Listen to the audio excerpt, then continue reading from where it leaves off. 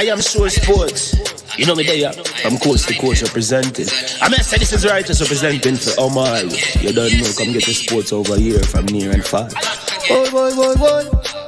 Me say I am sure sports, one thing me sure about. When me say sure, that me not doubt. Come get your sports, get it over here. Come subscribe, repost and share. I am sure sports, one thing me sure about. When me say sure, that me not doubt. Come get your sports, get it over here. Come subscribe, repost and share. If me not sure, that me not say it. Know who score, that me not say it. Never know the game play, that me not say it. If me never seen a game, me not know who play. For your sports news, better come over here so. For your soccer news, then come over here so. If you don't love sports, still come over here so. For the day done, you are gonna love over here so.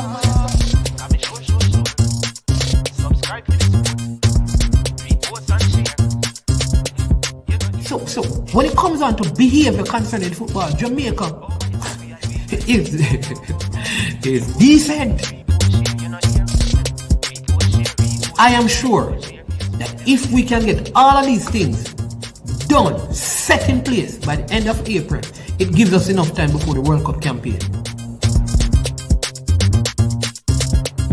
Not afraid of no Brazil, no Argentina with these crapper players. We are good enough. Remember to like, subscribe, share. Listen, comment, let me know what your thoughts are. Trick Jerk Marinade gives your meats and vegetables authentic Jamaican jerk flavor. The spices are directly from Jamaica. Spices like jerk seasoning, allspice, Scotch bonnet pepper, fresh scallions, thyme, ginger, and garlic. The key ingredients to a great jerk marinade. 0% sugar and low in sodium. You want to try it?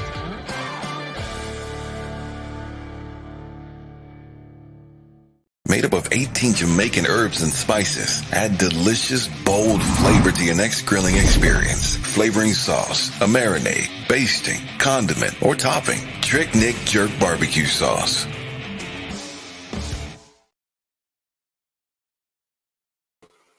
Hi, good morning. Hope you're all doing well. Oh my Lord. I feel like I have not been here for a while, but it's good to finally be here with you, viewers and subscribers. I think the last time that I did a video, it was last week, Friday. Yes, I am Manningsman.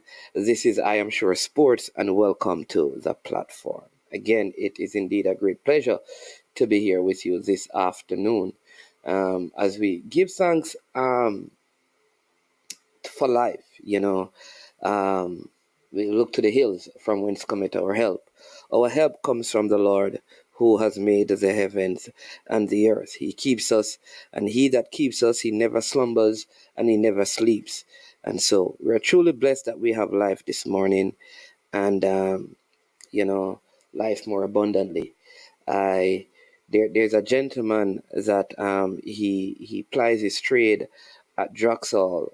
So for the persons from St. Anne, you may know him. They call him Vices. He normally, for those of you who have watched the Premier League game, he's one of the what you'd call one of the primary vendors at Druxall. He's there for almost every game, from the prep school to the Premier League to the Major League to the Division 1 Super League games. Trainings is like his car is parked at Druxall and it never moves. He lost one of his sons in an accident Sunday morning, and so condolences to the family.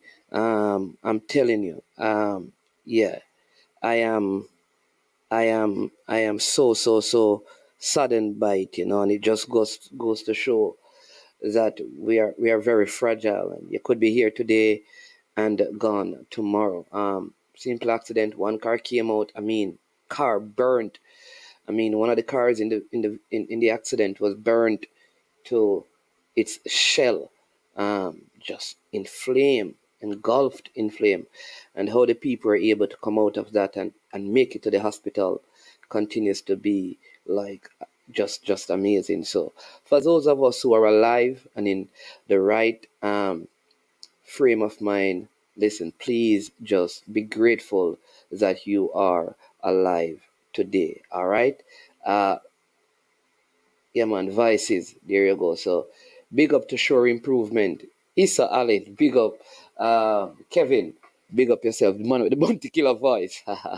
Fresh God, blessings, man. Jason, grand spend. Hey, Joshua, drop some ball up a Constant Spring. You know, the one thing I rate with Joshua, you know, that he takes his stuff seriously. And, you know, as a big artist, you'd think like him go there and complain. But he sits on the bench, you know. I'm telling you, as an entertainer, I'm not saying that he's perfect. Don't listen to all of the music, but the fact that as an entertainer of his caliber, that he'd be sitting on the bench, you know, is a big deal. And right attitude, motivate and encouraging his team and things. So bless up the Constant Spring ballers. Bless up Joshy, rest of the man, them, you know, one spring. You understand me? Sea spring. Yeah, man. Big up to Christopher Wright as well. Good to see you, bro. Yep. Oh, sure improvement. Wish I could have done otherwise. Realest youth. Big up yourself. Realest youth. No. We never switch, man. A.M. Henry, blessings to you. All right. Trina Jason. You know, our attorney has not read over the documents yet to sign off on it, so we are waiting on our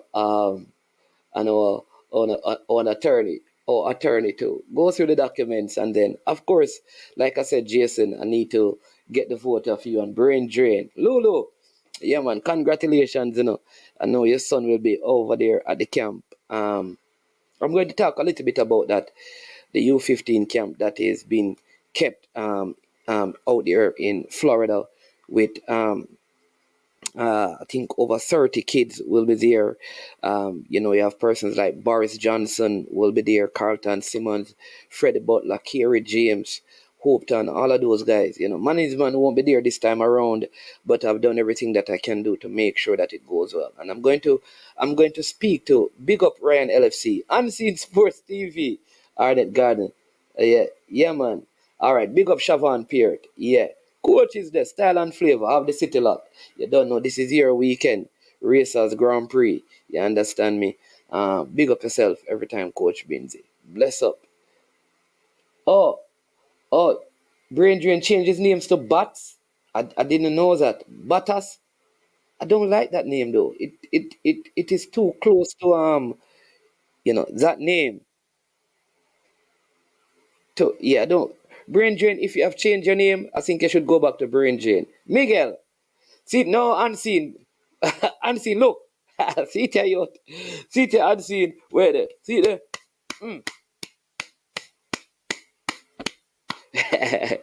See there? Your team lucky. Big up Coach Paul Tigat Davis and big up Eric Raider Makers. Coach Bernard, Coach Bernard is one of those coaches in Jamaica. I have a lot of respect for. Very respectful, humble person, you understand me? Coach Rudolph Speed. The coach is in the JPL. I must say the second game was a whole lot better, you understand me? In the JPL. But good game. The quality, as we can see, is improving.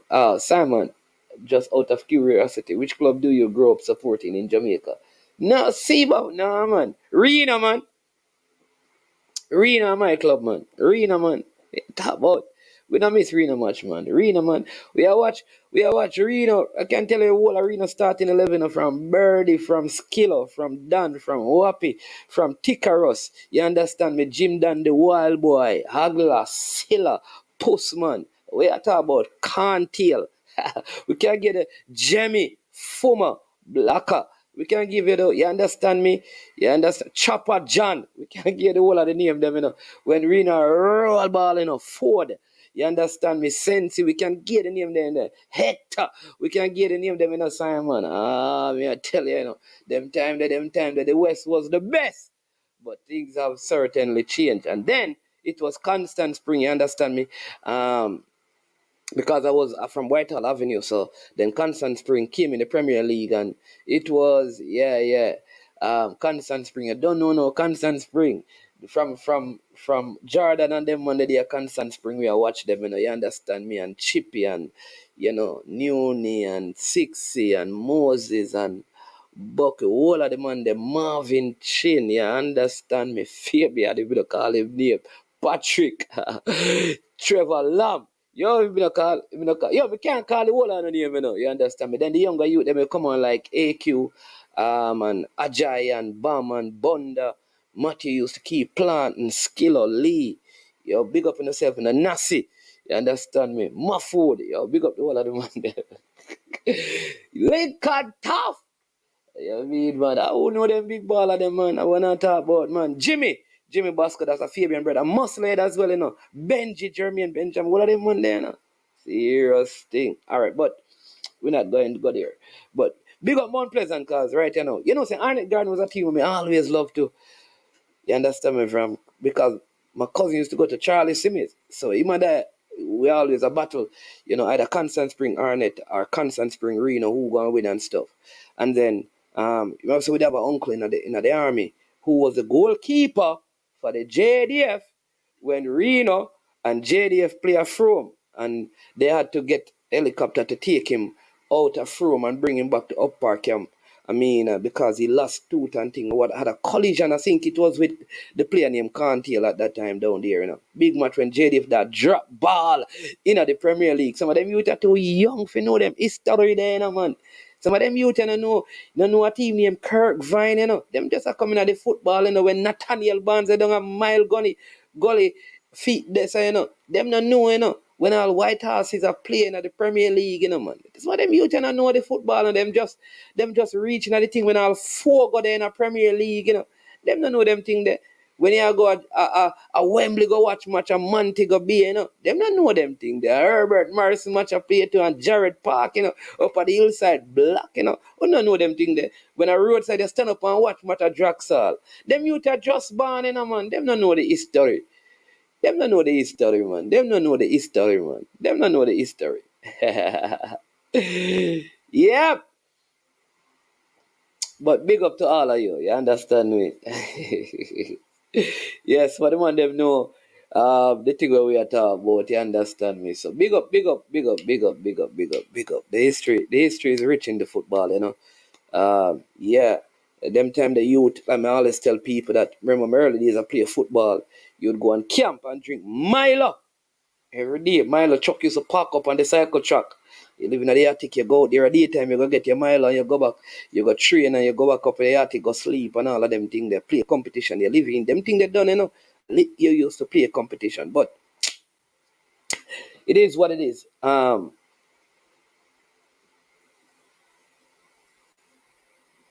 Sniper King. Man used to play ball with Sniper King. No, me not, yeah, you know, so me not, listen. Maybe him have a next name, you know. Because I need to know which team he used. A lot of ball been played because we used to play a lot of football and a lot of corner leagues. Yeah, call me a wagonist, man.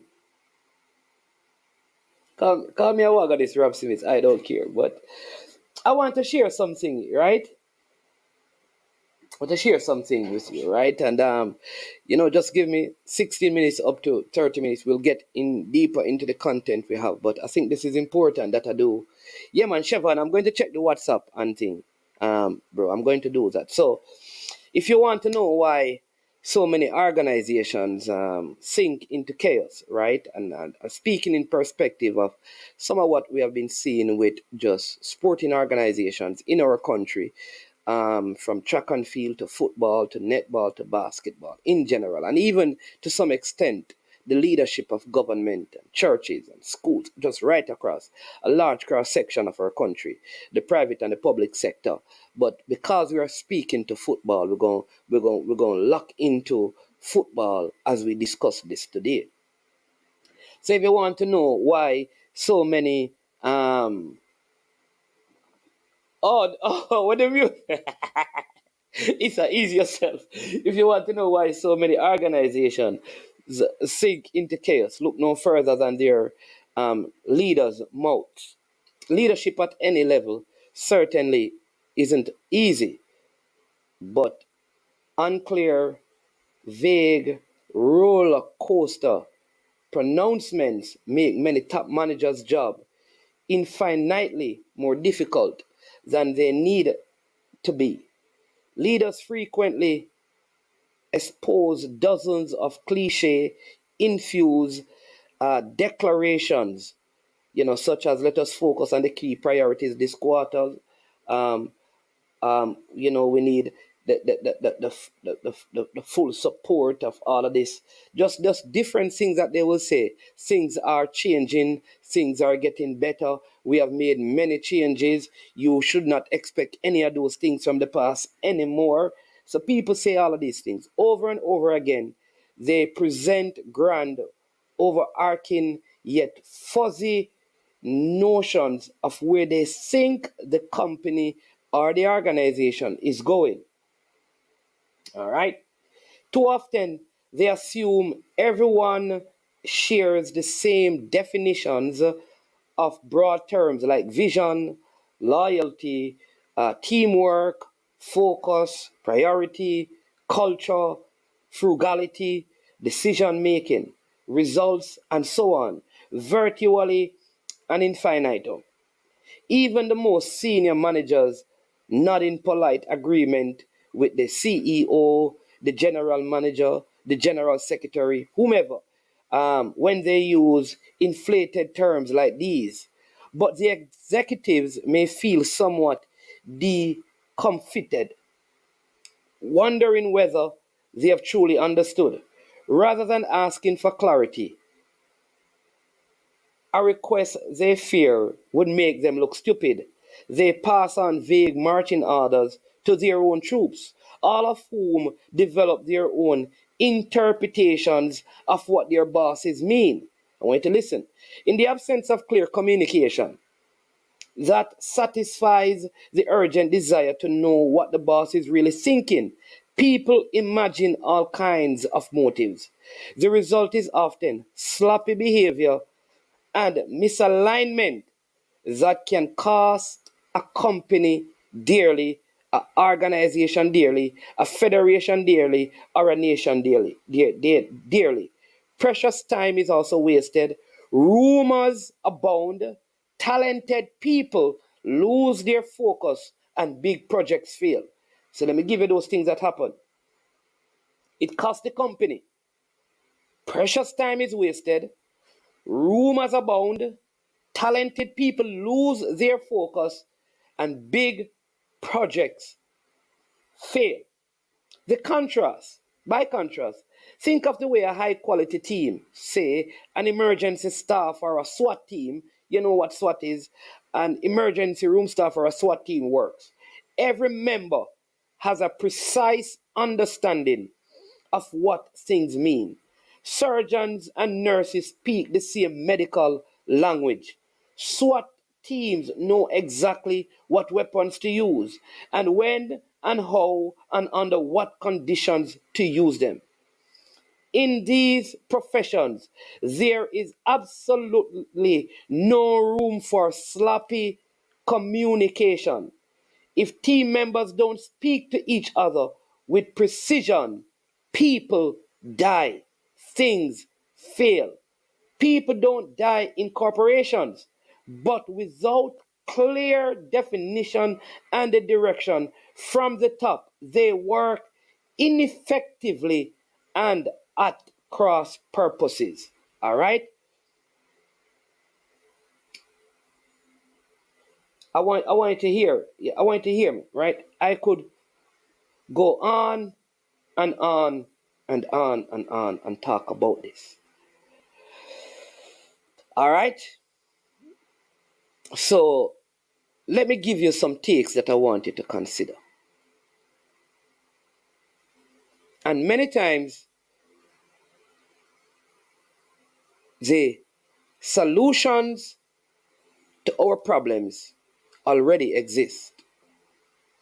The solutions to be better, the things that would cause us to improve, to become more efficient and effective and competent, they all lie clearly in front of us. We continue to struggle as a people generally with the meism culture, where it's all about me me, and someone is trying to get to me, and they're after me, they're trying to fight me out, and they're trying to disrespect me, and they're trying to stop me, and them want, me now get a piece of the cake, and me should have this, and me the better, and we have me-ism, or we have me-easels. And I want us to all realize that there are more people who can support and make what we're doing better than the amount of people trying to make things better. So, you have heard of all the problems. I will not go over them. You have heard what has happened. So, let me break this down to you. And I'm going to give you simple solutions. And I'm going to start with the last line of my description on the video. I think beginning today, our governing bodies include all sporting bodies, but we're going to keep this to the sport of football, must go to our diaspora and create groupings of youth players working, training together for the future, who, in the event that we need to play a game, we have athletes who are Jamaicans in the USA who can go. If those in Jamaica on the island can't go, or we have those over there who can represent us and they're just Jamaican as them.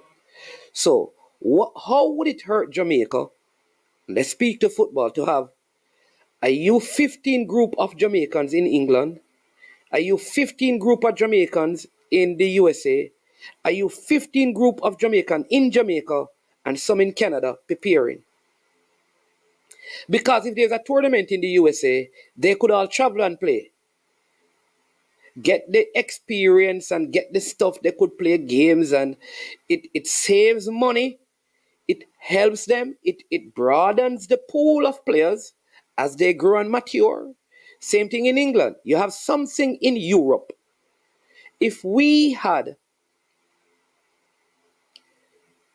30 youngsters all across England who met, this is under 15, like once a month in some format, maybe in a central place, maybe in the Birmingham area or in London, and you found 30, you may not be able to cover all of the United Kingdom, you may not be able to cover all of the United States, but if you found 30 and they were being prepared, you know what would happen?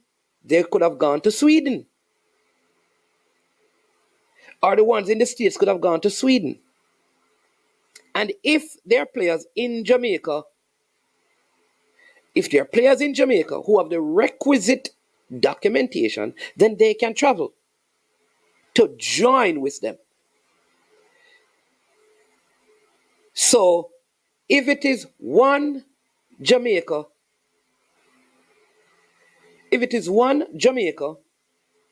then whether you live in the United Kingdom, you live in the United States, or you live in Canada, you're still Jamaican. I believe this must be done. You already have coaches. Here is what. Now, when these things are raised, the first thing that people put out is, where will the money come from? I put it to you is that those programs would get more support from the diaspora than the local program. Let me say it again. Financially, if you have 30 kids in England preparing and say, we are Jamaica, under 15, you can do it for under 15, under 17, under 20. You can have enough people in the diaspora to maintain that in England, to maintain that in the States, to maintain that in Canada. And I'll tell you what, those same people, if those programs are not available, will not send the money to the local federation. So it won't cost the federation. It just needs to be managed. I'm presenting a solution. It's not that difficult.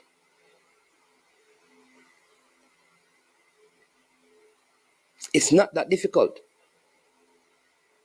This is not, and I don't present this as man's man idea. It doesn't belong to me. It's a thought. I don't need to run it. I don't need to spearhead it. I don't need to be a part of it. I just want it to be done as a means of bringing worthwhile solution to a problem that exists. However, I must say this. This should never be to the detriment of local youth players being given the opportunity, when they have the quality, to travel and represent Jamaica.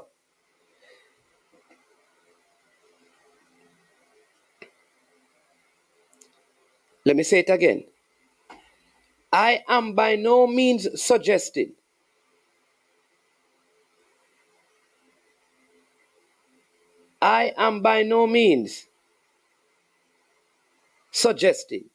that local players should not be given the opportunity. They should.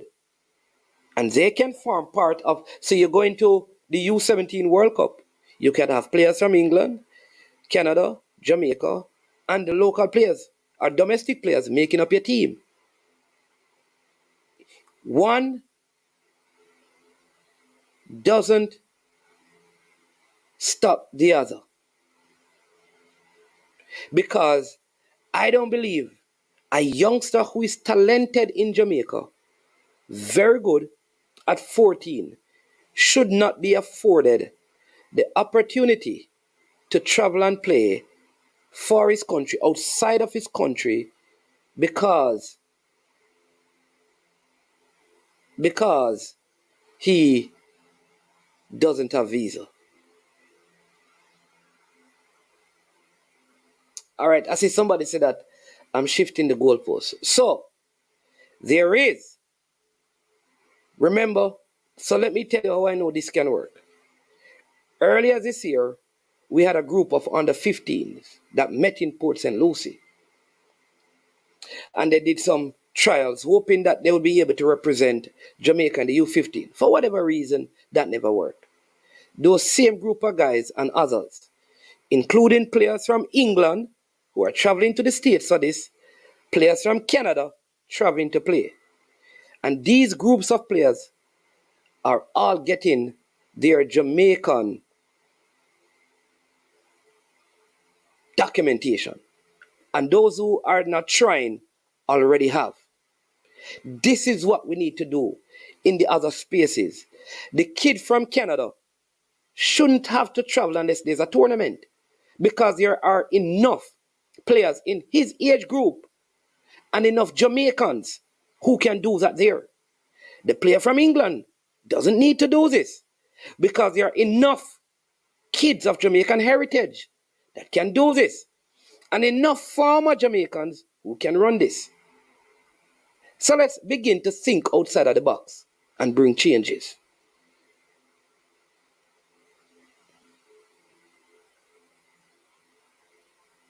That's a part of the solution.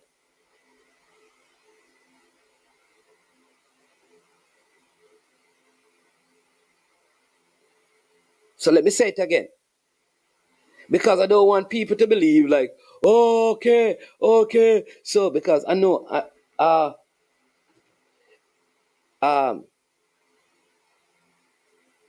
don't want any of you to come and, because I know how you are now.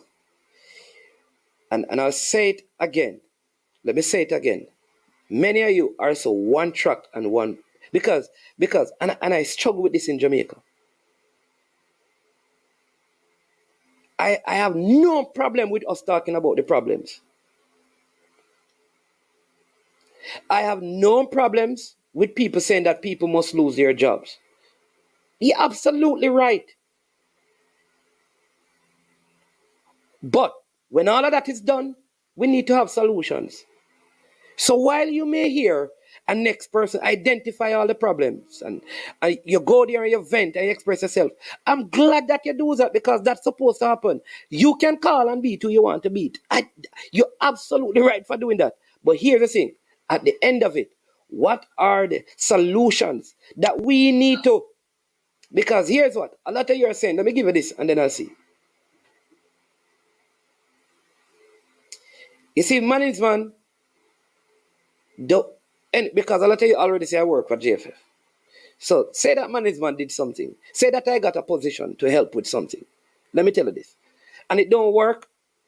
Regardless of what the situation is, many of you same one who said I should go in there would still cuss me. It don't change. So there is a deep-rooted issue. And it goes right across our country. We don't challenge people to solution. We focus too much on the problem and the personality. While we do that, we need to challenge them to change things and give them timeline. And then you can riot and block. You have to put solutions up. It cannot be the whole of the government to leave. And who run the country? The whole of the, listen again. Every time you find problems, cuss out the people. Hold them accountable. You have to hold them. But you must hold them accountable to the solutions that are workable. Because you and me, there are 96 of us now. We have more ideas than the one person sitting in that box. The one person sitting there. The one person sitting there. These are the things we have to hold them accountable to. While we say people must move. Because one thing I know, if you remove every single person in football right now out of football. So let's get to that. There's no good person in the leadership of football in Jamaica, in your estimation. So let's look at that. Let's put it worst case scenario. Worst case scenario. In Jamaica, no good person or competent person exists in football. All right? So say that every single one of them leave. What then is the solution after that? Go ahead, RDN TV. Blessing man is man. Yeah, man, blessings. Yeah, man. Yeah, man is man. I hear some disturbing things. And first of all, you see, I don't want it to be like this that me a jump on for anyone or anything like that, man is man. Because first, what would I like to know? I mean, what transpired, what took place before me start? Because sometimes things can come up. But when I say it's a man is man, no, me no want to know say boy, I want more this way I go through man is man. One more than thing I want more time man is man. Is it that why me don't know if I put this man in man? But when we look at it with the under 15, no. Yes. Right?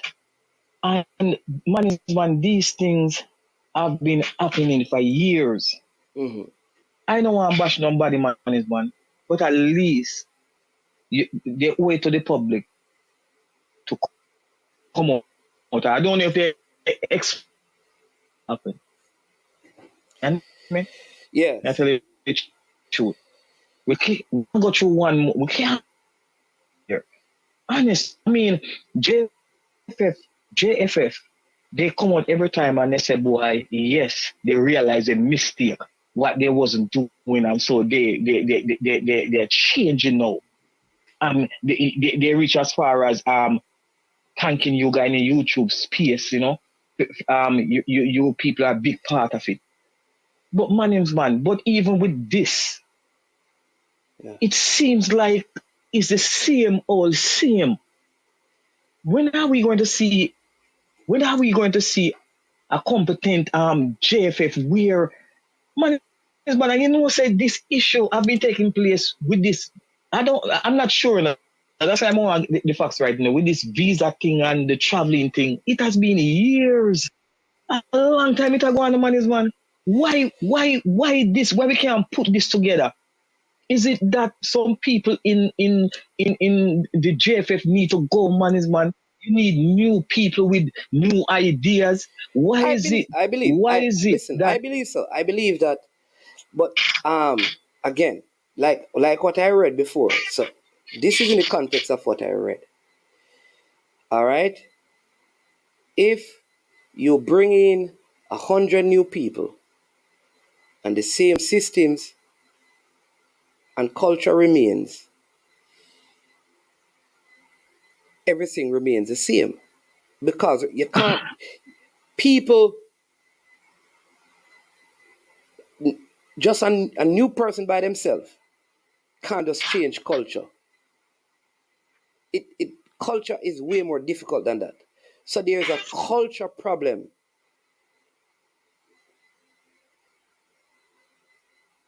right? There's a culture problem. And here's the first thing.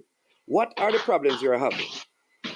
What are we having a problem? Because listen, the problem must be people, because everyone knows, even the layman on the road would know that if I'm going to fly to Japan 3 months from now, I have to go for the visa. When a Jamaican goes to the American embassy to get a visa to travel, unless it is emergency, they go way before the day that they book the flight. In fact, they ensure that they get the visa. Just a general man on the road, Even the garrison youth, even the youth who don't have no subject, even the youth who don't finish high school. Him want to go foreign, what he does? All right, him say, boy, let me try and get a visa. He does this in 2021 because he's saving money to travel in 2023.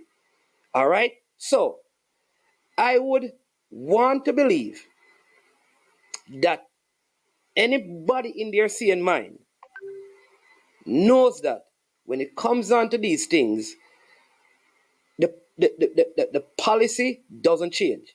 You need a visa, you have a time that you need to do it before. So therefore, if that is known, then obviously, then it is people. All right? Now, how do you remove the person who is not doing the function? Firstly, how was the person hired? Who hired the person?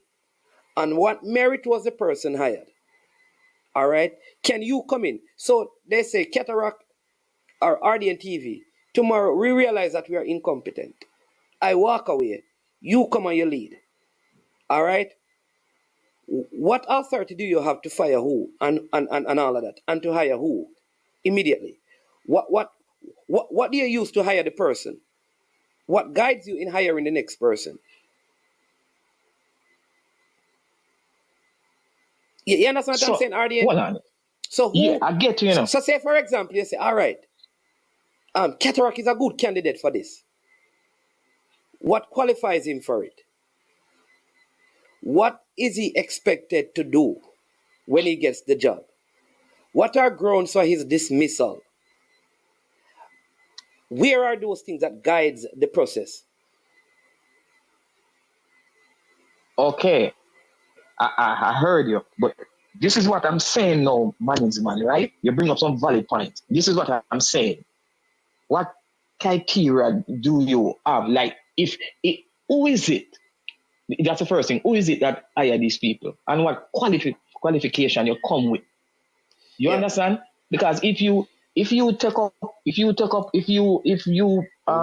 take up a man, or maybe, you see, that's why I don't understand this JFF thing, because more know if I just by friend thing, one person long time and another person a brethren, and that person they do look like that thing they already. So you just put your open at this person, say this person would I go do the job, or is it that the person come with his Yeah, documents but and but show us but boy but that yes. but no. Here's where you and I disagree. I employ people, and I have friends who I employ. I because not because they are my friend only. but because they are very competent at what they do. But there is something that guides their employment and something that guides their dismissal. So though you are my friend, there is a human resource department that if there is harassment of a staff, you can be fired. So I am not going to say RDN is a say you're a plumber and you're the most qualified plumber in Jamaica. But because you're not a friend, I'm not going to give you the job. So I work at one of the big hotels and I need a plumber to run the entire hotel. You are the best plumber across Jamaica. But you and I are good friends. We grew up in the same community and thing. Well, I'm not going to give him the job because I'm a friend and hire someone who is less competent to do it.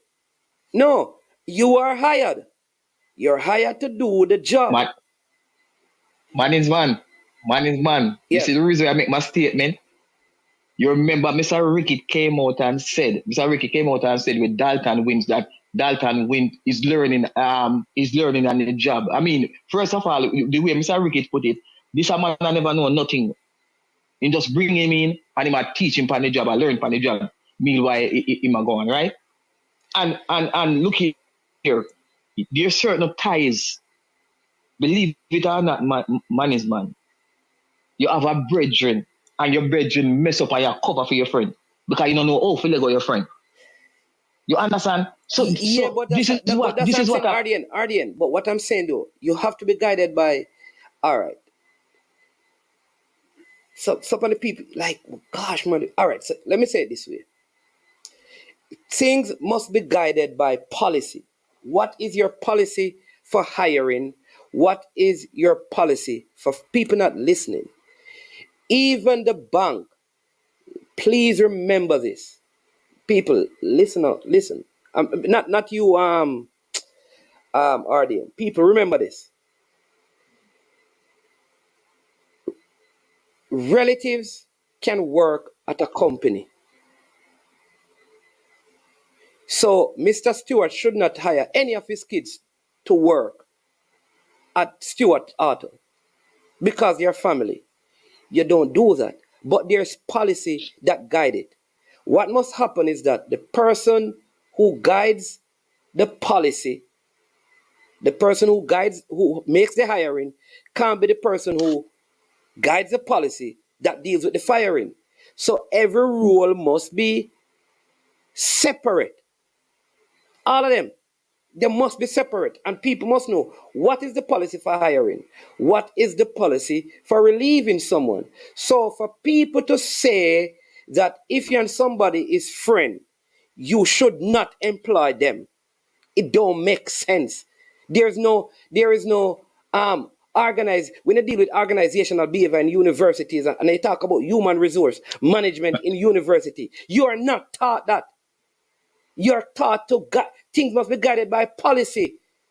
So for people to say anybody you know you can't hire, that is not right. That don't make no sense.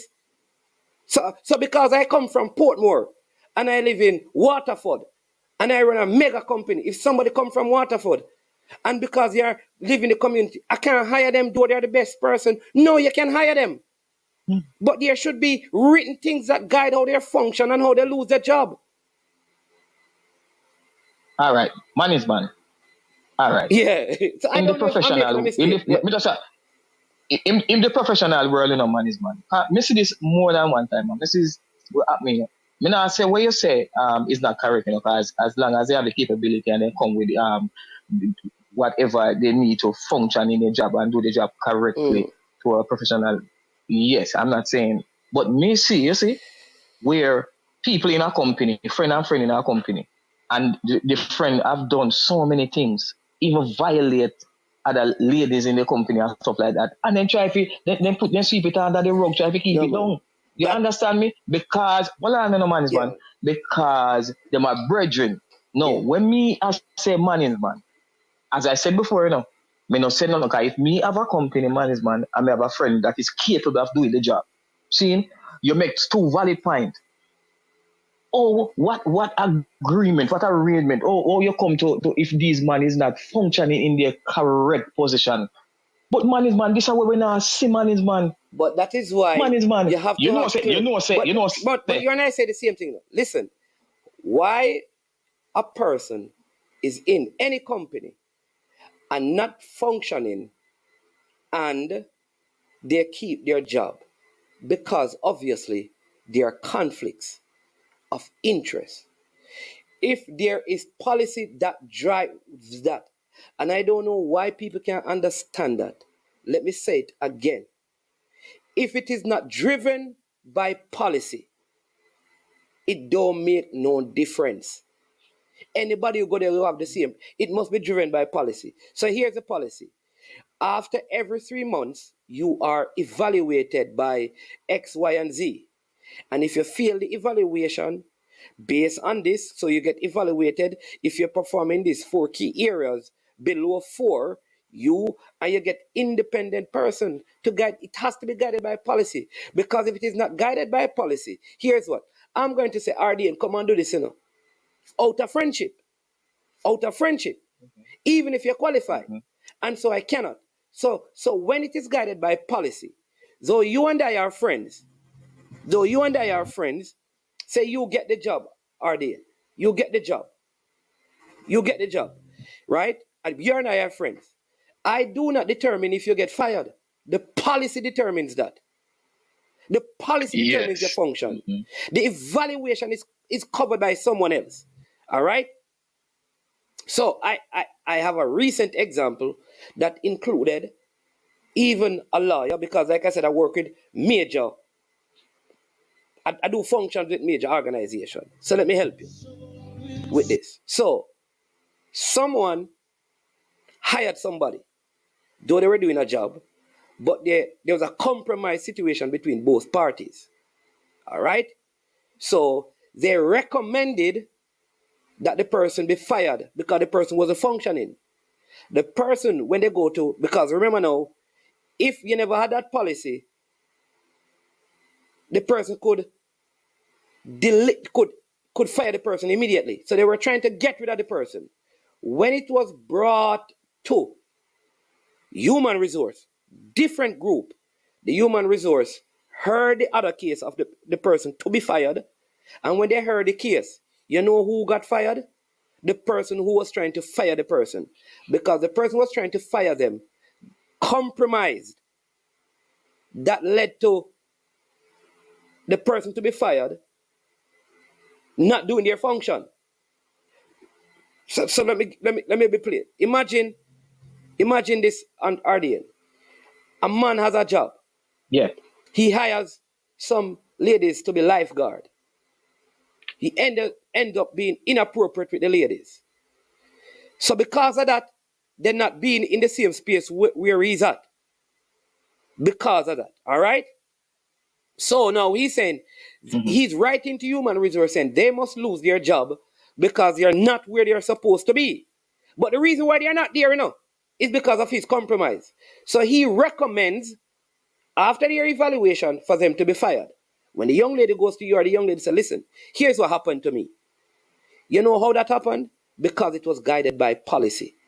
If things are not driven by policy, there cannot be no accountability. There cannot be no integrity. All I'm saying is that policy need to be implemented. And when policy is implemented, so I don't know what people are saying. Listen, if you hire your daughter in the company and it is driven by policy, and the policy are kept, then if your daughter do wrong, she gone. Because it is guided by policy.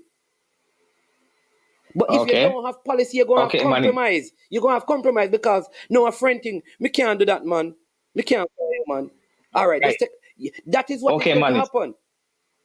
Yeah. Okay. So, man is man. So, is it that the policy that governs the JFF, is it that, they don't use up the policy, or them just overlook it, or because remember, I know Ricky them fire Dalton, you know, at the Jamaican football people them fire Dalton with the pressure and everything, you know. You understand? Is it then that the JFF they have policy then, but they don't like pay out no money? I realize they don't like pay money. They never like buy a plane ticket. See? But when me I say, see, is it that then? Because remember, you know, that time when you say now left until you get the money, you know. Right? So is it that then the fear of these things with the president knowing that boy, okay, so if me fire this man now, me can't pay this man. Because I doubt it if we more finish getting paid Mr. Dalton when finish getting. I don't know. You get me? So what I'm saying is this. These people management have been failing. And you know why? No, why man? They are set a deceiving book. You understand? And you cannot get up every day and continue to put band-aid over sore, and then, you know, address it, you know, we just have to rest the band-aid over it. One day it got broke out. So with the JFF now, I mean, Mr. Chung come in. But Mr. Chung, in the same, it's like, my God, it's like a boat from Florida to Cuba. Seeing? Go on. Because they say ship a full time. And you see, let me tell you something too. You see, as I say, if they're honest with the Jamaican public and we like who living abroad and stuff like that, it would be better for them. So why they not come out? Tell the people them say, boy, listen to me. I know they're not gonna do it, you know. But God, man, oh goodness, man, have a look at heart and look at love for Jamaica football, brother. Iman them a destroy Jamaica football. Iman them a bring back Jamaica football. Instead I get better. Cause me check say, you know, when Mr. Chung come in and everything, you know, and the man is speech, the man them make me check say, okay, well, this I last, I didn't sit in the regular. And look on it again, man. Nearly, and this I go happen when one squad supposed to soon pick again, you know. These things ever, I don't know why, but listen to me. Someone or more than one or 3 person in that organization that they cannot handle the job. And let me tell you this, and they must stop cover up with each other because friend no run business, no organization friend no run. You understand? And a full time now for Mr. Ricky. Mr. Ricky come like some local sheep, quiet. Now I say nothing. You a leader body. My God, man, you a leader body. And so many things are going on, and all you can come up. When you find yourself coming up, you're telling about that player is coming and that player come when even not go so. So that means obviously you never know what's going on in an organization. But to me, until somebody prove me wrong, man, these gentlemen are there for their pockets. I'm not going to say there's not 1 or 2 good person in there, you know. But my God, man, this is a heartache, man, brother. And man, me I tell you the truth. Other day when you know, I already look thing about you and stuff like that as a good person. Because I see sometimes man, we as a good person, you know, look on politics. Look at Mr. Oldness, a Christian, good Christian, and he go into politics and look where I do, you know. JFF run like a government in Jamaica. You understand? Only for themselves alone. They not listen to the cry of the people. They not listen to the cry of the people and a full time now man. That's why me glad because you can go in an organization and change it, you know. But what I'm saying, will they allow you to change to bring changes to the organization? What I'll say to you is that whether I am here on YouTube, I cannot change Jamaica's football. This is what I'm saying. This is my point. And I would not, if I take a role or if I get a role with the JFF, I cannot change Jamaica's football. So the idea, this is what I'm saying, is that the idea that if this person were there, it would change, I don't buy it. And let me give you why. Our political structures and systems, our schooling, there are so many things in Jamaica. Our football has been this way regardless of who the persons in it are. It is not like one person. All the persons who have been there for the most part, we have had the same situation. So this idea that if I stay on YouTube, it is going to change it. Do you realize if based on what the people are saying, nothing has really changed? So YouTube hasn't changed anything. Because what people are saying is that nothing has changed. So we being on YouTube, so we at one time we saying, yeah, YouTube doing a good job, but at the same time, we saying we're not doing anything. So let's look at it this way. Is the football changing because of the persons on YouTube or the media? Some people say yes. But then they say the football not changing because they're not seeing what they want to see. Now, if Mr. Porter, if Mr. whomever goes in the JFL, nothing is going to change because personality and new persons alone can't change cultural and systematic things without there be clear policies and policies that are followed up. It cannot change. That is why our nation has been the same way for so long. Because no matter what government be in there, if you don't change certain laws and certain things, certain policies don't change, it don't matter who sits in the seat, you're going to have the same problem. So the same people who are saying that need change are the same people who are saying that management not go in there. The same So, people, well, on the the management. same people who are saying that. Listen, I have heard the same people who said that Chris Williams doing good job. That then don't want Chris Williams in the football. So we don't realize that there is a problem with us as a people. So, What I'm saying is that yes, if you really look at management. it, RDN, right now, if you get up and see you go around, the same people on YouTube, the same people in the comment section will come out and say, where you go, where you come from? You can go from yourself.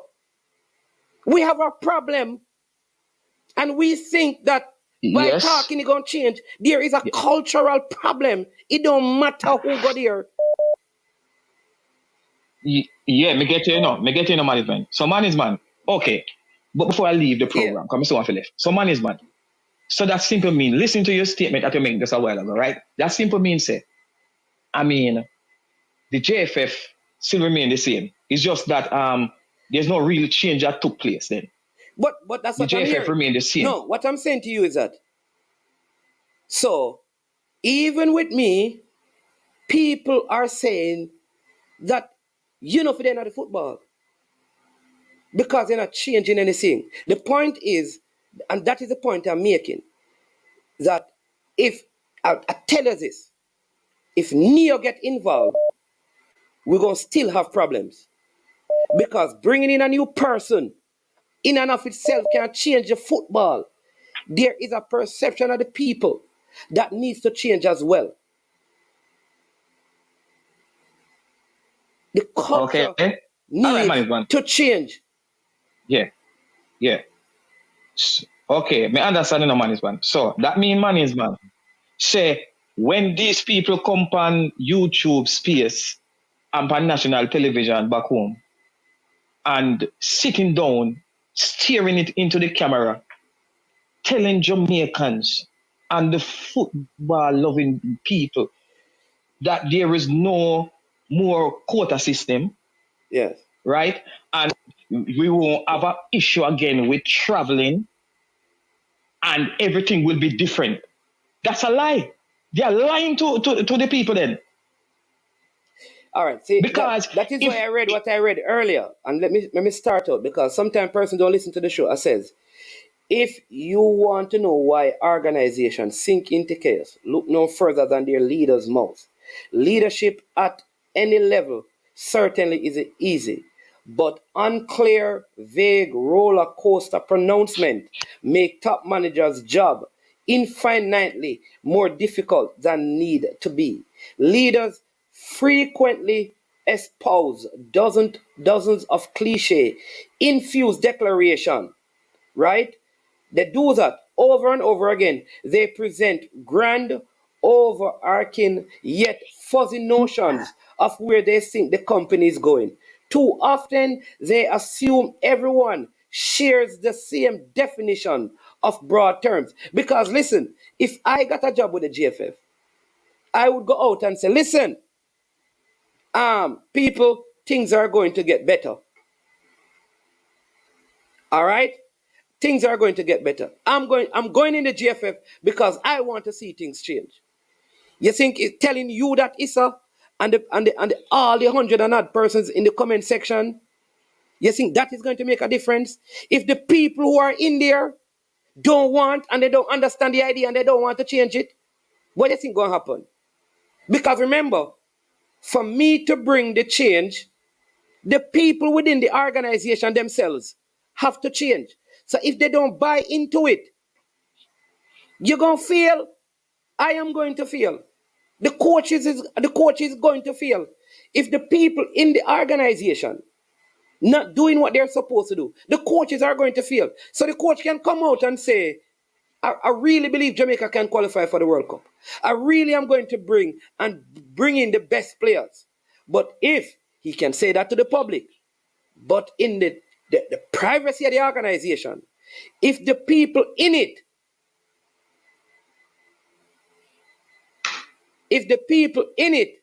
don't buy into it, ain't nothing is going to change. And that is part of the problem. The whole culture in the organization. Yes. Well, man, not just a person. More thank you so much for letting my voice heard on your program, sir. Man. Every time and I just want to use this opportunity to appeal to these people in this private club. I'm just appealing, Mr. Ricketts.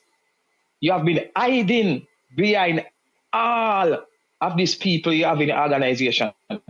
You have been hiding. You push them out to come give speech and make statement and stuff like that. I know from you have been a president. I've not heard any strong statement from you regarding the seriousness of Jamaica football. You understand me? And the time that you came out and talked something about football constructive was when you were saying that, boy, you talked to Damari Gray and everything on papers and stuff like that. And that was a lie, sir. Yeah? That was a lie. And I need for you people in the organization, if you hire a coach and the coach fail, it is, as long as it's not a private organization, the coach must come out and explain to the people of Jamaica and the football-loving people what transpired, what took place. You don't have to go into every details. But it come like the House of Parliament. When one minister do something bad from water, them release him from there, so I'm pushing him into a different position. And it's full time now. I'm speaking to everybody in the JFF. Please, me I beg you now. We're tired of being shamed and embarrassed. We're tired of the lies. We're tired of the cover-up. Clean up the place. Clean up on a hack.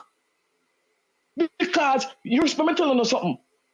Some are on a leadership role, no fit on none at all. And before you be a leader, you have to be led. Then you will understand what leadership means. You understand me? We're tired of the big talk. We don't want to compare. We don't want to. I have so many calls. Yeah, man. I have so many calls. Man. Bless up yourself, man. And it's a little bit. Yeah, man. So we're going to take some more. All right, yeah, man. Cool. All right, so let me say this, people, again. Nobody is not saying that people...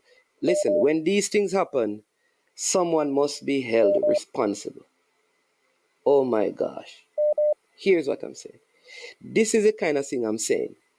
And we are so focused on what didn't happen that we don't see. And I said this before, I always have a preamble before I lay out my stuff.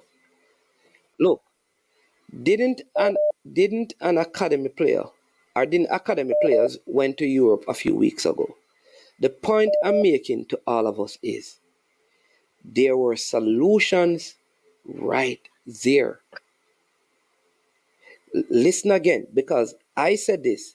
There were some under 15s in the state from in Woi that could have been available and it wouldn't affect the players. But because people are not listening. They don't see that. The point I'm making is that when you begin to get to a place where the very obvious solutions are not being seen, the culture has gotten too corrupt, compromised, and inept.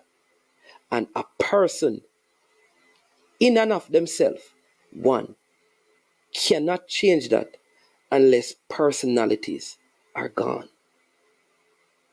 And so, I don't know where some of you are getting some of your other reasons from about what I'm saying, but this is what you need to look at. How come we have a call online? How come we had a group of under 15 team of Jamaicans that went away, and somehow we didn't see this as a solution even when the timeline was getting close? This is what we need to look at. What is hindering the leadership from seeing these things? What has gone wrong in the culture that needs radical shifting? Because adding new persons to a poor culture many times keep the same culture and get the new persons culturized. That is why, and let me help you, that is why many of us are surprised by people getting politics. Because many of us saw them outside of politics and believed that they would be good for the politics.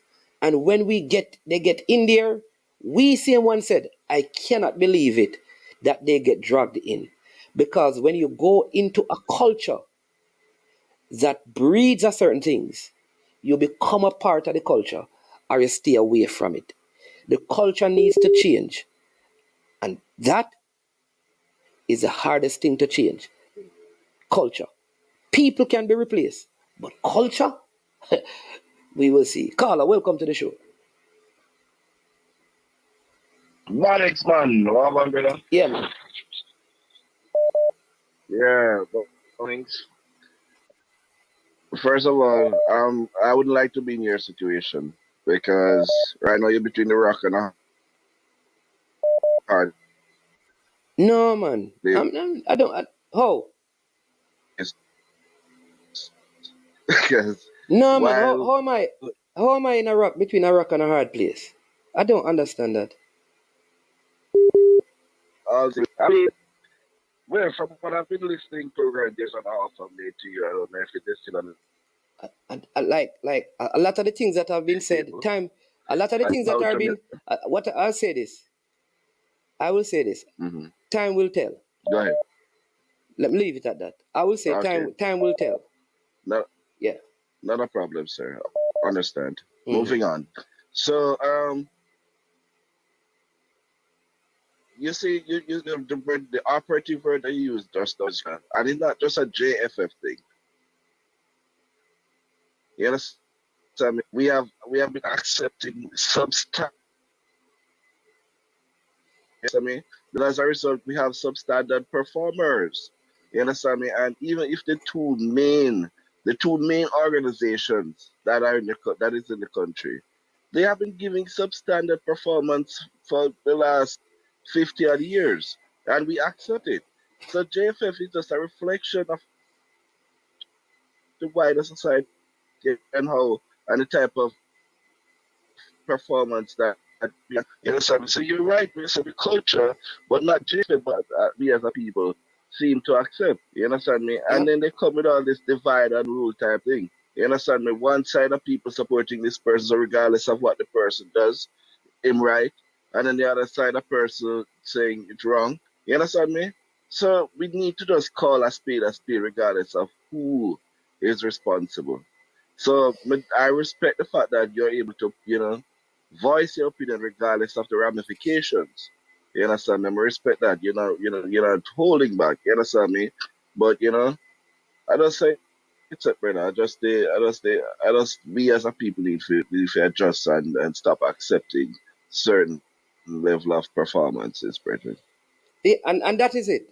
We have to get to that place where substandard is not accepted based on friendships. All right? But here is the thing. This is my question to you and to all the people. Why we have 20 kids who could have gone in the States and 20 kids in Jamaica who could have gone, who have the requisite documentation, and they were not considered, even when it looked like it wasn't going to work out. That's a bigger issue. And let me show you something now. How it goes back to that is, follow me. That is what I want people to think about. That there's a bigger issue. Because if I came to you, Miguel, and said, listen, you know that your car has a puncture.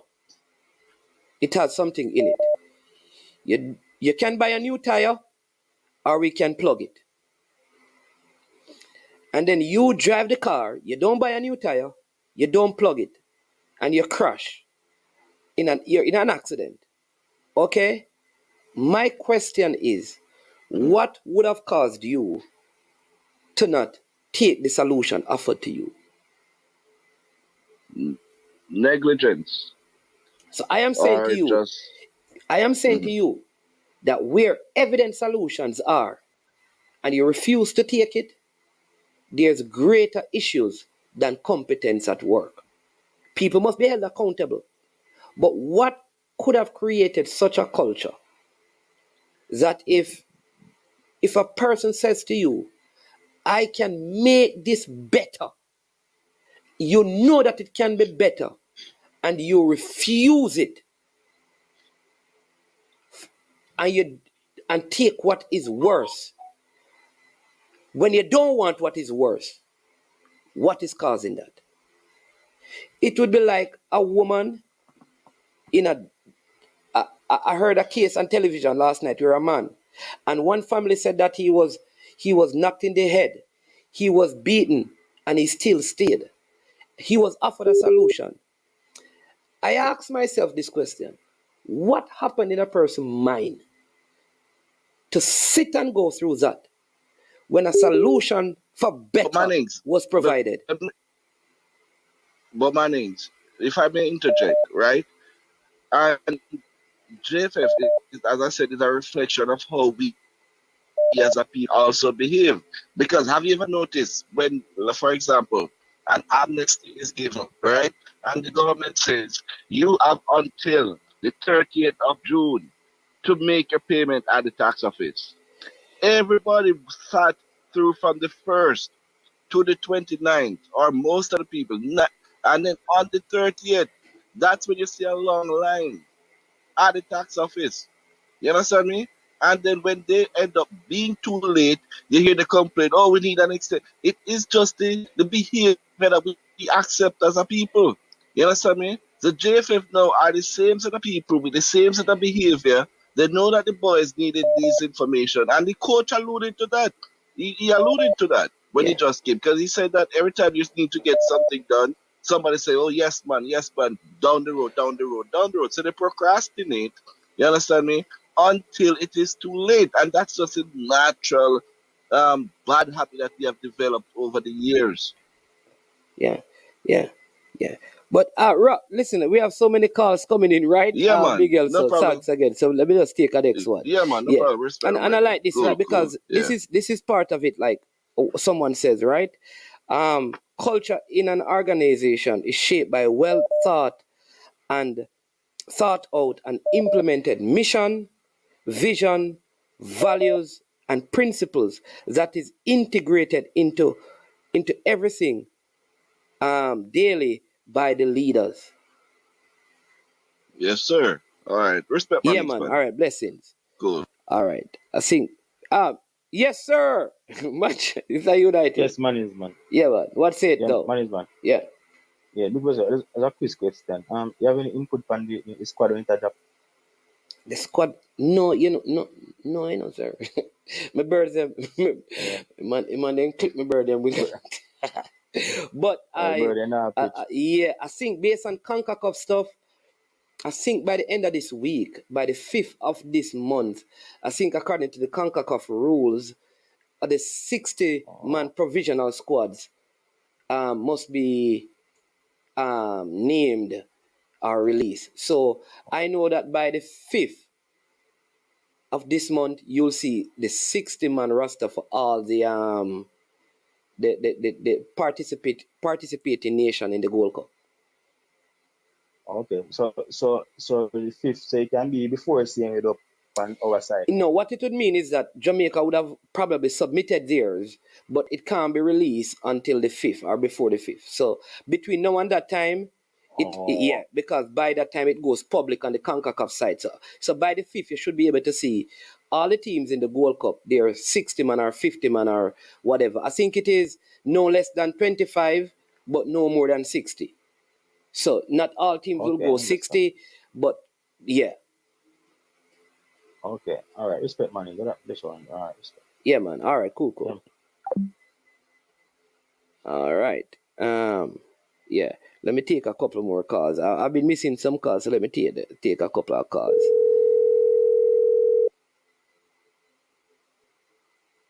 Yes,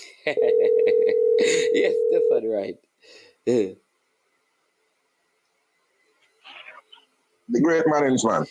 Yeah, man. And what should I call you? The average cataract? Yes, King Cataract. Afternoon to you and your afternoon.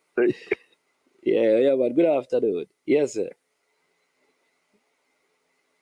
The man never beat your bad, but no, beat me. I don't agree with it. Yeah, you don't agree with me? No, I don't agree with you, but I don't agree with the sentiment that's saying you shouldn't take up a position. Yeah. I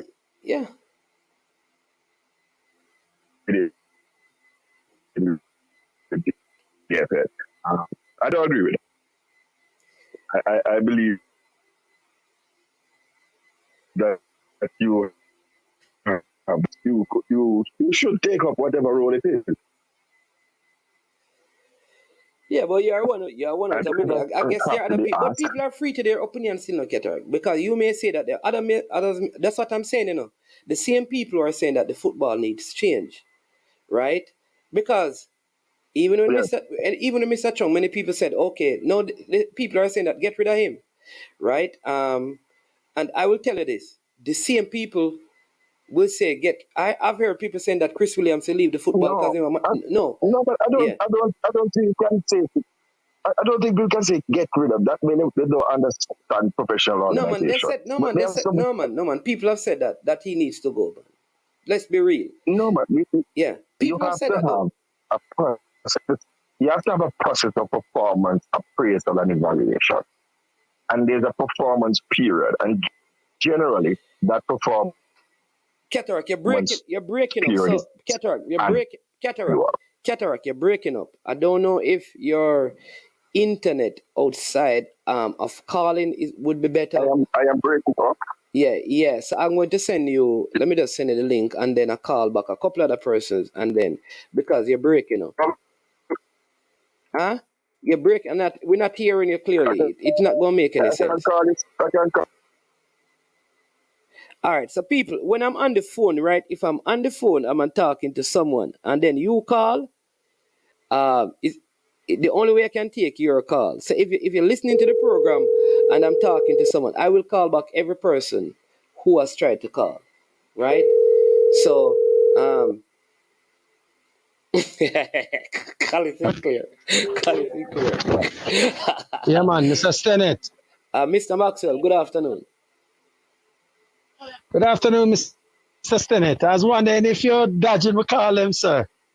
But I realize that you people know what that way. No, man, the calling segment so hard to get through to. You hearing? Yeah, I hearing you, but we're hearing other people talking in the background. Hold on, let me take note of that. Okay, that's a little better. Yeah, that's better now? Yes, sir. Hello? Yeah, man, we're hearing you now. Yeah, man. Okay, it was just a quick actually say. The idea that you keep other having other at different points was very good. I actually thought about it because from as far back as last week, some people realized that it would have been tight for them to meet for the under 15.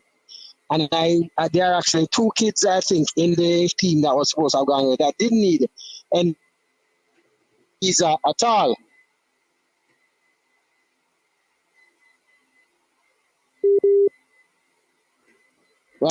Right? I wonder if they can get some of those. But I'm saying maybe it's too tight a schedule to even do that. But if we had a regular set staying together, it's because it's not the first time we have had issues like this. I think it was about 2 years ago or more. 2019, we had a similar situation. Couldn't go to what was it? It was under 15 to I think at time, don't it? And I think the JFF was fine. If we had a set of kids that were out there, this I wouldn't have happened because some of these things, participation, and also we'd be able to get a good look at some of these other kids that we're looking at them in a one-off thing, Look here, you see a one-off trial over. Sometimes some kids don't show up, and when you have them in a different situation, they show up so differently. So, it's something where I think we need to look at going forward. A good idea. That's the first thing. The other thing now, FF needs do what a private sector company would do. And this is one of the problems I see, is that they have a lot of people there that based off of probably favoritism. The expertise, they're not getting it. And if you hear that club before, you understand, and is willing to. Leader, can you call directly, sir? Because you're breaking up, you're making a point and you're breaking up. We're not hearing it. Can you call directly? Yeah, man. Hello? Yeah, call directly. Man, we're not sorry. hearing it clearly. Yeah.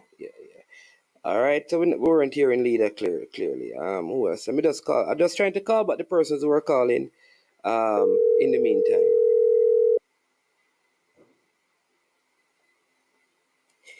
Hello? Yeah, man, good afternoon. Welcome to the show. Yeah, good afternoon. How you doing, man? Under pressure, the world under pressure. That's the song, go? Right. You put yourself under pressure, car. When we start your show a couple years ago, brother, justice, and then something let me see you stand up for. But I haven't changed, man. I haven't changed. I still believe justice. And I will never compromise that. Let me ask you a question. Yeah. If you play football, right? Yeah, man. If your kids have a child to play for Jamaica or America, who you make them play for? But I answered that already. I answered that before now. So let me give you. So my sons at 15 and at those ages, personally, if they're in England personally, I would want them to play there. Me as a parent. If them in America, I would want them to play because I believe the opportunities and the exposure and the development at that level would help them significantly. And when they get to 17 and 18, they can make their decision. But in the earlier ages, personally, I would do that. But I would have them, like, I have them have Jamaican passport, but I would do that for the development.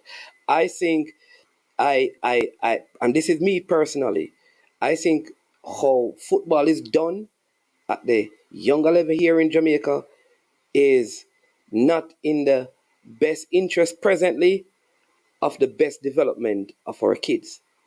That's how I feel about it. So that's me personally. But I would want them at 17 and 18 and onwards to represent Jamaica. But the earlier stages, that's me. Right. All right, then. You said it long time ago. Me just check if you have to the same thing. Yeah, but anyway. And my youth, let me know. My youth, My kids come. I mean, what is in the best interest of my kids come first. That's it. That's it. Right. Right. But and everybody have a right to do that.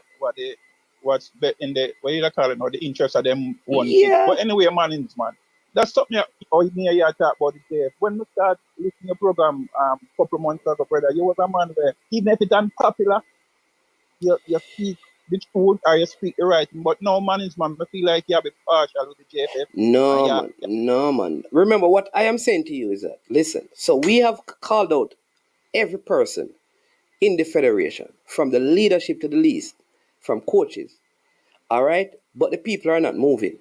We haven't seen a lot of moves except for Mr. Dalton Wind. So there is a culture that permeates the organization itself that causes this to happen. And and I am saying to the people that obviously these things are not being driven by policy, because if there were clear policy and the policies are breached, then there is a separate department that deals with that. Want to hear me? No. If you don't have any policy, I am understanding that that is why things continue to the same. So if you, for example, were to go there, chances are nothing would change until you change the policies and procedures and the system that it is governed by.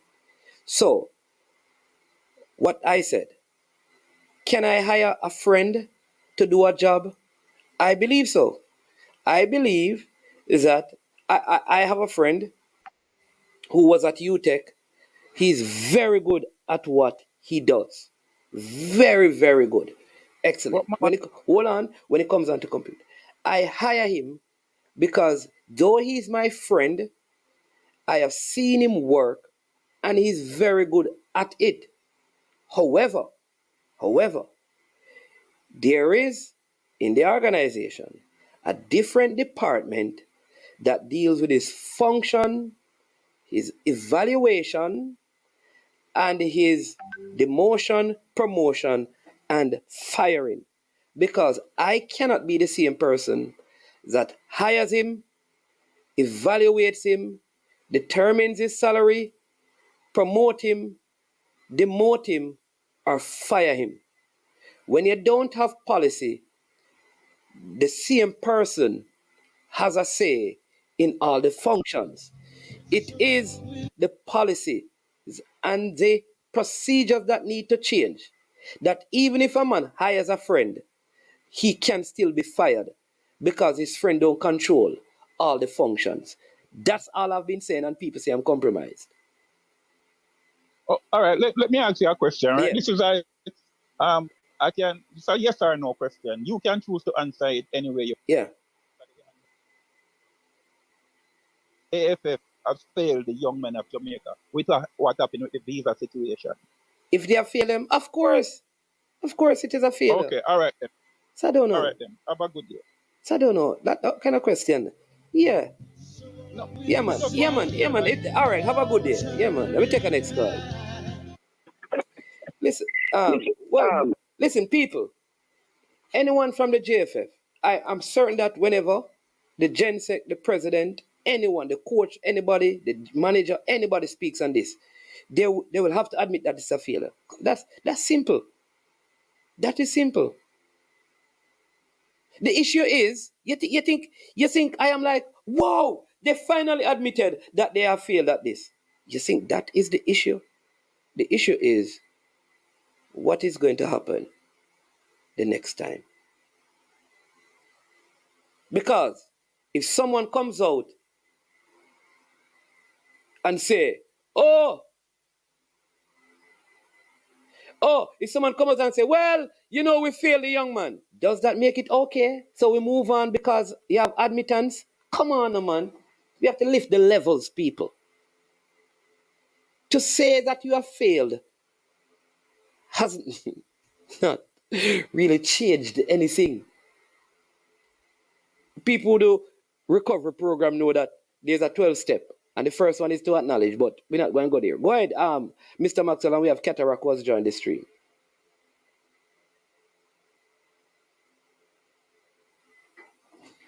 Leader. No, him can't be. No, man. Lulu, listen, I know him very well. I know him, man. I know him name, I know him. I know him very well. Him can't beat me. What do you mean if the JFF has failed? So he's going to, listen tonight, because tonight he's going to call and say, me call but it but program, and him said the JFF have failed the youth. And them going to type a big thing out of that now and send it. Hey, people, let me tell you this. You don't know, because I'm honest youth, Peso. And the whole of my arena people, them. The people them call all the principal and mannings. Them call a show. Them call a talk show. And send information to one of the YouTuber them. And I call and I talk to them. Me know that. Them call all me high schooler. They call all mannings. Call all me president of MSAF. The man them say we can't go back to Westman. Then them call the man them from Constant Spring. So we can't go back to Toad. These are the things, and I'm saying to you, that is why Jamaica football not going to change. You're not listening, The people them, and then when they talk to the people them in the diaspora, them tell the people them say deport. Me just come from foreign and them say me deport. Me can't go back to foreign. There's a systematic problem, people, that goes beyond personality. That I am telling you, when you go in there, somebody have to find something to tear. I'm telling you. These are the things that people say. So the fact that somebody would ask if they have failed, you mean every youth them failed? We were told that this team was in preparation. Then let me ask you, Steph. Yo, let me hear the one there. The man called. It's Jason, let me clap you. You're the first man we have figured out when managers say, listen, at the end of the day, no matter who goes, and I'm telling you people, when you think of resistance, you think there's something I want to do? I want to do this. Because the same people here already start the things. It's a Jamaican culture. It's a culture. We are, I was going to label this video, we are our worst enemy. We are our worst enemy. And me sit down a center and I watch it with Mount Pleasant. Every day I see it at Mount Pleasant. We are our worst enemy. There's a culture. So if the culture don't change, especially in these organizations, when people go in there, you either walk away from it. That is why, let me tell you this, that is why many people who can really help to change it don't get involved. There are thousands of people in Jamaica who can bring changes. But because of the culture, people will kill you. I see things with my own eyes. You understand me? So, but leader, you have been waiting for a while. Say what you say.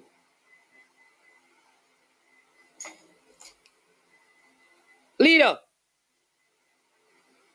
What's wrong with leader, man? Leader. What's wrong with leader? Not hearing leader, man.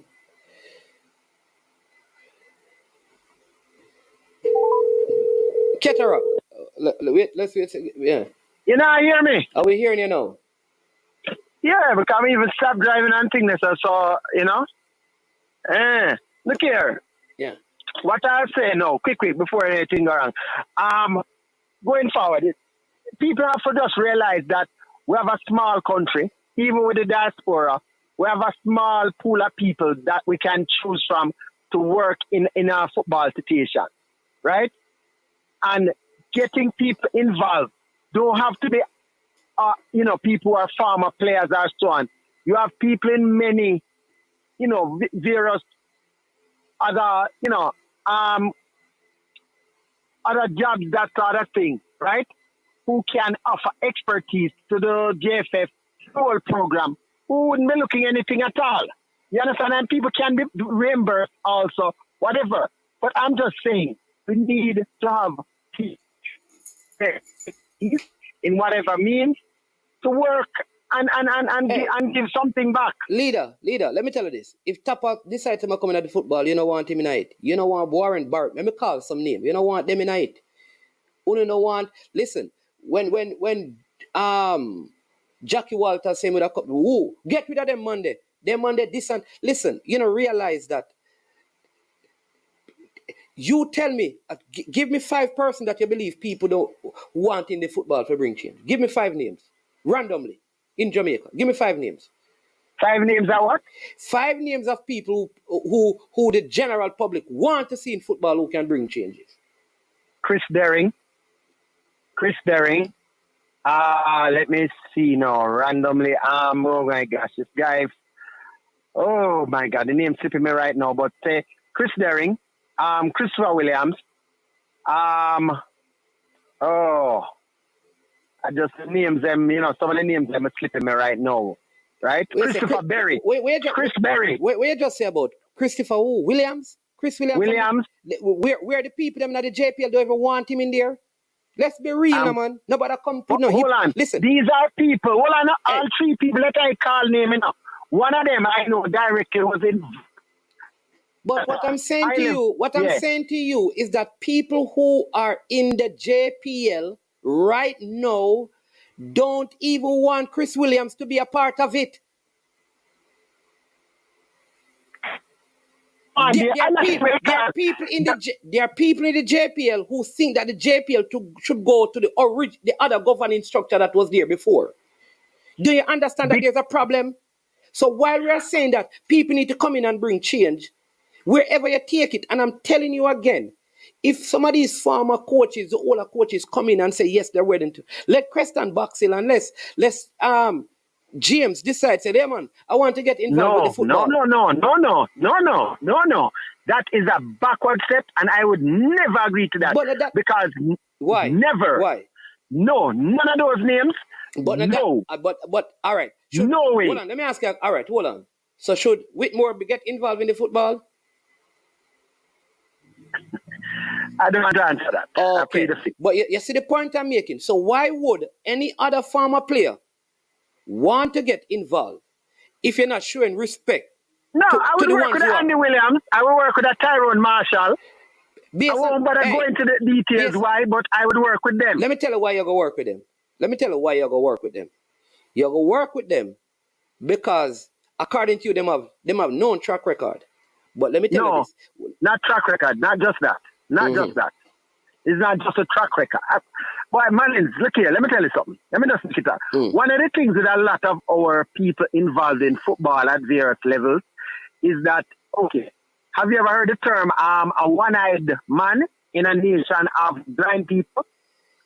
You have a lot of people, that majority of the people involved in football, that a lot of the footballers, not many of them have gone and had very, very good academic success.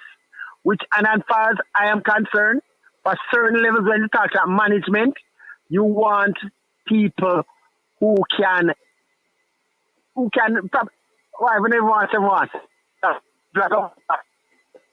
people there in certain positions. But simple as that. But leader, do you realize that the brightest minds in Jamaica are not involved in any leadership in Jamaica at all? Okay, let me give you an example. Right? What the Ministry of Finance name? Nigel Clark. Yes. Big name before him get into politics. Very big. All right, watch this now. Big, highly intelligent. You know what that man, when people hear him name now, what people think and say?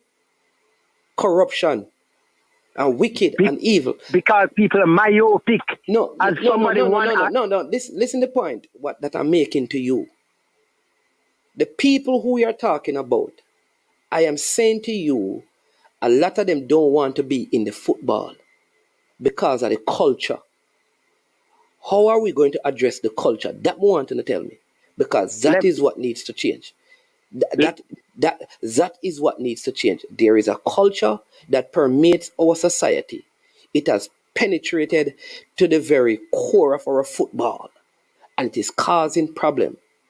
That even today, you see it in our leagues. Because here's the thing, leader, let me say this to you and ask you this.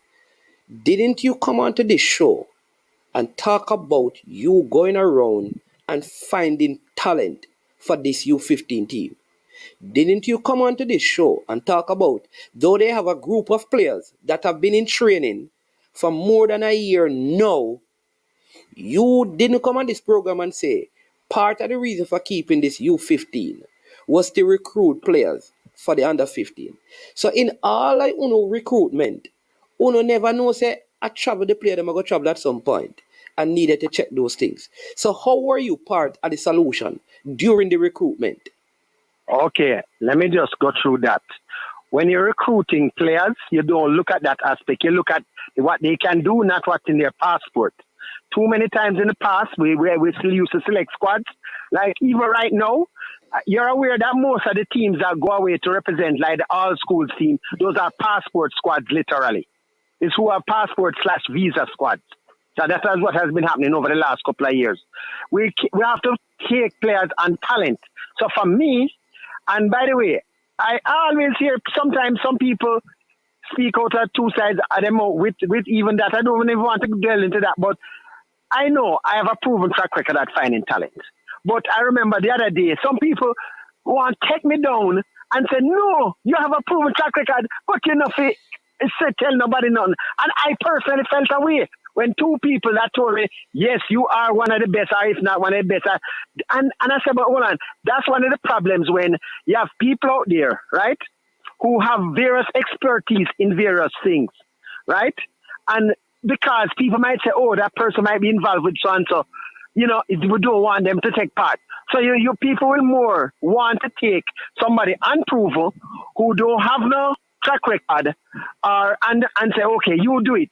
Because we know, say, look here, you see, like for me, like for a lot of other people, some other people who are not involved, because back in the day, I don't know if you remember, football used to have a lot of Mu Youngs, a lot of Lees, a lot of Zadis. Those were the people you used to see because the football was almost up there. You had a lot of other types of people. Leader. Yeah, man. Nobody. I think you should retract that statement. Not like that, man. No, excuse me? Hold on.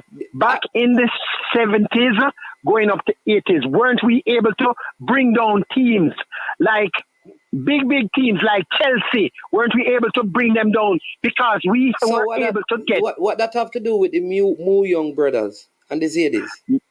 No. I'm asking you why the class... Okay, hold on. Football has always been a mass thing. But back in those days, you had more people. It was really widespread and it attracted. Right now, a lot of the people who are actually involved more than before. It's almost like for a community sport that most of the people who can give assistance. Leader. What? Anyway, all right. But you know what? I'm not going to take your hand because I don't want to go all over the place. Anyway, I disagree with you. But so you just... Okay, you can disagree, but the fact of the matter is the private sector not pumping the money like one time when we had certain other people involved at various levels. Mannings, I've been listening, but you have to stop leader at some point in time. I have to let leader talk because I don't want to have it's disastrous because it's not true. It is not true.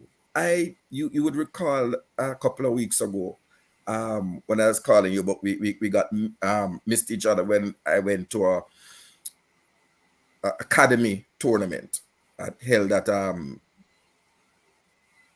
the Liberty High School, right? Where there were children from uptown, midtown, downtown, all there. There were politicians there. I think what the minister's name, God have mercy, there was a minister, Colonel Charles Jr. was there with his son who was playing. Look, you're not getting what I'm saying. Excuse me. No, please. You're going up on a tangent. Hold on, sir. I'm saying to you that there were big businessmen there present. There was major sponsors there. Major sponsors for They academy support tournament. up to a certain level. Once these kids go, that is nothing new. They will support it once it reaches another level. And their own kids stop playing. The support is not there. So that is nothing new.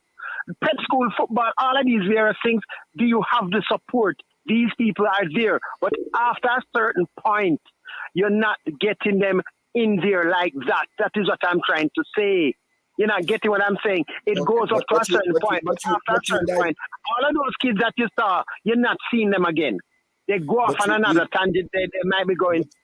But you diverted, sir. Earlier, when Manning's man asked you a question, that when you were going around recruiting for the under 15, did you or did you not do the due diligence to ensure that the players that you were recommended had a passport, had a birth certificate? All of them had passports. Okay, hold on.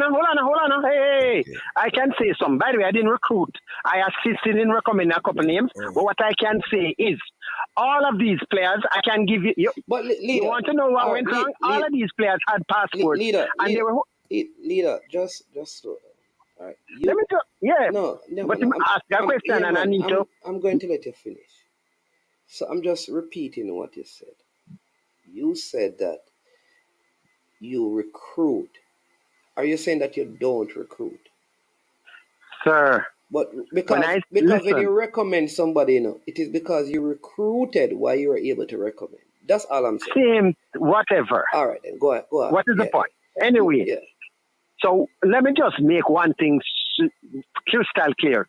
There was no problem with this team going because the youngsters didn't have passports or didn't have birth certificates. All of that was always there for a long time. If you want to know what the problem was, it was that no due diligence was taken from they had all of these documents from months ago, and they could have submitted it, and they dilly-dallied and did it late. It's simple as that, Since you wanted me to dig and put that out there, right? It was done. You had somebody in charge of doing it who I was inexperienced, and when the documents went in, there were errors because it's the first time they're doing for the visa, right? Since you want me to go and put that out there, right? So because of those errors, it was late one, and then when they went in, because the visas technically, could have been given back in the same evening, but because there were errors, that killed it. So which visa are you referring to? Schengen visa, not US visa, sir. So Schengen visa is a visa that they applied for, not US. Hold on. But the Schengen visa, how would they get a flight to get to Europe? That was the next problem. Okay. What I can say, hold on now. I personally did look, out of curiosity, I had looked if there were any seats. I didn't see any, but what I do know, I won't have to see the seats. The seats can be blocked before you have any of those things. All you need to do is give the people your passport, number for the kids that are traveling, and you block the seats. So they could very well, I don't know, but I'm just saying that I've seen when we're traveling before, and we hold the seats before we even get the visa. So don't bother come and tell me that. My experience in this thing. No. Right? You don't listen to the question I asked you. I want to ask him, if you get a Schengen visa, what flight would you be taking from Jamaica to Sweden, to Malmö? Okay, let me tell you then. If you got a Schengen visa, you had a flight that would have taken you and you would have reached. To where? Listen, I'm going to tell you. Yeah, I think we have got. You would have reached in what's that place in Sweden again? It is about a 21-hour flight. No. You have to go to Frankfurt, Germany first, I believe, leader. Before you go the flight that I saw, you can go through there. It doesn't matter. What difference matters where you go through? I think that is leader. I'm not. What you trying to say? So what if you go through Frankfurt? Leader. I'm just trying to get you and Cataract to move on from this. No, what I need to do, just be clear, because I've traveled there more than once. He's just asking you about the flight. All I'm saying is that how you are stating it, leader, is that you're stating it like the person would fly from Jamaica straight to Austria, and I'm saying that is not the No, case. no, no, no, no, no, So no, no, that is no, no. what he's asking All you, flights, and you you keep have on, to. leader. Just listen. That is what he's asking you, and you keep on saying that he would end up in this place in Sweden called so and so, which is suggesting that there's a straight flight from Jamaica there. There is a flight that would have taken 21 hours. It had about, I think, two That's not what he's asking you. connections, There you and it go. would have reached on Thursday afternoon. Right. So there will be connections. Oh, Right. that's what he's just asking, All leader. flights going to Sweden, you'd have a connection. Nothing But new. that's what he's I've asking. gone. That's what Right. he's asking you. That's what he's Okay. asking. All right. Right. So Yeah. the particular flight that I did check on, and there are a number of them, would have been able to have left this morning. Well, later sometime. I didn't, and it would have reached in time. It would have reached Thursday afternoon. So I'm not guessing on that. I did check. He's not. Just But out of my leader, curiosity. nobody's. You keep missing the point. Katarak was asking you, where will the flight go to get to Sweden? So you saying that the flight take 21 hours is irrelevant. That's all. But how is it relevant if it stops in Germany? It doesn't make a difference. Once you arrive in any European country, We can move on, man. after that, Leader, what he's saying, he's leader. Just listen to me. Katarak was trying to ask you, where is the flight going to go? Because he is thinking, leader, that if it is going to stop in the US, there may be different requirement. If it was going to the UK, that's no. Leader, but that's what I'm saying to you. So let's leave it, because you are going into a complete different set of discussion that he wasn't trying to find out. Okay. Okay, let me just say. So you don't have to answer you don't have to answer anymore, because you're trying to argue. No, let me just make it clear. But nobody's arguing with you. You don't need to clear up anything. No, because the person is still out there. The fact of the matter is that going to Sweden, you only need to get one visa, the Schengen visa. Any other visa is going to be more expensive, because the flight is actually more expensive. The cheapest flight is one that's going to carry to Europe. Simple. So US don't have nothing to do with it. Brian.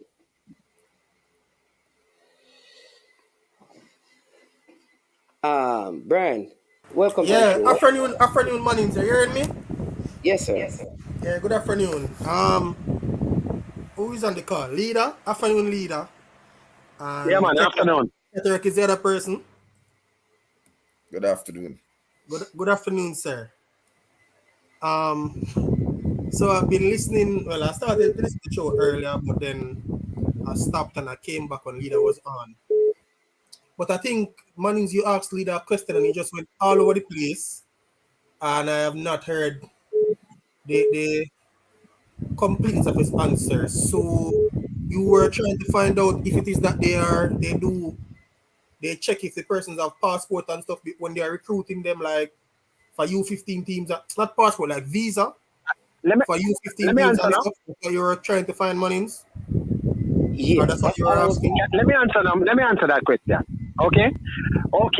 When the boys come into camp, after the very first camp, there's a notice that's sent out that tells the players, on coming to the camp, you have to carry a passport. This notice went out to all the players from the very, very first camp, way back. I don't know what month that was, right? So, and I know for a fact that there are youngsters that the parents rushed for the second camp to make sure they had their passport. These are players that were even cut. So the parents looked about it. So nobody went into camp after some days in April, right? Nobody was there that didn't have a passport. All right, so everybody had passports. All right, so fine. All right, so bam, that was done. The second thing is now, originally the tournament was set for IMG. No. It was always in India. I think that's somewhat different. Leader, originally the tournament in August was for Bradenton at IMG. The different thing you're talking about now, you know. Leader, we're talking about the Swedish thing. Leader, Jesus Christ. Leader, you can just give me a chance to finish before you answer go on something talk. that I'm not asking. Yeah, go on. You don't have to tell me to go and talk. Just listen. Please. Because we don't have to have the conversation, you know. You don't have to be on the line, you know. Because I don't No. want to say I'm disrespecting you. Okay. And I don't want. All right? Make your point. Okay. So, everyone got their passport. The second step would be now. In August, we're going to play a tournament at IMG. Bradenton in IMG. Or IMG in Bradenton. At that same point when the passports were there, did the process start for getting them the visas for the tournament at IMG? Can I answer that? Listen now, Mannings, how are you reaching to Bradenton in August when you have a tournament in Sweden? So let me tell you why. Let me tell you why. The team in preparation was not for the trip to Sweden. They were not, when the team was originally drawn up, this team that Mr. What's his name? Peart was in charge of, it was never for them to go to Sweden. It was for it was for the CONCACAF under 15 and under 14 championship. So in February, when plans were being made for the players that were in Port St. Lucie, it wasn't for a trip in Sweden. The trip in Sweden came up after that. Before that, it was in preparation for IMG. The point I'm making is that if we're going to go to IMG, were preparations made in those early stages since the players got their passport to know, okay, let's begin to make preparation for them to get their visas? Let me answer now, Mannings. You're jumping the gun again. When this team, the local based part of the team, when they were assembled, I can send you some WhatsApp thing once you don't put it out otherwise. It was always for Sweden because you have to remember now, you know, when they originally were probably talking to the coach about it. Yeah, but leader, money. But let me talk now. Leader. But let me talk. Leader. You're not making me talk and explain. Leader. Leader,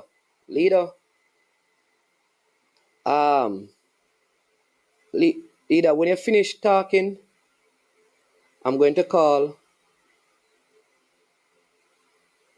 Boris Johnson. I'm going to call. I don't know that anybody in Jamaica around the team will answer this. All right, so let me tell you why. Because from last year in November, Boris Johnson, because this team was camping from last year, you know. They took which team are you talking about?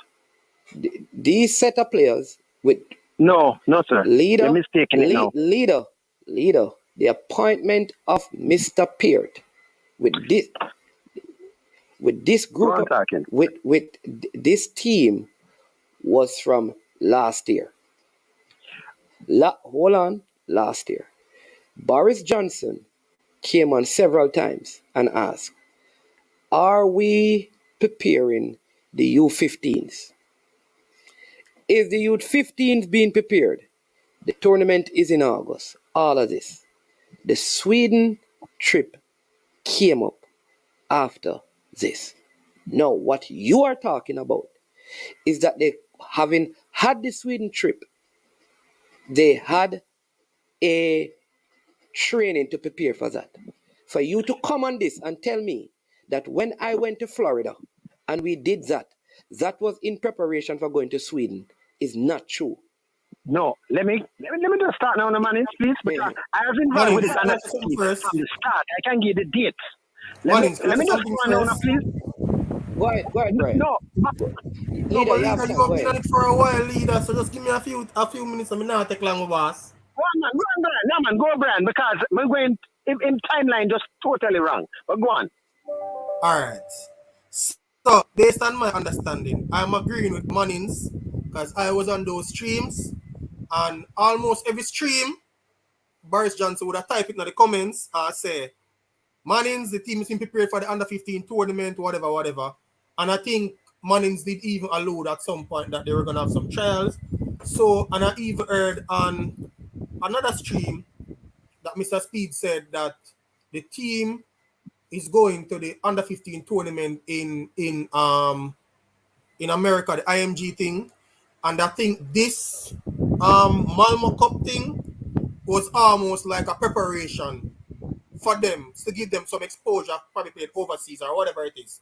So, leader, for you to be saying that they are calling the camp now for this Malmo trip, I don't think the information is quite correct, because they were preparing. They were originally preparing for the team IMG, and then they probably got the opportunity to go to the Malmo thing, and it's almost like preparation or added exposure to the players. So, leader, I don't think you have the part the correct was, but that's it for me for now. All right, go ahead now, leader. Say what you're saying. Your time. Leader? Oh, he was on. Praise the Lord. Yeah, man. Hello? Yeah. Let me give the timeline now. Let me just ask you a question first. When was this team assembled, please? Did you hear what Brian said? I heard what he said, but his whole thing is after the date. Let me give you the timeline, because it don't make sense for asking you, because it's obviously you don't know the timeline. Let me give you all of the timelines here now, right? The first timeline, this team was assembled from way back in June last year, 2022, to go to the CFU tournament that they did not go to, because a week before the tournament, the JFF told the coach that there were no funds and they had to drop out. Almost the same unit. Okay, let me move on again now. After that, subsequent to that, everybody knows that CONCACAF has their under 15 thing in Bradenton, IMG, every 2 years. So this is coming up this year, right? Okay. After, I remember the next thing that was, they had the trials in the USA first.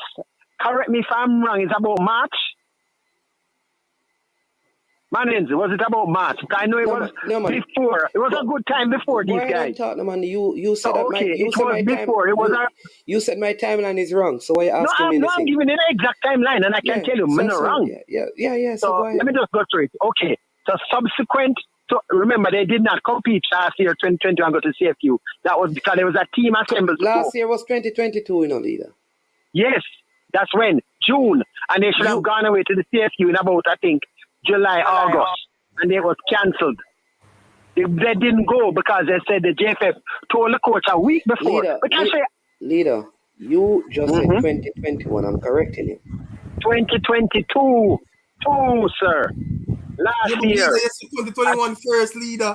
Yeah, make it sound like the leader. Anyway, it's 2022. You can check it back. Anyway, listen to me. Last year, you must listen to me. After that, team did not go, right? Pierre didn't have anything else to do. He went away with under 17, blah, blah. Then now you had the thing in St. Lucie, which was they looked at the players for the same under 15 for the tournament in Britain, the overseas contingent, right? So, leader, let me ask you this. Yeah. All right. So, if you're saying that the thing that Management, they put Coach Butler and those persons did, you are saying first, leader? I'm hearing you. I'm saying that what? Man's leader is there? Yeah, man. Yeah. I'm here. Man, what's the question, man? Yeah, man, he's here. Brian, it sounds like you breaking up. He's here. Just tell me what him say, man. Is a man saying now, quick. Leader. Man is breaking up. Just Brian, tell me what him saying. Yeah, Brian, you're breaking up.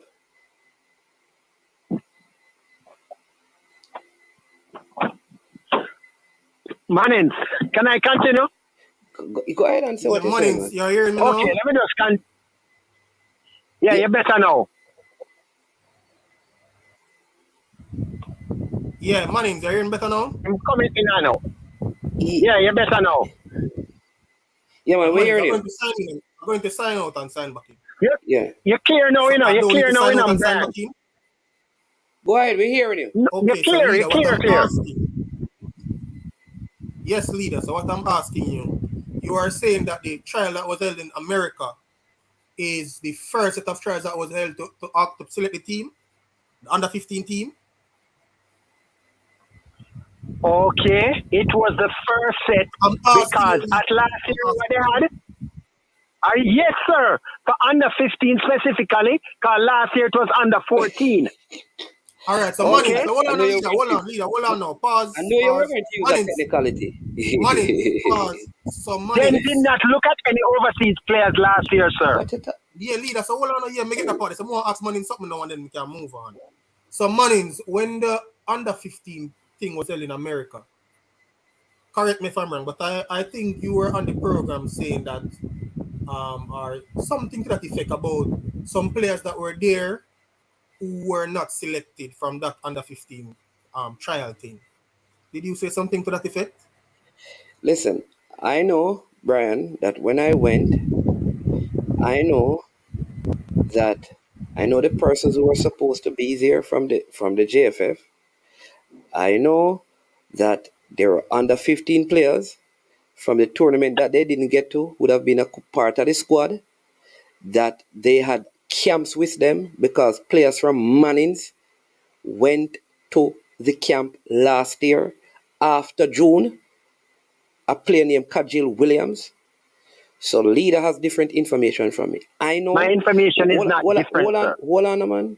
I know those were the same players that would have been a part, and they would have added players, but a core of them would have been a part. I know that when I saw Kai Ming in the team, and I asked why he wasn't being a part of it, they said no, because they told me his age and said that he was going to even captain Kai Miles. Hold on, captain. When I know that when we went to the USA, it was because the players were supposed to come down for a camp that was going to be here for IMG and not for Sweden. I know that the one player that was invited to come down, he came down not for Sweden when he was called initially, and the other one was called. They were not called for a trip in Sweden, but leader knows different.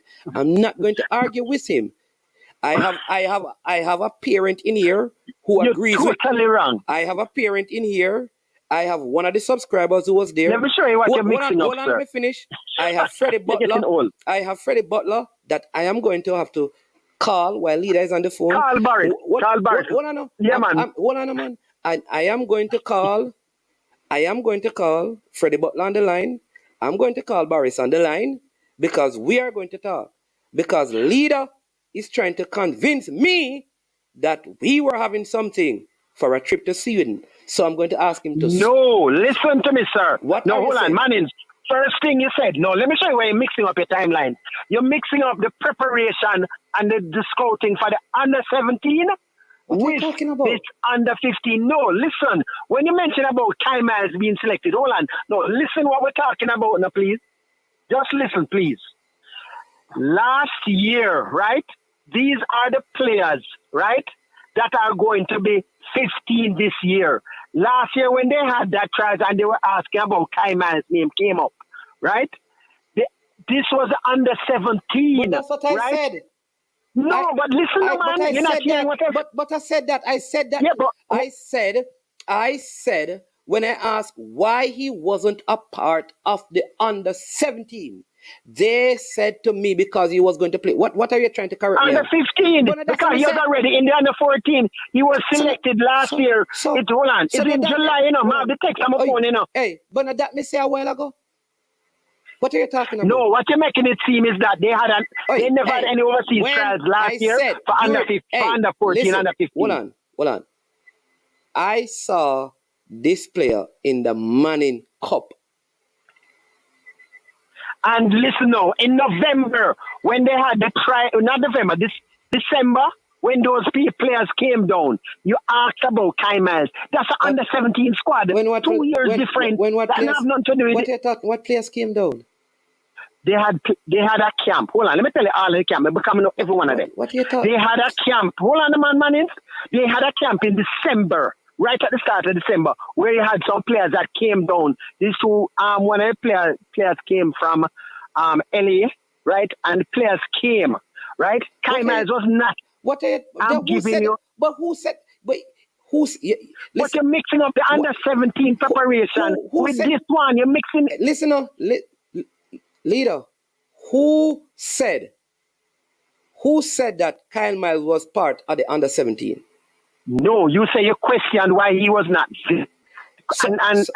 So let me say what I'm saying. Why are you mentioning the under 17 preparation? Because I'm telling you, hold on, man. Let me just ask you one quick question. The under 15 here now, when did they have trials for them for the overseas? Just tell me that date, please. When they have what trials? date in 2023? I don't know. Hey, leader, all my things are wrong, man. You are right. So let me call the people. No, man, listen. it was in 2023. Hey. I spoke to Barry, when they were youngsters that did not get US had their thing. Barry send me names, so pass on to the coach. So you can't get from have all of them thing here, I'm not guess. What and I like leader?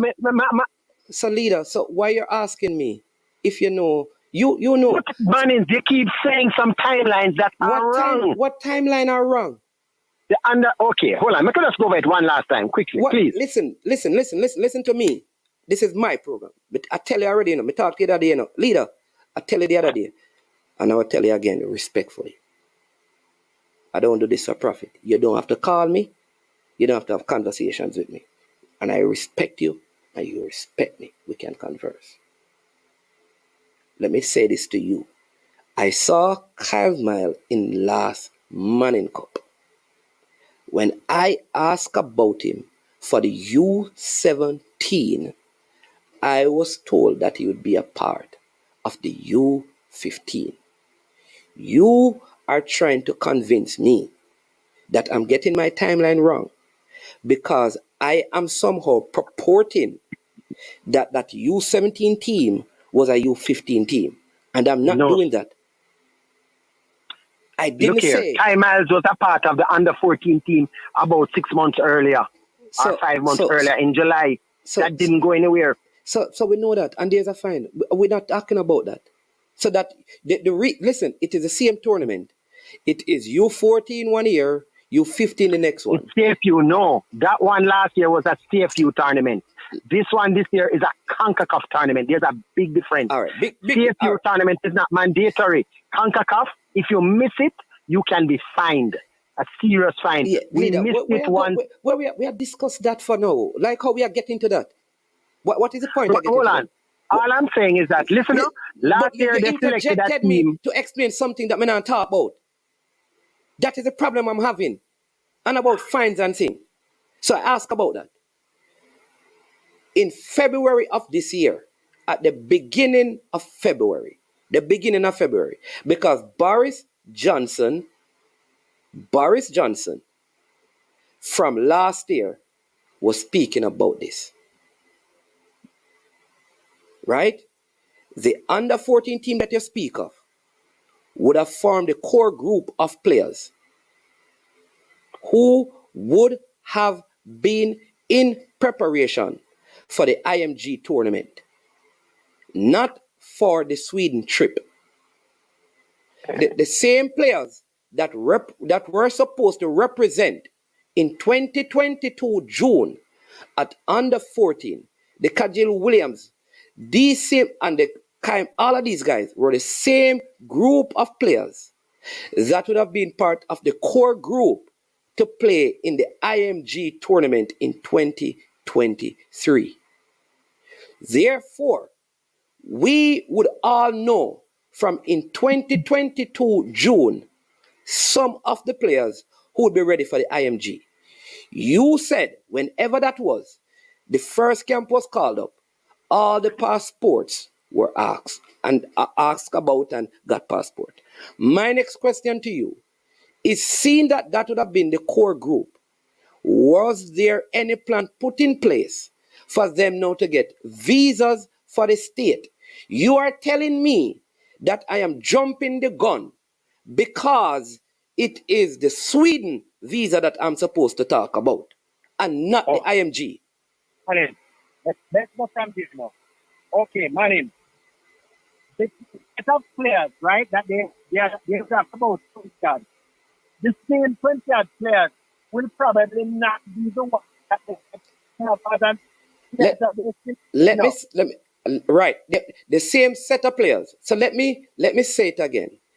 The players that play the U14, like you said, that were supposed to be the core group of players that would play in the IMG tournament in 2023. When we went to Florida, it was to find just a few players to add to those core group of players.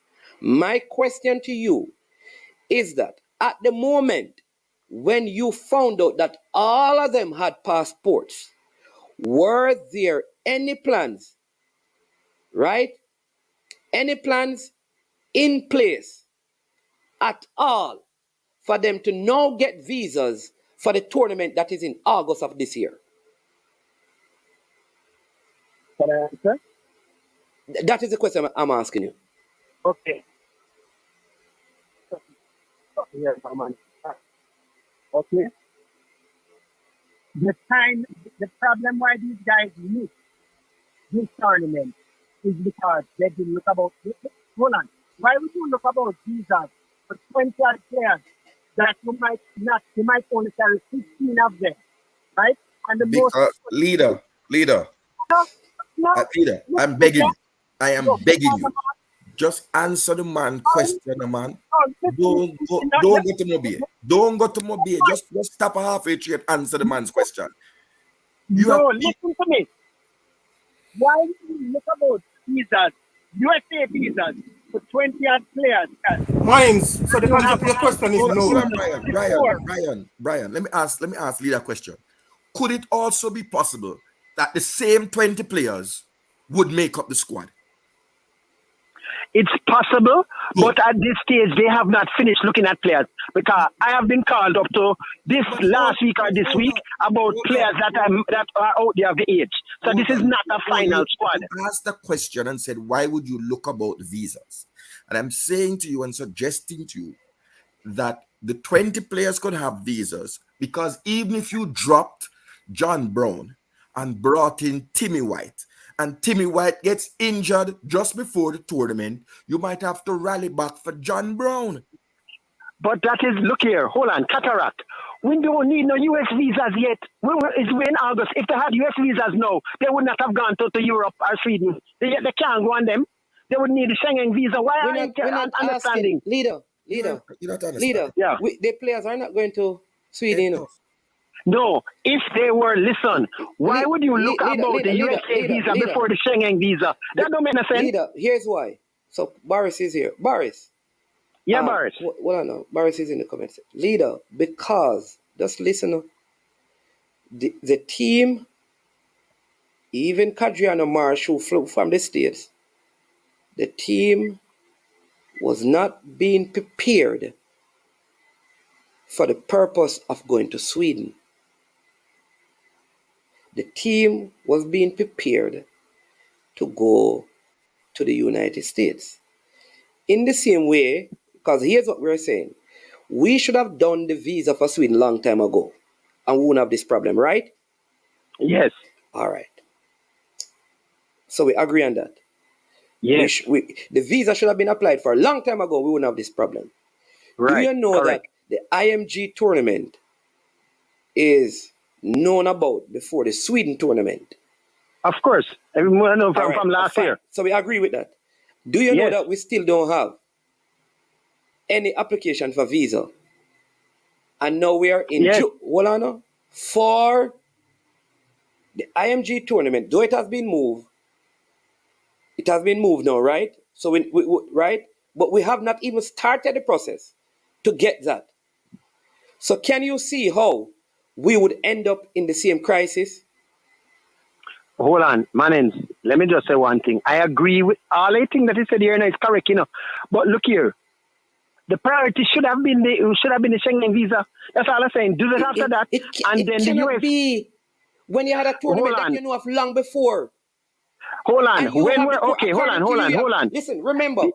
But let's not go. Remember. So when would you have? Listen, remember the reason why that out of all the kids from the States who tried out, only one was invited because they said they already have a team.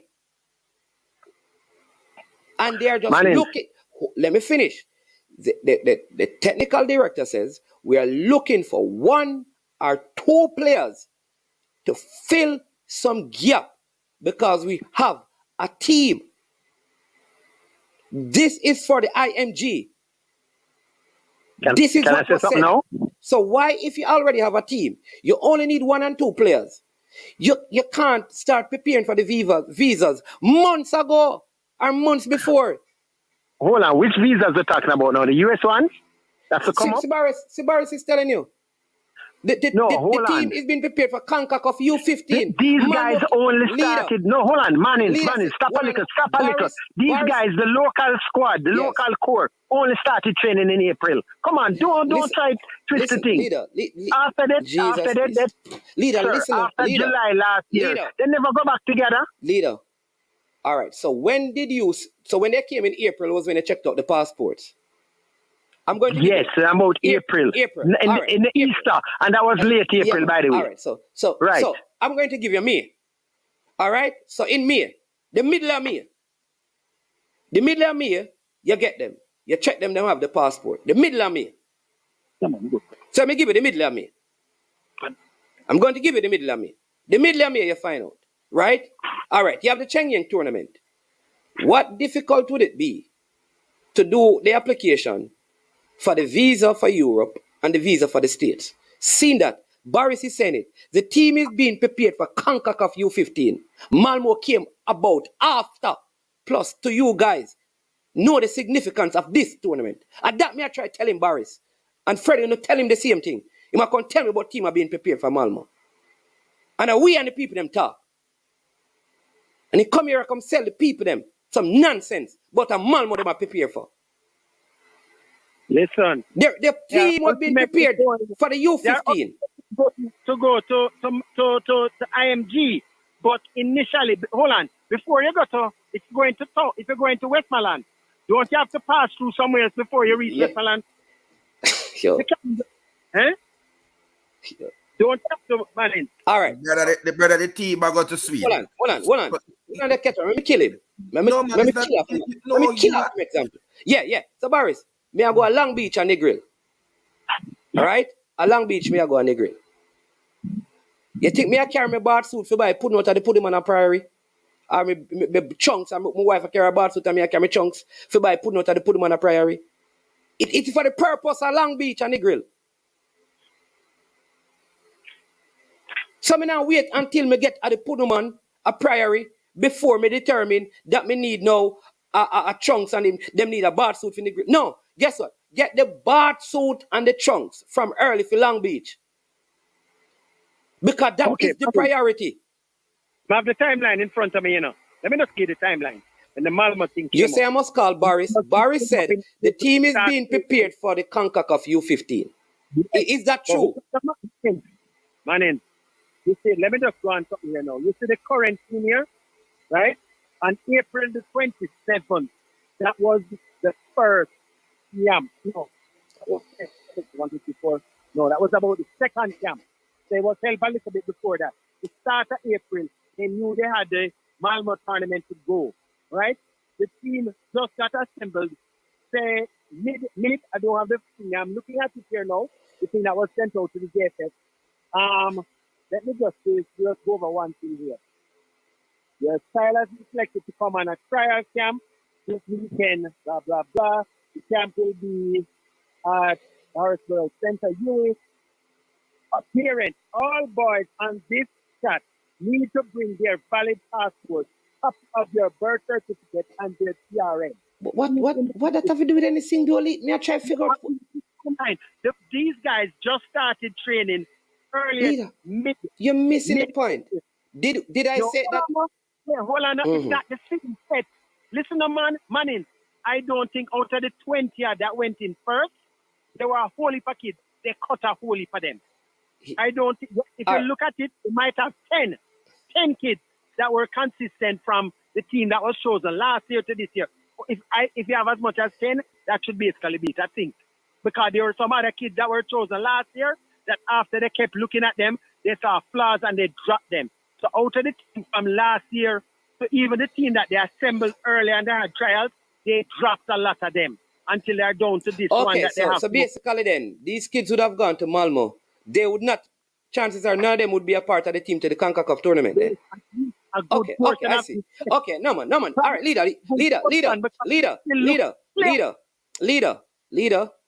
We need to move on. Here's what. I understand you.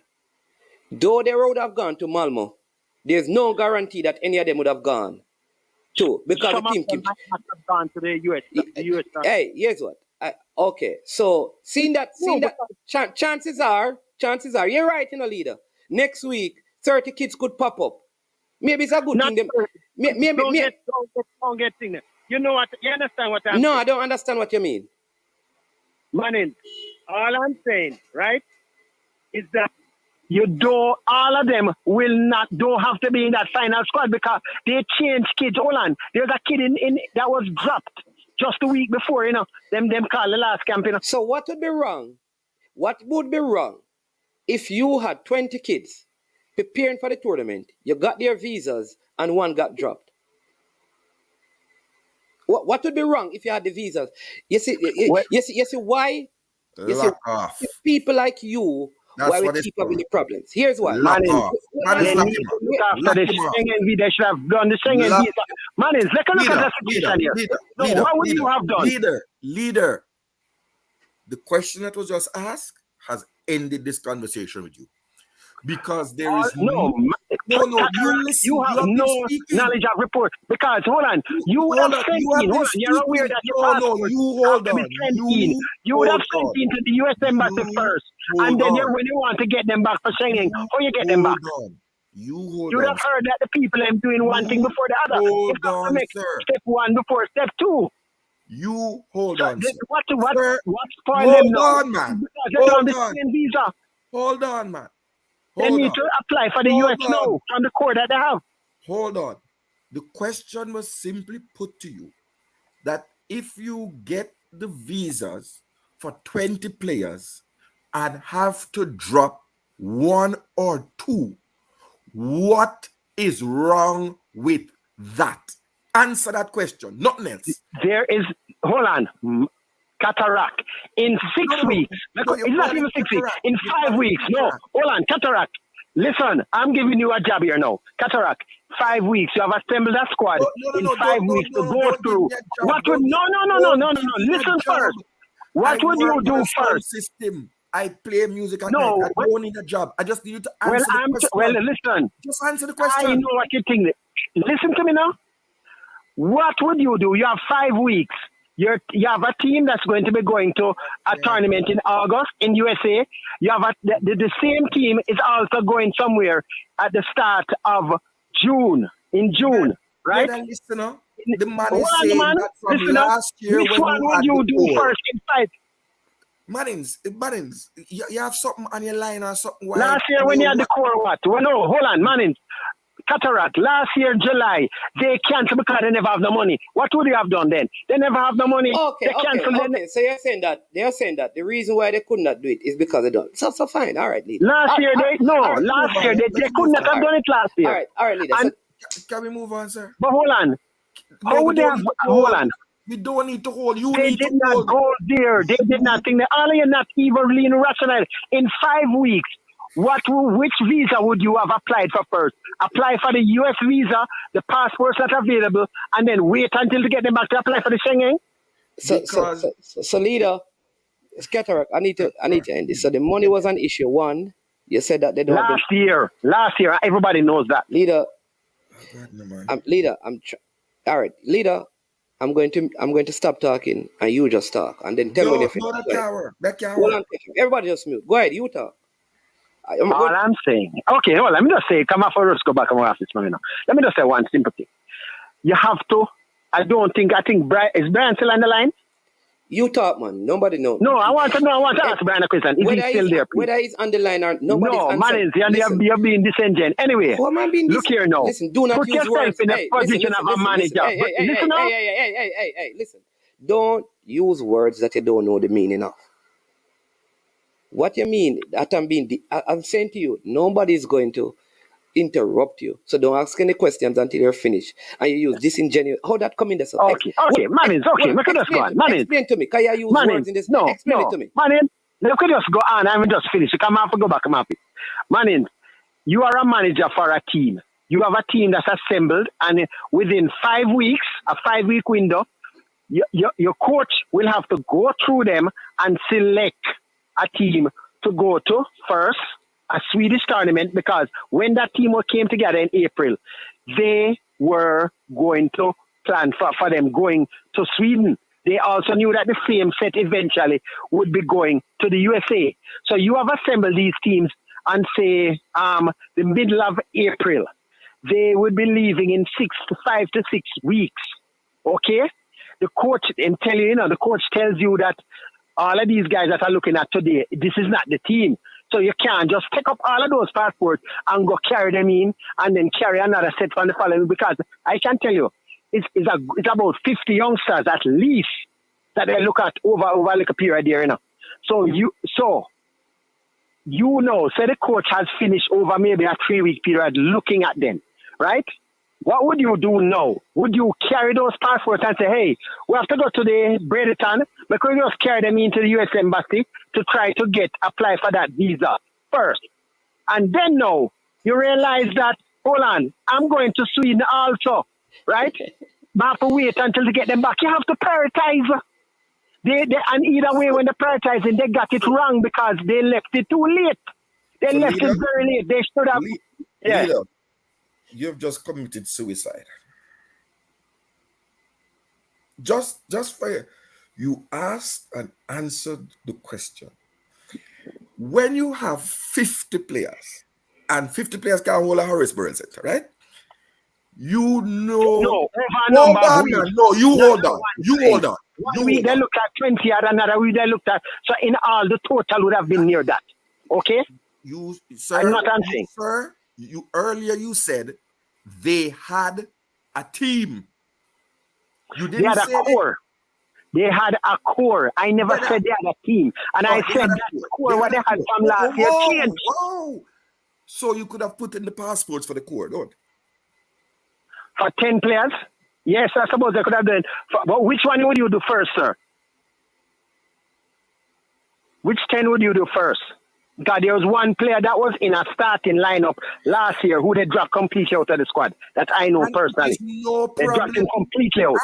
And if there is no problem, if you got him a visa and then he didn't get picked to go, it would be the same as if you got him a visa. And listen, please. Listen. Stop talking. You know, in a sound business, when the next sound turn on, you just lock off your mic. Just do that, please. I'm saying to you, it would be the same thing as if you picked Kyle Myers, let's check that player, and he injured and ruptured his Achilles and could not make the tournament, but he had gotten a visa. It is the same effect. So what Mannings, man, Brian, and even myself have been trying to say it to you, is that the visa process could have begun for the players that formed your core that you told us about. And then subsequently, there would be 1 or 2 or 3 stragglers, if you want to call them that, or out of the blue players that you do the process for. Can I say something? So which I'm gonna ask you something. Which visa are you looking? Which visa you mentioned are you going to be looking at within the? Say that there now. Which one are you doing first, sir? The tournament that hello, Cataract. Which one are you doing first? That was in train first. The IMG okay. Yes. Because what they've been saying to you. No, I'm not holding. You need to hold now. Hold on. So no, Mannings, you know what you're just saying right now? You're just saying right now that by the time, hold on, Mannings, if they would have the best thing had done that at that time, they would have just shot themselves in the foot. Even worse for the Swedish one. Because the time, you're aware that when you give in the things for visas, you don't get them back the same day. It takes you a little while to get them back. You would be. Leader, beg a minute, please, leader. Beg a minute, just 1 minute. Brian, take the case, and Jesus take the pillow. No, me don't want the case, no, brother. Man is more to give the case as a praying man. But hold on, leader, what me I say? You know why I'm agree with cataract leader? One of the things you have to look onto. There is no immediate consequences to the JFF of not going to the Sweden tournament. You know? So it would spell sense that you secure all that you need to go to the tournament that has some form of consequences. Because the last time the JFF did go to this tournament, they were fined a hefty sum. So what Cataract is saying makes sense, leader. It makes sense that you, and also remember that originally they weren't planning for the Sweden tournament. It's something that came up along the way. So what they would Brian, be making I want to preparations. ask you something. Simple question. Brian, Leader, is it too late for them to apply? Don't they can hold on. One day still, hold on. If they had gone, listen now, if they had gone to Sweden, right? And they come back, they could have come back next week. No, Yeah, Brian, but listen hold now, on, listen to the timeline. What is it next week? When they have put in for the US visa next week? Leader, we ain't no leader. Just answer that question. They could easily put in next week. That is what? June, July, a clear 10, almost 10 weeks. You're not leader, listening me answer, you know. Money, Go ahead, stay me do.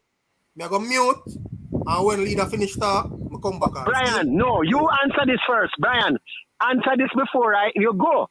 Just say, if they come back next week, if they had gone, they would have come back on Monday, you know, Monday, Tuesday, you know. If they came back on Tuesday, next week, Tuesday, with at least about, almost 10 weeks to go, that would be too late to apply for US visas, which you did not need right away.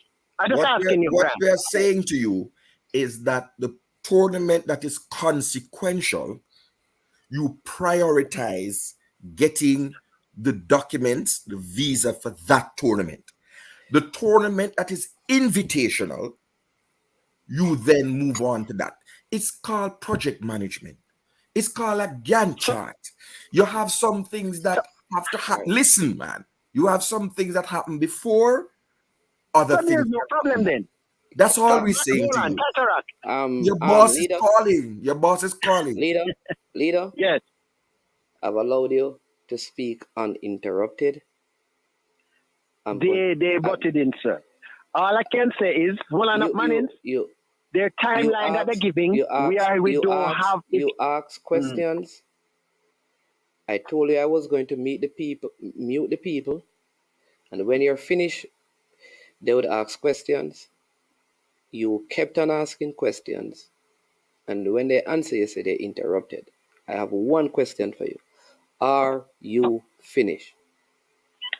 Manins, all I can say is, at this stage, based off of what they have said, and having about 10 weeks to go, it looks like there was no problem with them missing the Sweden trip here then. They are not in a problem. Because based off of what everybody is saying, my problem is that they missed the Sweden trip and it puts Jamaica in a bad light. So and you don't believe that Brian has a problem with that? No, because all they're saying is that you should have looked about... the answer already, and you don't believe that Cataract has a problem with missing the trip. And you don't believe I have a problem. No, you know why? Okay. Because everybody keeps saying that you should have looked about US visa, which you can still look about it. All right. It don't stop nobody from looking about it. So your understanding, and then I'm going to have to hang up and take your understanding of our conversation is that we don't want them to get any visa for the Sweden trip. We want them to get visa for that is your understanding. I'm asking you. What is the understanding is that you wanted them to prioritize looking about one before the other. Let me finish. So do you want to prioritize looking about one before the other? I would have looked about the one that they're going to immediate because I still have enough time to look about the US. Here's what I ask you what your issue is. You said the issue is that we are prioritizing one over the other. Is that your issue? Yes or no? The one that is going to be held in another 12 weeks, or the one that is going to be held in a couple of weeks. So let me ask you, what is your issue with Cataract, Brian, and I? Your issue is that we are prioritizing one over the other. Meaning that you're looking to go to Westmoreland, right? Before you go to Manchester, so to speak. All right, you have to go to one before the next. All right. So what I'm saying to you, the issue you have is that Brian, and you believe our issue is that we are prioritizing one over the other. Look, look here. They need to look about the visas, but they need to prioritize which one first. I'm Okay, sure so after this, Monday, hold on, if they came back Monday, they could have taken those passports and look after the US. So the difference between us is that They you could have have one, you taken have the one passport. reason. You have one reason as to why they should prioritize the Sweden one, and we have other reasons why they should prioritize the American one. And so, Look, as far as I see, they could have. So your issue is that we are prioritizing the wrong one, and you are prioritizing the right one. Can we leave it at that? Or you have more issues, and you still want more time to talk? All I can say, because I forgot the training. No, all I can say is that you're going to training or you're going to the office? Which one? No. I have my going to training or you're going to the office? Some of the boys that came, but I didn't go yesterday. They have training today, sir. No, I'm going here now. Not going to the office. So, all right, leader. Have a wonderful day. Yeah, man, I gone. Yeah. Come on. So let me say this, people, and I think Cataract and Brian has been making the point. The issue we keep having is that every time we have these things, we wait until deadlines to do them. My point is, if you have 40 kids, you know that out of that 40, you will find your squad. Why not? From you identify all 40, you identify that they have passport, you know when the tournament is going to be. Why not apply for the passport, the visa? So the idea is that if you give in, if they had done this, once they discover the whole passport thing, that they would not have gotten back their passport, don't make any sense. Here's why. Because to get back your passport from the American embassy, if they're going to grant you the visa, don't take 3 months. I don't even know how much it takes, because I don't know if it takes longer than 14 days.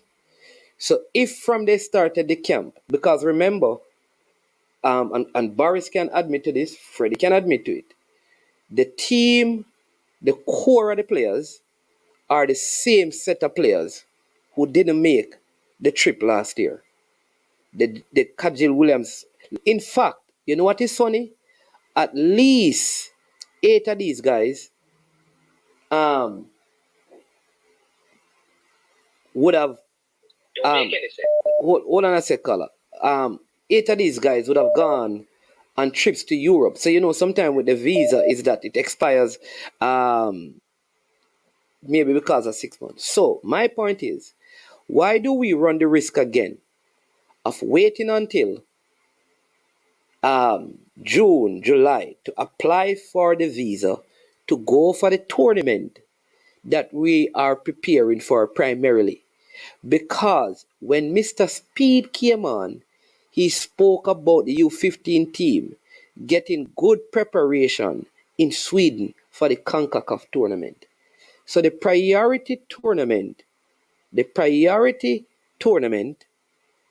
is the tournament in the United States. The Sweden trip was going to be for preparation. In fact, attempts were made to get like people at the late part, to go, who were not a part of the camp, just to plug and to fill the gap. It must become a priority of ours that when we are going to tournaments, that we can lock in our squads. Because this is what we are saying. Find the players. Start having them prepared, because our preparation time is often the problem. And we keep on saying, what if this talent pop up? What if this talent pop up? And we keep on selecting players. It happened in the World Cup campaign. And I am bothered that we still believe that we shouldn't, at the earliest point, get visas and settle on a squad and say, these are the 18 players that are going to go. And you are the 18 that we're going to work with. We need to begin to prepare. We're going to keep chopping and changing and say, all right, it's 2 weeks now.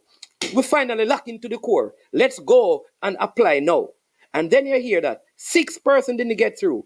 5 person didn't get through. And you're gone again to find other players. Why not lock the players in early? Why not? Lock the players in 3 months before, let them do the visa stuff so you know who they are and start preparing them for the tournament. Boris Johnson, much to my annoyance, I had to say to Boris, stop coming. I got upset with him. Much to my annoyance, said the same thing. Months ago, he said we should have a group of players locked in long time. He said it. But my understanding is up to last week, we're still chopping and changing. And they may be chopping and changing some more and chopping and changing some more. And then we wait until in August, we start applying.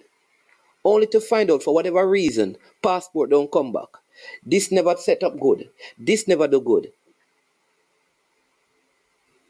But go ahead, Carla, welcome to the show, and then I'll hear from Cataract and Brian. Yeah, good afternoon, Mannings, and good afternoon, Sir Cataract. Good afternoon, Sir Brian, and good afternoon to all the listeners in diaspora and around the world. I just want to take the time out, management, to apologize to the kids, Coach Boris, the coaching staff, Coach Boris, and the families. I mean, I know it's a harsh one for the kids from a mental point of view, but I just want to say to them that it's not the end of the world. I just hope them hold their head up and pay their attention now to the bigger picture, which is the CONCACAF under 15. And I just hope they use not being in Europe as a motivation in order to prepare for what is coming next in terms of August. The other point I want to make, management, I don't think a lot of people, including the JFF itself, understand these tournaments and what the tournaments are really about. I mean, from a coaching point of view and from somebody that play at those levels and understanding these tournaments, yes, they're good for exposure, but I think the public needs to understand that it comes with a level of cost and understand the timing. Now, I'm not saying that the kid's not going to Malmo. Yeah, I'm not saying that they're not going, wouldn't do some damage. That's why I called to apologize, because I know mentally the kids already prepared themselves. And I mean, family members are trying to rally around the kids in order to go after a trip. My thing is that I think it's full time now. I've been saying this from I was even a player. I think it's full time now. We start to look at the FIFA calendar, look at the CONCACAF calendar, and align our football with that to say. Because when you look at what's happening, now we're trying to put our under 15 together. We use the under 15 example. I don't think we have an under 15 tournament even playing right now. Yeah, they do. Well, congrats and kudos to that. And if they do, I don't think you have the mass of the kids really participating. And when I say participating, you're talking about both from a club and a school point of view. From when were you telling us about this U15 thing at IMG? Although they moved it to I think it has been moved to. I was telling you from last year, as early as last year. From because last year. I am at IMG. You're at IMG, dear. The thing with IMG, anything that FIFA stroke CONCACAF plus the US Federation has to do in Florida, then IMG is the headquarters. So I normally see this on the bulletin. You have what they call a bulletin board in IMG, that all the coaches will see what's happening, all the coaches will see what's taking place. This what in terms of what FIFA doing, Soldier. in terms of what CONCACAF doing. So Soldier. No, Soldier. You have a general, man. What you talking about? Soldier. All right? No worry yourself. When Boris finished, leader did up on the phone, but couldn't take your call. And so me have Boris now. Me soon call you back, Soldier. Go ahead. Yeah. Yeah, so we can have the first hand knowledge in terms of what FIFA doing in terms of the dates and where and the location, including CONCACAF. Because you're probably aware now that the U15 is being shipped from IMG based on Yeah, IMG man. camps. Yeah, ship from And they use it IMG. up field. Yeah, because IMG have a massive camps from all the way into August. I think it is in So there's no oh way you geez, could get it's in terms of using a Dominica. It's two places, Dominica and somewhere else. So, yeah, they're looking at two venues. Yeah, they're looking at two venues to play in terms of two different groups. So they might play one in Dominica, or they might play. Our worst case, they might use the facilities in Tampa that the under 15 girls had came. Right. So I think it's yet to be decided. But I just want to say that they just to the players and the staff and the families. I mean, I know it's heartbreaking, but they have to understand that it's just some of the few things that they will encounter in terms of their footballing career. And I just wish that they all lay their pie, get back and use it as a motivation, and so we have a third preparation for the Congress. Yeah, but my thing, is this is very simple, right? Like you have always said, preparation is important. This idea that in July we're still searching for kids to play in a tournament in August, it has to stop. So what we need to do is go ahead. I don't cut you, but where I say it's weird, I was integral in terms of the last group with the Zelana bands that qualified for the Youth 17. I don't know if you remember that group. Yeah, man. Rudolph Speed was the president of Cassava at the time. We had an academy running at the time in terms of GSM. So we had give him, and he had give us the authority to do the tryouts in terms of identifying the talent. And this was just basically in Cassava. And then we had liaison with John Mears in Clarendon. We had tried to liaison with basically everybody that was dealing with youth football at the time at that age. John Green. Yeah, John Green. But what we did, we had liaison with everybody that has something to do with that particular age group in terms of football. And then what we do, we send out an invite in terms of saying, look, we're trying to find the best players. Can you send us your best players? So if it's 20, you send them and we look at them. And we had like a Saturday morning. What I want to ask you, that group that went to the World Cup, how long were they? They played like that was a group that played 70 games? Yeah. Yeah, but understand what happened. Understand what happened, management. The whole talent identification had started within a year. So we took a year to find the players and really a year to prepare. So I can't find it strange based on how we qualify for all these World Cup now that we revert to a situation we're trying to get to them within. Yeah. So my point is this. My point is this. One of the reasons why, if we go back to the last team that qualified, is that even at that tournament, that the players were selected way in advance, and the core of the team was together for months. Way long. And then we had the opportunity. And what happened? And what happened? Players got added, like 1 and 2. But here's what. Every single player had the requisite document because they were traveling all over. And so it made them better, which is what I am saying. From last year, watch this. Let me tell you this. Amount of traveling outside. Yeah, man. But from last year, when they missed the tournament, when these guys were in the under 14, some of these guys ended. Some of these guys, some of these guys went with Eric Radermakers. All right? Yeah. So they knew that out of that group, up to today, like 15 of them will be playing in the tournament in August. My question is, why haven't those players, one, been kept together as a core from that time? Yeah. And then you add others, but you know the core. Also, why then, seeing that at least 15 out of the 23 will form your core, why haven't you yet prepared for them to get visa for the USA. So you'd have gotten back passport with visas.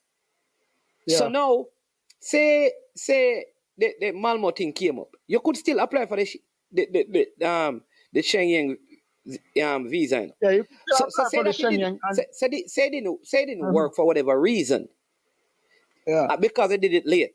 You still deserve a yeah, cussing for that.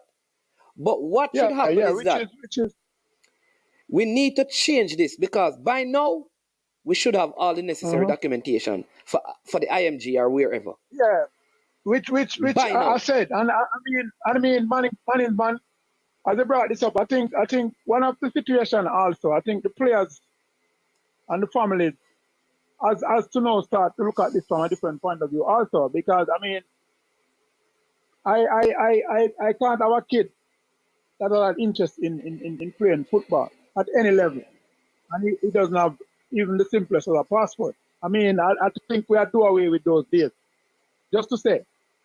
And the other situation, I think we need to move away from having a 25 or a 30 pool players and start looking at a 90 to 100, because what happened? The reality of it, where the football is going, we're going to have to find at least 3 teams All I know, within the same age group. That's the Boris. reality of where the football is going. All right, but I'm going to take a couple more. All right. All I know is All this. management, and again, as I said, blessings Yeah, man. All the and best. kudos. All the best, because I know over the weekend you will be, with the youths there. Yeah. Yeah, I mean, man. we have a nice 2-day camp. I mean, we try to maximize as much as possible. Yeah, At man. least Yeah, man. Yeah, man. training So, session yeah, with a yeah. little probably a little visional session. Yeah, man. All I will say is this, yeah, man. Respect, man. So all I say is this, people, that let me I'm going to take a couple more. Right? There you go, Vinsky. That's all I'm saying. We need to get these things done early.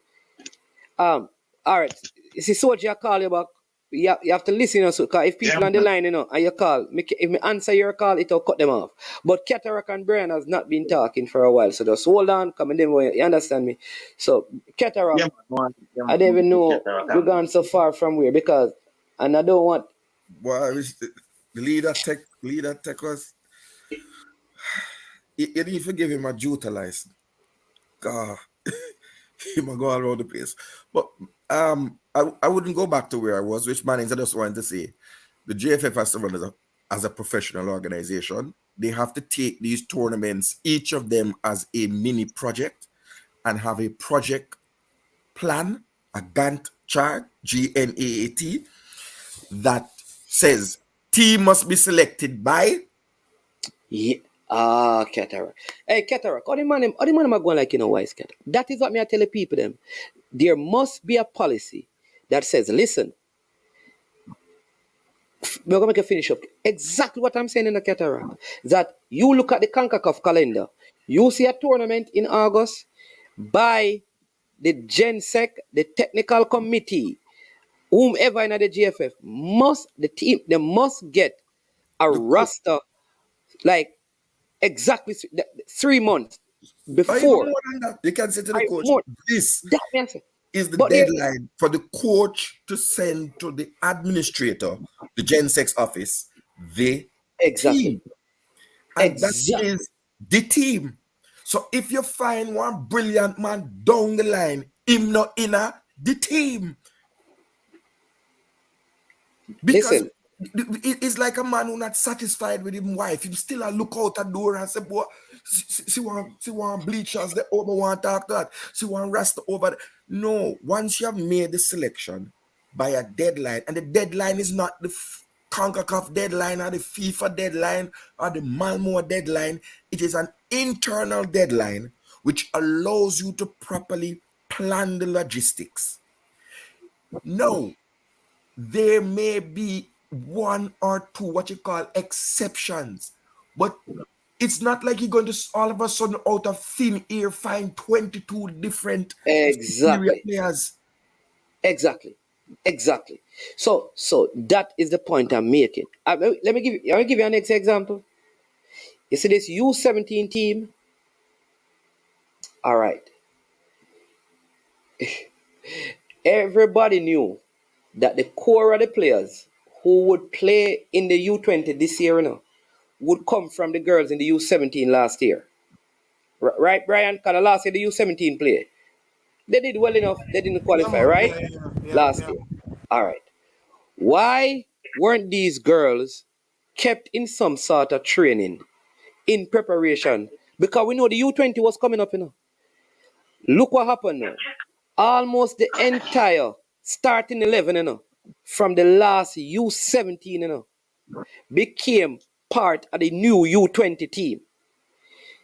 So we basically had a year, and they look like they turned up not physically conditioned the best. Because the idea of chopping and changing, I wonder if I should look at this person. Let me look at this. You know why the transfer window closed? So that from that time to the start of the season, you have to have your team in preparation. So clubs go and make their deals early so they can prepare. Yeah, but Mannings, as Katarak was saying, about having like treating it like a project. I'm saying that wouldn't that fall under the purview of the technical director? Because I've heard that all the coaches report to the technical director, So if No, someone is reporting to you, wouldn't the technical director be the person who is spearheading that project to ensure that teams are being selected at a particular time and squad no, is submitted and stuff like that? no. That would be the office of the general secretary, because No, the ultimately, general secretary would do the administrative, but I'm no, saying, hold on, Brian. I'm saying the project itself would reside with the general manager. oh, okay. So the general manager has to liaise with the technical director, with the coach, and with the Gen 6 office to ensure that things go off. All right, Soji, what say you? Because I have been old. Well, as me say now, cataract, brains, bless upon myself. You see, Where you these call him brains? and I'm Brian, so, Yeah. bless upon myself. As I'm saying, this thing going on too long because I remember from 2006 when Lachild and them was supposed to go away and span off the team, the under 15 team postponed from those time. Until now, I never know this foolish is still taking place after when Mr. Chuck said this, and I said, only hope is not just talking, come talking now. And the next thing, that's why I definitely want to see you get this job, because I see where you will make a difference. No matter where you want to say, you will make a difference. I know corruption in the system, but you can go vice point. If you don't agree with them, though, you can walk away and say too much corruption and walk away. I hear Young Cataract say something to Leader a while ago. Men like Leader should not be around the team, because if they did take a leaf out of what Captain they used to do back in the days when the team was traveling. I remember when I sent Nathaniel Franklin up there in that under 20 squad. You know what Captain they done? They get visa for all the 25 player was there. They only keep on carry 23. And with Cataract, a player can injure. So if a player come across, you can drop someone out of that team. It doesn't matter. It doesn't matter if a kid get the visa. What Leader trying to tell you guys said, "Oh, you cannot get visa for your kid and he don't make the team." Yeah. That is wrong. But Wrong way to look at it. I don't understand. Leader gone in the comment section and he says that is right. We need to pick the team early. I don't understand. No, Leader schizophrenic, brother. So the team, every team is there. It doesn't matter if they did. If what Jamaica should do, if they have a 50-man squad and they don't have, these kids don't have no visa, get visa for all 50 of them. Anything at all, as the Cataract said, appear again, get injured. Last minute, you don't. You know what is funny? Let me tell you this. I know their parents. Let me say this. I know that their parents who would, if it's a case of saying that it's too much we can't afford, their parents would even pay for it themselves. That is my assumption. But let me read something because I want to understand what I'm talking about. It says, dear player, as you may be aware, the CONCACAF Men's U15 Championship returns for the first time since 2019. And we are excited to confirm that Canada will be attending the competition, which will take place in Santo Domingo, Dominica Republic, from August 6 to 13, 2023. You are receiving this notice as you have been identified as a young talented Canadian playing abroad, and since this event may coincide with the beginning of your preseason, we wanted you and your family to be aware of the dates should you be selected. Prior to the competition, the team will be assembled for a short training camp, details of which will be shared in follow-up communications. But as we monitor your progress and consider you for selection, we also will be communicating with your club for feedback and to facilitate your availability for the event. Please see below approximate schedule for future communication related to this event. I am wondering if we have sent out anything like this. You see what I'm talking about, Brian? Yeah, man, spot on. Man, This is what I'm talking about. but we have said it before that that is what you call project planning. And you are communicating very early on in the project so that all the actors are aware of the timelines, the methodology that you're having a short camp, so that they can prepare themselves in the best way for this tournament. So I would love to know if the JFF has that. But I feel that way, brother. I'm gonna tell you the truth. It's deflating. And I think what you were saying earlier, man, is when I said to you, I believe that the Gen Sec, I have some questions to him. Does the GFF have a standard operating procedures, what's called a SOP document, that is published and known, that you have to follow these standards? But that's what I'm saying, policy. Keter, can I say the same thing? What is the policy? And then you said that the policy and procedure.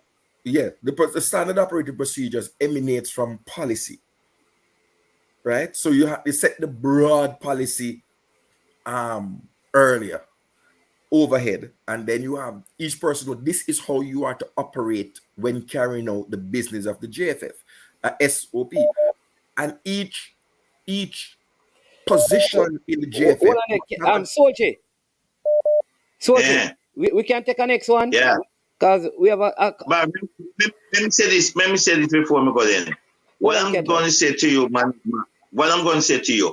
anybody who dare question your ability to say you're not fit enough to get that job, I would like to know that person. You're intelligent, you have brains.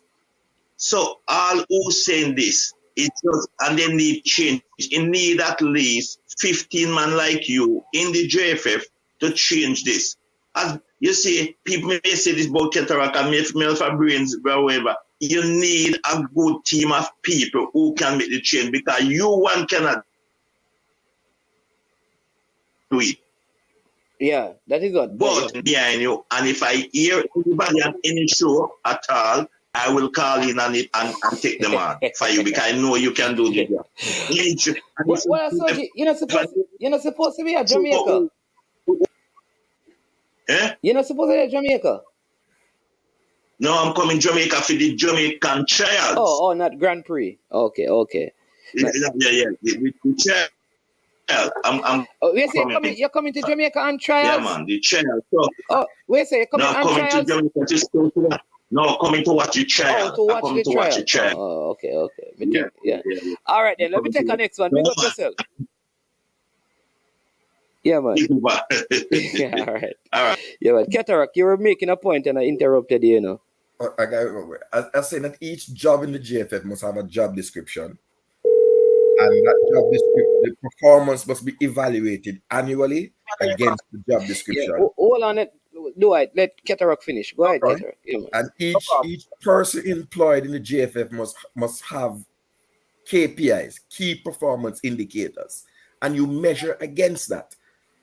And that's the way that you can relieve people of their job. If you perform poorly in 2 consecutive performance evaluations, then you can be let go legitimately. But what happens? We don't evaluate, we don't have job descriptions. People will say all the time that they don't know what they were supposed to do and what you're measuring.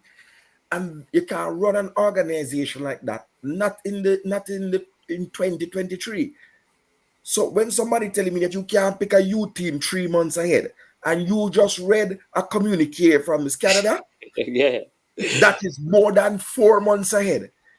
It seems like it shows that we are operating backward. You can pick a team 1 year ahead and say that is my team, and that this we are work with. Yeah, listen, Cataract. You see, Yeah, but Manning, go ahead. you know that further to the point, the letter, based on my understanding of the letter, it's not a selection letter. It's just to inform the player that he's eligible and he's on the radar, because they said in the letter that as they continue to track his progress, but they have identified him as a potential player, and they are making contact with him, and then they said they're going to make contact with his club to see if he's available. So, because you know the clubs aren't bounded to allow players for youth tournaments. So if a player is identified and the club say, well, we're not letting him come, then they would have sent out many of those letters, so they have a lot of options from which they can select players from. So it's not even to say that they are selecting a squad, but they have an idea of their players, and they are intending to track the players to ensure that as best as possible they can get the best players available, regardless. So that's something to look at. Hold on. You say Hold on, SQSH. You're saying that in 3 months a player going to technically decline and have growth spurt. There are players who are in academies for a year and they are selected as a part of the team. Let's say, and I know England. You join the academy and that's the team for a whole season. And a season is 7 or 9 months long.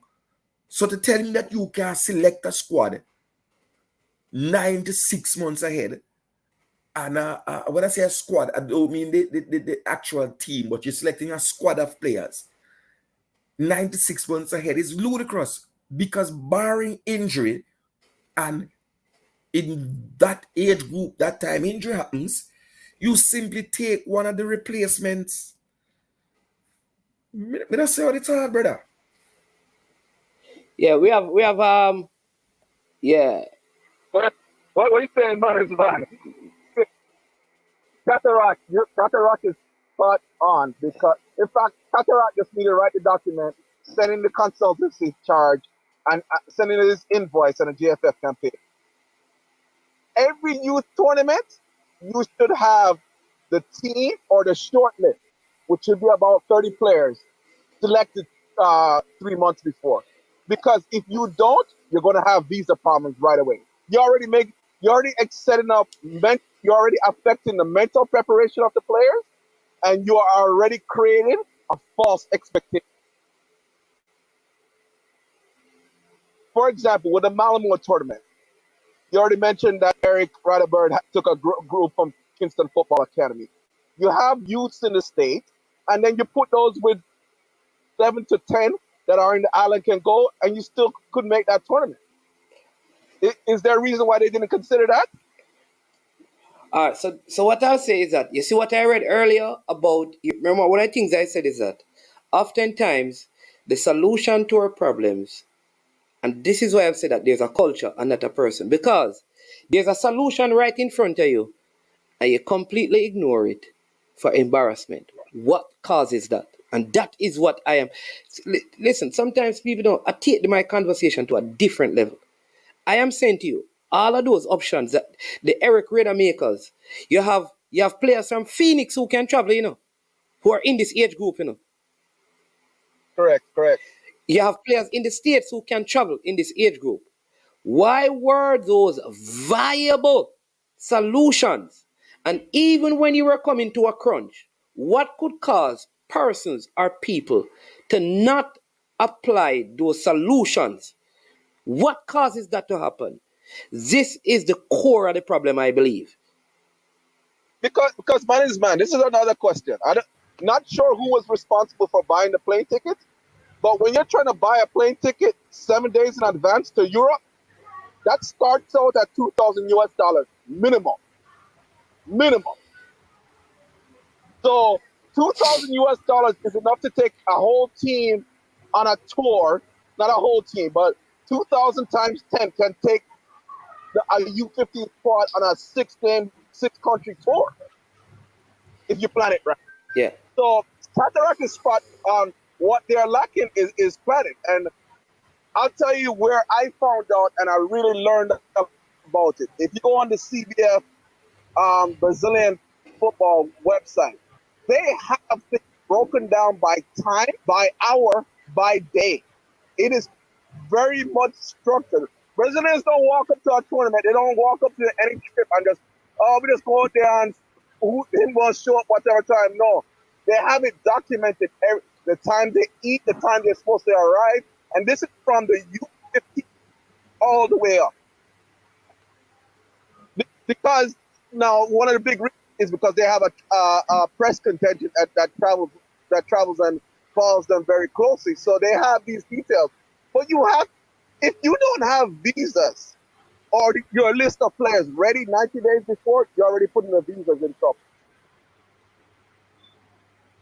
That's all I got. But Cataract is spot on. The first time I also posted that if they know anything about Scrum and Agile, if that person was at the JFF, they might need to take their recertification exam. But anytime a tournament's coming up and they don't have a good idea of the coach who's going the core of the squad within 90 days, they're not mentally and psychologically preparing the team at all. They're going out there and saying, let me just hope for the best. That's all I have to say. Yeah. So the matter is, what it throws into question, right, is if there really is a quota system. That's it for me. That's the only explanation that I could see why you wouldn't select players who are overseas, who don't need the visa, the Schengen visa to travel. Like those players who hold US passports, players in England who hold British passports.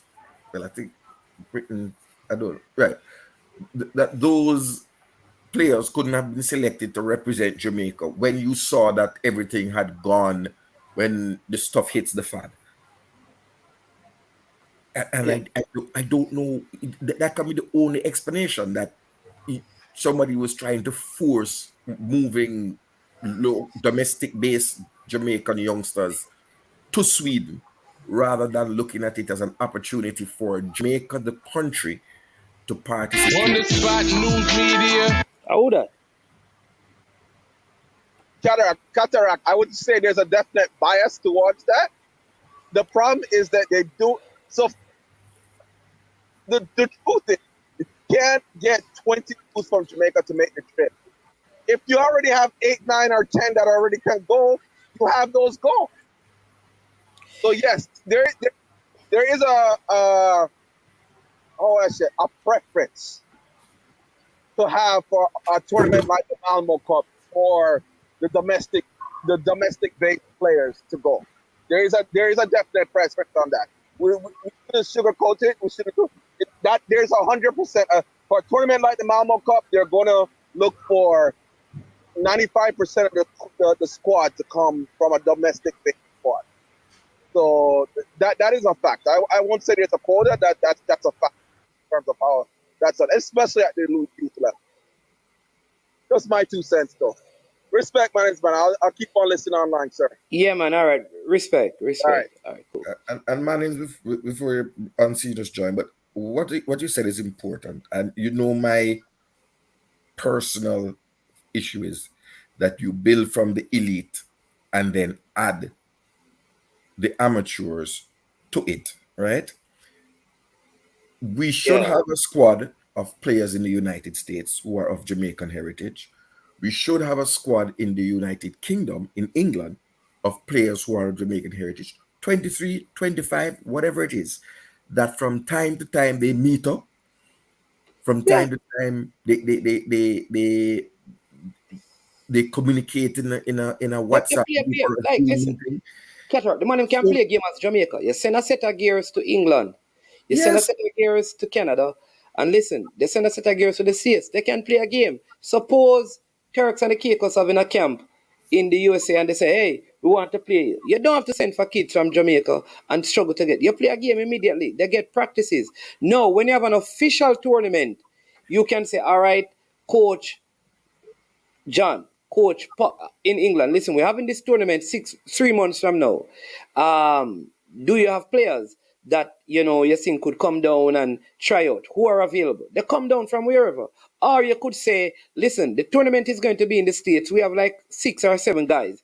Let's see if we can bring up some of them because they already have their passport and their visas. Come up to try. And you do it like that.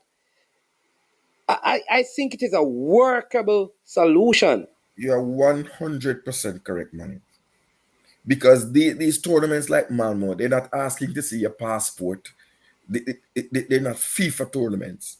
And so you could have eligible players represent Jamaica. You pick the squad, and then those players that have the visas from Jamaica, you would say to them, but there's something that bothers me. I have 2 Schengen visas. And if I'm not mistaken, I got at least one back the same day, and I think one within 24 hours. Well, the Schengen, it can, I think, no. But I don't know about It COVID, can right? take like 2 days, like Okay. 48, Yeah, 48 but hours. it's It don't take long. right. It's not the hardest visa to get at all. And as a matter of fact, Mr. United want everybody for you, Mr. United want everybody for your bonfire. Mr. Cataract, you're burning coal stove, not real fire. I know you for. I wonder why, bro. no. I am speaking clearly. I'm saying that it would and Hey, Mr. listen, United, and what's his name there? Give me a warm time today, you know. Some of them on them, SQSH. You understand me? Mr. United, give me a warm time. love that. Eh. What about the coffee tea? But Yo, big up Unseen. On it, girl, for life. But him have on Mount Pleasant colors, man. Big up. You see, Mount Pleasant colors him have on. Unseen about it. Eh. We not hear you still, serve you right. This is a Liberty Learning Center, oh boss. Liberty Learning Center. Not Mount Pleasant. Mount Pleasant upstairs. Oh, Mount Pleasant upstairs. No, man. Are you, Definitely. man? See the Yeah, Mount Mount Pleasant upstairs. Oh. On it downstairs. Yeah, man. And don't worry yourself, man. Sunday we tell you now. Who go through? What say you on the matter, Unseen? Money is money. I tell you. Why? I believe that JFF would have improved and certain things would have fall in place. Because you have man like Dennis Strong and them and they come in the system. So you expect some level of professionalism. But if you ask me, this is amateur and just unprofessional behavior by the leaders. You understand me? And I think they owe the Jamaican fans, they owe the young youth, the young players an apology. You understand me? It just look bad for the future of Jamaica football. This is one of the and this is one of the reasons why when they reach JPL level or Premier League level, whatever they want to call it, the players are not ready. Most of them are not ready. The development, the whole, just the love for the sportsman is not there at the grassroots level by the administrators. All right. Well, on the Unseen, because Brian have to run. Nah, man, I'm good, man. I'm good. You can continue. Oh, continue, Unseen, yeah. Cataract, it's like we just believe in We just believe in the head of the stream, but we don't believe in the foundation, of the thing that we don't believe to build that part. You understand me? Let me tell you what, Cataract. Listen, the thing that we are saying is that across Jamaica, right, there's a general problem with with reading and paper. Whenever people say paper, too much paperwork, me can't bother with the heap of paperwork. Yeah, listen, you write manuals for people for the job. When them get the job, then they don't read the manual. I think part of our problem, and we have been saying it, is that nothing is written down to hold people accountable. There are no written standards. Everything is by ear. When our squad's supposed to be selected and submitted for competition? When is the deadline? I'm not talking about the deadline for the like the competition organizer, but our own internal deadlines. When are those deadlines? Number one, all right? If the coach don't meet the deadline, what are the consequences? All right? What is the deadline for applying for visas when our teams need to travel? What happens when the applications are not correct and they are not checked by the person? What are the consequences for that? What are the consequences when they fail to make the appointment? What are the policy things that govern those things? And who is monitoring to make sure that they are followed through on? Because if you don't give a person written down stuff, why are you going to fire them on? So Rob Smith, what we're saying is that if you had a team ready in England of Jamaican eligible players, let's say Sheng Heng turned down all the visa applications, we would still have a squad to be able to send to participate in the tournament. That's what we're saying.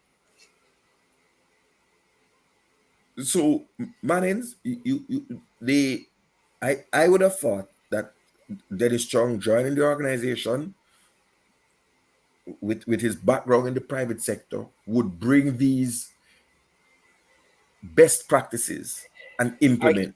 Cataract unseen, just go and run it.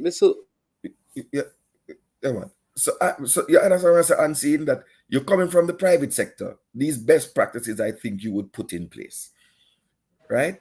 Because from day one, so whistleblower and all them something there, those are some nice things to talk about. Where's the standard operating procedure? Where's the organization chart? Who reports to who? You remember a few streams ago we had a big discussion about whether my man was the general manager or the team manager. Yes. And we couldn't decipher it. No. So it don't work. We have to have kids all around, because the wider, the bigger the pool is at this stage, you're going to be filtering as they go up the ladder. But you can't afford for people to drop through the cracks. But Cataract, I believe this is just the first of more problems now. Especially with all this, especially with the senior team as well. So more problem there. But I don't know. I wish that look, I know the roster is going to be published on the 5th of June. That's the 60-man roster, and it'll be interesting to see who is in that. And the 15th of June is coming up. It's literally 15 days or 16 days from today. Right. There's not a lot of time. Sometimes things seem far, but they, on some rear view mirror, they have objects in this mirror may be closer than they appear. They always have that little warning on the rear view mirror. Yeah. And I think that has caught up with JFF. You think the tournament in August and it's in June and it sounds far. But time and tide don't wait for no man. That's true. But sometimes, all right, so I always say it,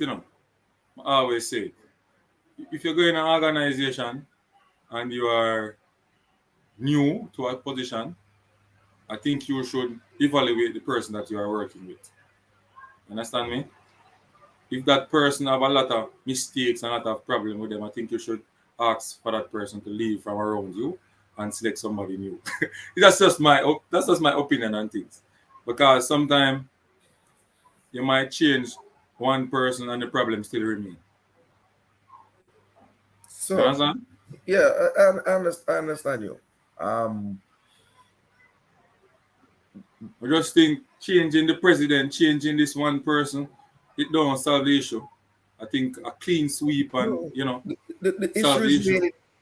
really the policies and systems that you put in. And I'm trying to understand because when the leader said, what mistake could you make on a visa application form? Like,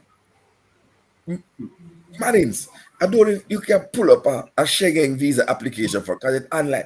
And I look at it. What error could be on there? I don't know, fill it out. But let me say this. What I'm No, let but me I'm just, asking Marines, what error? I I mean, guess it depends on the person. I mean, if the person can like read? there's a part I don't want to say can't read that, but if you are not I suppose people can make errors. I don't know. You know, No, but it sounds I like it would don't. have to be multiple errors on I multiple forms. I And who I chips it? I don't know. I guess if the person has never done those, I don't know. I don't know. I can't say. But what I'll say is this, right? Listen, I want people to know this. In on January 4th, U.S. men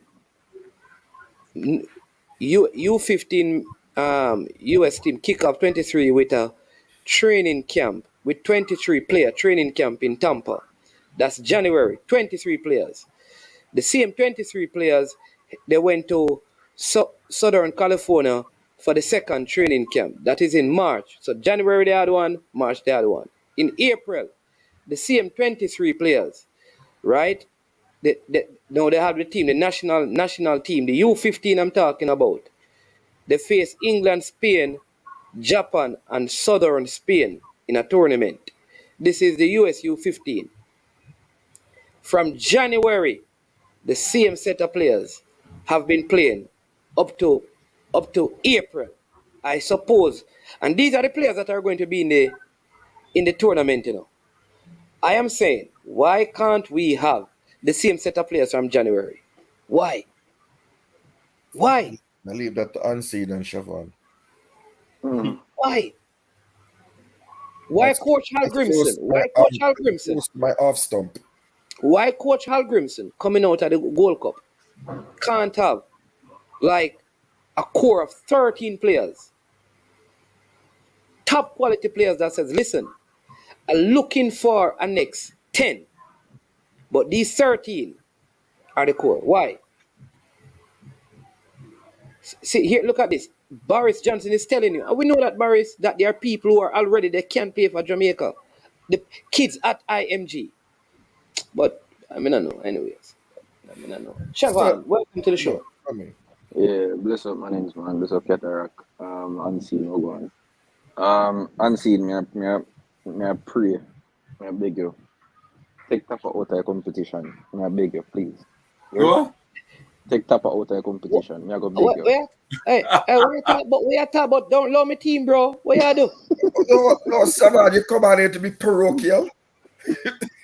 Me have to Yeah, say man, it what you mean? first, man. Leave me team, Unseen. I'm a coach, bro. But Unseen. that's something. Yeah. What you do? Parochial. My man is my hey man is my get Yeah. money now. Yeah, Yeah, so talk about Unseen. what wanna do? No Yeah, so man. Unseen. Just Better Unseen, just do footballer me a always favor, prevails, you yeah? know? Yeah, just do me a favor, you see me? You see me? Just do me a favor. I just can't afford that. But back to business now and see. So yeah, man, there's something that I'm send you. Something they actually want you put up on the screen. Actually, something we did send to Mr. Chung them regarding like a whole kind of not a restructure, a plan towards building the JFF brand itself within Jamaica. Oh, somebody block. Hold on there. Somebody saying that. Why did you block? No, man. Look at that. Somebody blocked him. I don't block anybody. Probably at this time out, you mean? Maybe somebody is there argue and they probably do that, but not me. Go ahead. Yeah. So yeah, it goes to something like Ketara did just say a while ago pertaining. No, I think I unseen there say it. If it's a thing where youth players, youth football in Jamaica is not seen as an importance, because Real. honestly we heard about this tournament about 3 to 4 months now, and I would have thought that, hey, see that we have a competition, a CONCACAF competition coming on, we would have learned from previous mistakes when we're trying to get a squad a month in advance. So we know we have the competition. So hey, 3 months in advance we start training. We have a squad, we get the players that are necessary, and then with this particular Malmo tournament, we would. Because initially I thought this a squad would have been selected by now. A full squad would have been selected. Team would have been training, getting ready. So all of that should have been started out. I really wanted to come on when leader was on, just for ask him to just stop me disingenuous to some extent, because with that's a real and school, it never really did make sense to me. But management, me have to rate you for that because you keep a composure. But yeah, so it's really disheartening, and I know it can affect the kids them, because knowing that the kids All them right, they are prepared for this. Chavon, don't move. Just hold on a sec. Listen, SQ, it looked like Tennessee having phone in their pocket and a block block people.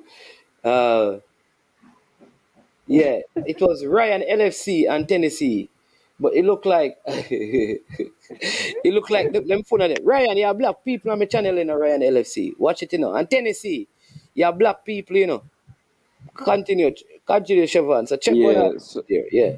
yeah. So cataract.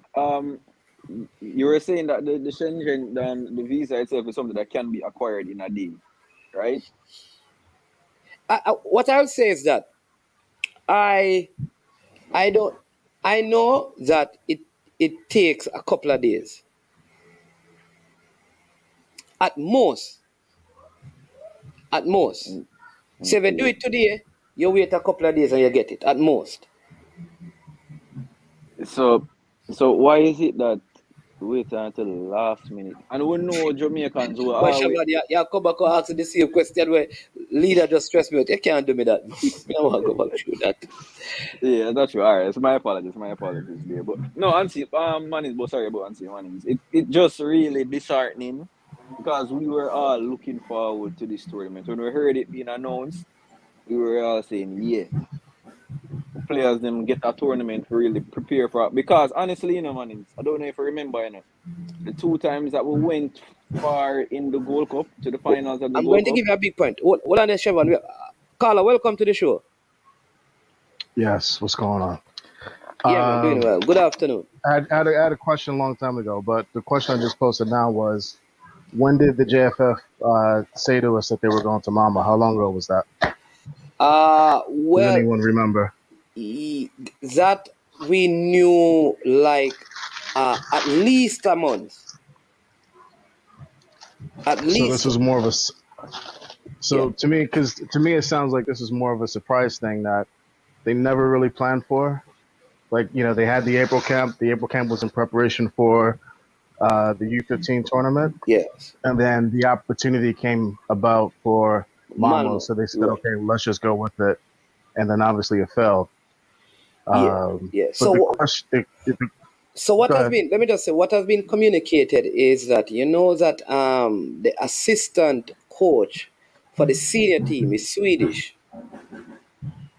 So he helped them in making those arrangements. So it was confirmed. All right. And so they saw it as a way of getting additional preparation for the championship in August. Of course. This was known like a month ago. And that is why I keep on saying that if you know this, even if some of the players that you're working with would not be a part of it, why not just get the thing for all 30? So okay, so we keep asking that question.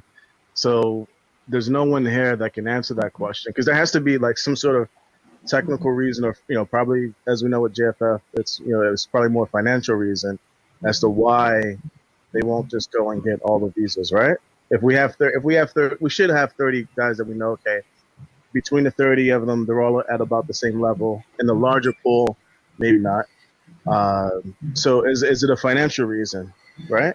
So let's do Which that. is So which is let's say, all right, whoa, a month ago they didn't have money. I'm going to give them that. All right. mhm. Generally, in Jamaica, when it comes to kids traveling, parents, when their clubs are going away, parents normally find the money for the visa because they want their kids to have that opportunity.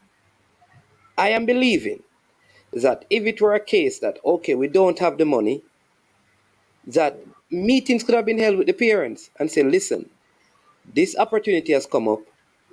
We don't want to wait until the end of May to get the visas. All right? Would you be willing to pay the cost for your sons to get the visa because we want them to travel? Say that they say they can't afford it. The other option was you have Jamaican kids who have been playing in the States who could mhm. travel. Why not tap into that? You also have, because remember, the tournament is not really an official FIFA tournament. It's a club tournament, yeah. Right. So even if you can't send your team for whatever reason, it's not going to work out, you don't have the money. There are a couple of clubs in Jamaica that have traveled to Europe recently that have players in that age group. Couldn't that have been an option? For sure, but do you think maybe it's that they wanted those players to go to Sweden and then also bring them to the U15 tournament at the same time? So they didn't want to make changes or change up the roster. And it was sold to them by an administrator that, sure, no problem, we can get this done. So that's why, like when I post in the comments, like I spam the comments in that project management, project management, project management. And any club I've been with, it's not up to the coaches, it's not up to technical staff to figure out player passes and registrations and things like that. There's someone who their sole job is to collect all the information, apply for passes, visas, whatever it needs to be. But so I question, and I think Cataract said this as well. I question our project management capabilities. I also question our organizational capabilities with like documents and such, like how things are being stored. I can see a situation where they're waiting an extra day or 2 days because they're waiting for a parent to get back something that they should have had on file, right?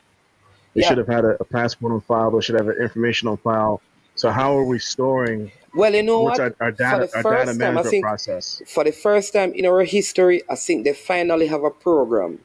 They have just finally, I think they recently have a program that stores all of that. So prior to this, because they have a program now that they can tell who have what, who doesn't, when it expires, and all of those things. Mm-hmm. That if you came in, you have that information. Because prior to this, if you went to the JFF to work, you'd have to find numbers to call everybody because there's no database available to the federation with this information. So this is the first time that they have actually done that, which means going ahead, at least it should be So, so Manning just saying that they did it. You're it should be saying that better. Manning just saying that they didn't have a Rolodex, even the whole time Rolodex where you flip the card them and have the numbers on it. Nah, we don't have it because I even see it with other large organizations. I remember I see a few months ago the hospital system is if for anybody's familiar is just getting away from paper records, right, and going to a Yes. digital database. It's a problem that we have island wide with with structure and storage.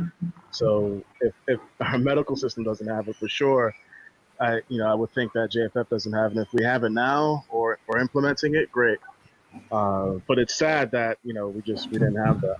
It's sad that I just saw a website went up last month, yeah, or a few weeks ago, so we can finally look at the structure of the organization to see who's supposed to be responsible for what, to look at the fiscal reports, to look at the whatever strategic plans that are available. I haven't looked at the whole document yet, but we should probably dedicate a show. The 2022 report isn't out yet.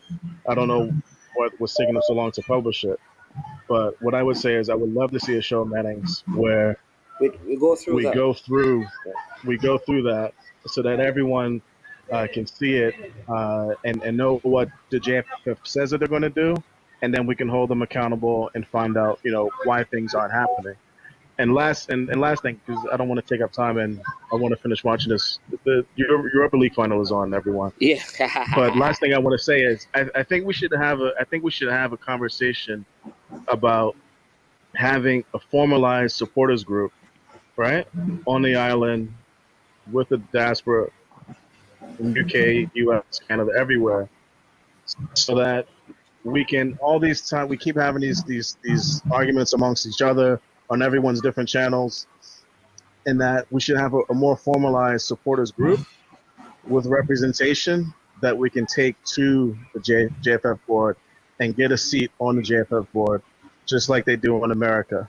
You know Reggae Boys Supporters Club? No, I'm not.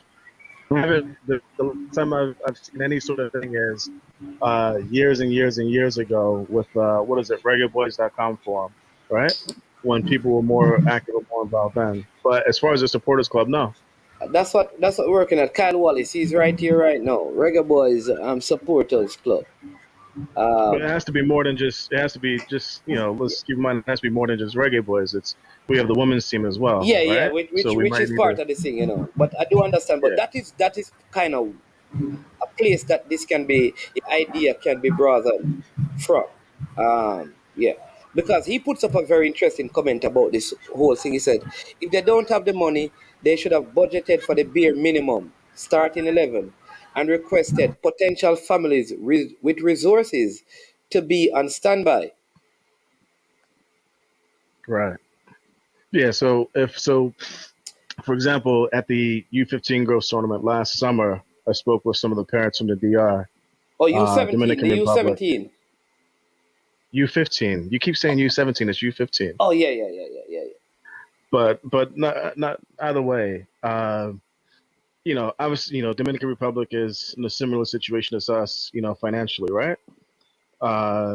And when it comes to travel, when it comes to visas and all of that, they rely on the American-based families to pay for everything, and they only support, give financial support to the kids, which are not many on the island itself, because it's only fair. But you know, right? you know that you know that if someone called and said, "Listen, we have 8 kids who need some money to get the visa to go to Sweden," if that was said to me, I guarantee you that on this channel we could have raised that money.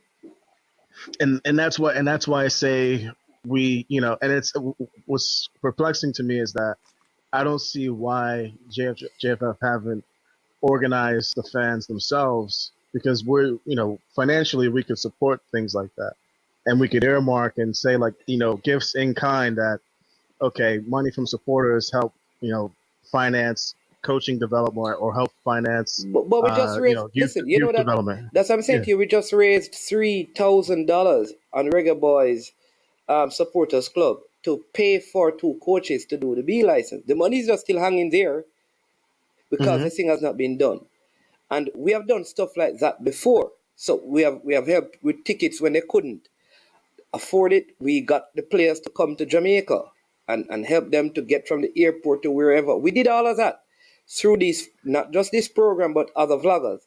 So people want to help. But I said it before, and I'll say it again. Oftentimes, let me say it this way. What is Go in ahead. our culture that makes help available? We know we are failing, we are going to fail, and we refuse help. That is part of what needs to change. I, I think that is part of the big issue, that people will see viable solutions, whatever, and something, maybe it's hate, maybe it is I'm here the boss, or maybe you will get the credit, or maybe it's pride, but Yeah, something it's pride for is sure. preventing us from seeing viable solution to our problems and still continue in folly. There are people who want to help.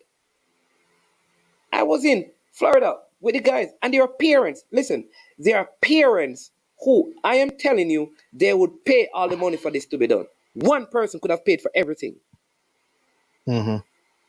But the question is, the person who is in charge of it, the persons who are in charge of it, want to do it. I mean, if you have been to Jamaica recently, you know what? Oh, wow. I mean, no want no boy come feel like me. I beg no man, nothing, you know. Yeah, yeah. You understand me? You see me? Me no want a man come feel like them help me, you know. And me do this by myself. Me no want a boy come feel like say, them can come take credit for one man there, you know. And me build my thing, you know. Me. There is that part of our culture. You ever hear Jamaican say, "Who? Me no want nothing from nobody, you know, because me no want them go and go tell people say, I didn't give me food for eat." And I'm saying, listen, if you're hungry, Right. and someone offers you food, eat it. If they want to go and tell people that they feed you, let them do that. You are hungry and you are fed. It don't matter. Your belly full. But we have this idea that if somebody helps us and go and talk about it, you see it, that's what I mean, I like. And that is a culture thing that needs to change. I'm telling you, Carla, I think this is why we keep having the same problems, because somehow there are people who believe that if they were to call you and get help, you will be one upon them. And no boy enough you have one upon me. That is Mm-hmm. why our men don't go to doctor in Jamaica, you know. That is why most of them don't go to counseling in Jamaica, you know. You know how Jamaican men get checked into teen challenge in Jamaica? When they are on the streets and they go dead and they have no other choice. They- I'll tell you this. If their marriages are in problems, who? Me not gonna tell nobody nothing. I'm telling you, it is a cultural issue that needs to fix. How do you change culture? It's a long that I think for change. this is where I want to bring the conversation. What are we going to do to begin to change the culture? Because generations of people, and here's what, the people who understand this, their characters are so high that they refuse to get into the thing. And so what you have is that many times you have the more compromised people serving because of the same issue. Because we have this thing that if you were to step in and help, I'm telling you, people would begin to say all kind of things. And so I want us to begin to think as a people, how are we going to create a new culture?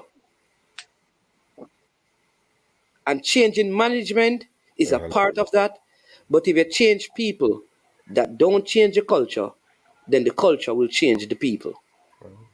Yeah, you said that earlier, which is true. Okay, no problem. Okay, Yeah. Yeah, I mean that's why I would say it's important for there's really two voices that are never there's two voices that are never really heard, which are the players and the fans, right? Like we're the ones that are constantly being disappointed, um, and who face the disappointment, and then the administration side, they just kind of live with whatever the results are. And so if players and fans have a voice on the board, and can see things as they're happening and before they fall apart, I think we can make a culture, some small culture shifts, right? And take it, break things down into smaller projects, right? Like the women's thing is really a separate project from everything else. So it has been for a long time. And they're trying to, maybe pull it back in. And that's really the only reason why that's been successful the way that it has. So if we say like, okay, we're going to make, a youth level team, our project and make and see that through for the next 10 Yeah, years to see what it creates, that's probably what we have to do yeah. and So not try to take yeah. on the entire thing. So here's what, because listen, here's what I've been working on. So you see, we did a camp this year. You see these same set of guys. We have something going on um this weekend. You know, Boris Johnson, some former players are a part of it. So they have the official kit. They will be in training because we are hoping that some of these guys can make the U17. And the whole idea is, listen, we want this to be a springboard where they continually train. If you come to Jamaica, you begin from now for the next U17 qualifiers. You begin from now to bring up kids and ensure that they can travel and all of that. You begin to work now and to say, listen, all right, let's do this and see if we can do it without demanding any resources from the federation and make it work. And it's not working to embarrass them, it's to working to let them know we can do better than how we're doing. This can be better. And here is a model. This work.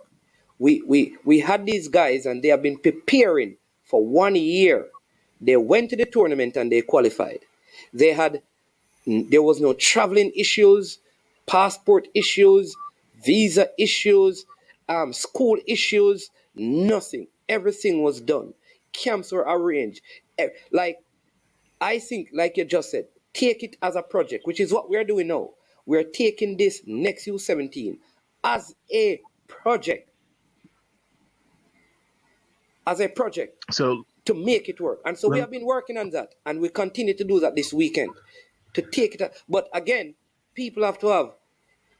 Of course, you cannot say that you're representing Jamaica football without mhm. the permission of the federation. So the federation must say, listen, you can do this, and they don't believe like they're losing authority and control. Because here's the thing, you see, if a man don't know all that he rules, he will think that people are taking things from him that are rightfully his. That's the best way to put it. So are you all right? I have a question about that, but I don't want to take up too much time. But the last thing I want to say is when you mentioned the supporters thing and you mentioned what you're doing now, if you mentioned it before, I've missed it because I would ask of you, Ryan, military, everyone, the channels that I see that pop up, that the algorithm gives me.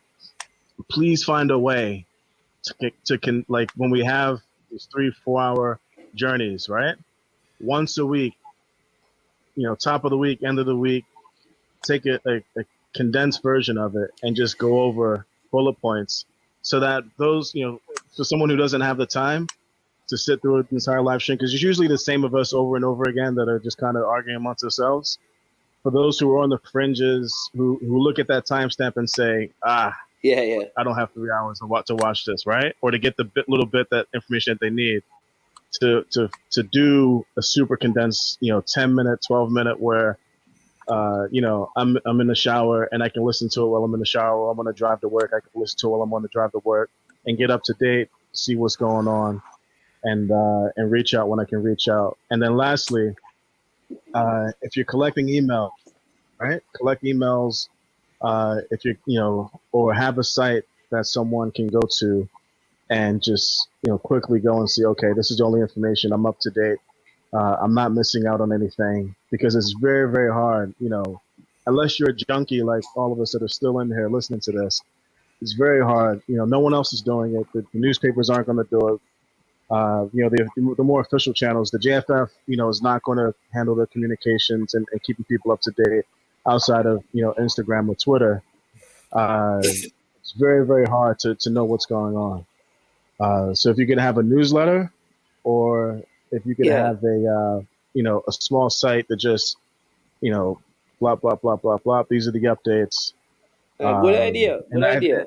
And I think you draw more people in, and we can build up this supporters thing, and people who were into it before who kind of fell off and because they got frustrated, right?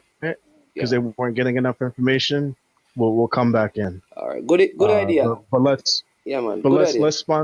let's sponsor a team, and let us know more about what's going on with that. And I'm gonna send you a message, and please let me know. Yeah, man. So we, like I said, we have a camp going on. It starts tomorrow in Florida with a group of guys that we met with in February. So there are like 26 guys. A couple of And the is this, parents. is this the thing is this the thing in Port St. Lucie that you made a video about? Right. I just watched that today. Right. So there's this part 2 of that is happening this weekend. Coach Boris Johnson, Freddie Butler will be there. Kerry James will be there. Carlton Simmons will be there. Roger Thomas will be there. So a few persons will be there out there. Yeah. So that is happening this weekend as well. But we'll go and take we have Kyle from Reggae Boy Supporters Club. He heard you, he came on, so just listen up and you'll get a little bit more from him about what is going on there. All right, and thanks again for the call and the input. Appreciate it. Yeah, thank you. Yeah. All right. All right. So, Mannings, All right. Yes, sir. On a totally different. I mean, that's a good idea. I never even thought about that. The condensed it's a wrap sort of approach at the end of the week.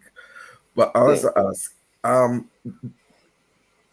can you determine or let us know if the JFF, the Jamaica Football Federation, have been assigned a specific section in Soldier Field to sit? Right? Okay, I will because find I know out and let that you. away fans are normally kept away fans are kept separate from the home fans. All right, I'll find out and let you know. So on tomorrow's show, Shavan, tomorrow we're gonna deal with your thing, Kyle, welcome to the show because hey, people, it's 4 hours. I'm nasty here past 4 hours 10 minutes. Kyle, take it away. Welcome. Good afternoon.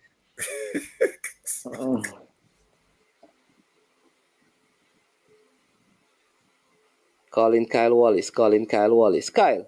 Kyle, I have a suggestion as well because Kyle make a good point. Hold on. Oh, we never had Kyle. Hold on, Kyle. Morning. Oh, jeez. Never realized we never added to the stream. Oh, my God. That's all right. Can you hear me now? We hearing you. Okay, good. Yeah, it's good to be on the tail end of your program. And, hello to the panelists, the viewers, the subscribers. It's always good to be on the thinking man, thinking woman's sports program. That's how I look at your program. Because anybody who watches your program, comes with the objective to think about football and leave your program thinking about Jamaican football. That's how I feel. Yeah, just to add to what the caller was saying, we have been around for probably decades, like I've always said, ONE was a part of it. They had a supporters club in JA at once. I don't know what happened to it. ONE can probably speak on that. But the plan is to basically get as many supporters club in the diaspora as possible. England, Canada, wherever, because the objective is to support Jamaican football and let it grow. And and we have contacted the GFF and tell them that we are here. If you need us, reach out to us. We can, we will use our resources here in the States to support them as much as possible. And believe me, we haven't even tapped it. Half of what you see we have done is just a scratch on the surface. Believe me. Hold on. Sorry, I have to cut you. You know that leader took up 1 hour of my program. Oh boy. Taking on Cataract, Brian and myself. And look what leader come and put in here. I understand the blame is clearly on the coach. He could have assembled this team very early in this year. Did leader say, or even last year? But isn't that what we're saying, leader? Listen, I have given up on leader. I, Yeah. I, I read leader as somebody who just wants to be heard and be right. He has to be right. Yeah. So I mean, just leave it alone. Kyle, I Yeah. want to make a quick note. Shavan here.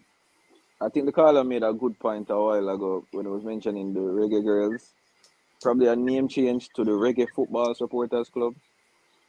Oh yeah, I mean, For it to just be the Reggae Boys Supporters Club, it right. might seem as if you're only supporting the boys team, so the females they might feel away. Of course. I mean, the context of that is that it happened back in when, Cataract. When did we start this thing? 1998. 1997. Right. And Yeah. back then it was only the Reggae Boys. But you are correct. We are thinking about a name change. But the point is though, everything what that caller said, I fully agree with it. The bullet points and end of week, what we have discussed, what need to be done. Because there's so much that this GFF needs to do. That is just patchwork right now. And what's happening is that we're still hemorrhaging from our mistakes. We have failed some more youths. The whole argument to me is about preparation. And if we fail to prepare, we're preparing to fail. Because, like Mrs. Henry said, basically what we're doing is we're giving them passports on the way to a flight overseas. No, she said that we are selecting the team on the way to the embassy. Right. And I believe that we spoke, and I think it's your coach or on the issue of Somebody already getting know. the right. And basically one of the conclusions that we came to was that the GFF needs to liaison with the Minister of Sports and the embassy to basically have a passport program to expedite the process. That is something. But Kyle, the minister of somebody's echoing. The minister of sport was on the news, sports news last night, along with the head of the Sports Development Foundation. And they started off generally, and then they zeroed in on the JFF to say that, I don't know if Siobhan or Unseen did watch it. She's saying that for every tournament, they are coming to her ministry a day or two before the tournament, asking them to intervene in getting visas, in helping to secure charter flights for tournaments that they know a year in advance. Right. Well, you see. And so she was very scathing. And I think the SDF also said, because I think money came out to SDF to pay for the girls to get a chartered flight. I remember. That they will not be so forthcoming in the future if the organizations don't come and sit down with them at the start of the year when they're preparing their budget and let them know what tournaments are taking place, right, so that they can budget to support, right, one, hosting tournaments, and two, traveling to tournaments. Right. And catch what, let me just make the point real quick. What people need to understand is that when you plan in advance, years, let's just say years, months, whatever, you are basically planning to save money, save costs. So if you have a tournament coming up next year, you start planning from now because you want to save costs. Airplane costs, booking costs, lodging costs. That's the name of the game. So when you come in at the last minute and saying, listen, can you give me our money so I can get air tickets to travel overseas? You're talking about an increase in prices. And it happened to us in the last under-20 tournament when we supported those players to come down. The prices that we were getting every day, they jumped like 150. It was ridiculous, but guess what? Out of our patriotism and love for our country, we say, you know what? We're going to show the JFF what we can do. And we sent those players down there. And it cost us money unnecessarily. If they had given us 3 months, we could have sent twice as many players for half the damn cost. Sorry, but I'm very upset. But this is what they're doing. It is ridiculous. And people keep saying, oh, they need a project manager. And I mean, I don't mean to basically say that they don't. And, listen, this is common sense. This is business 101. You know what I mean?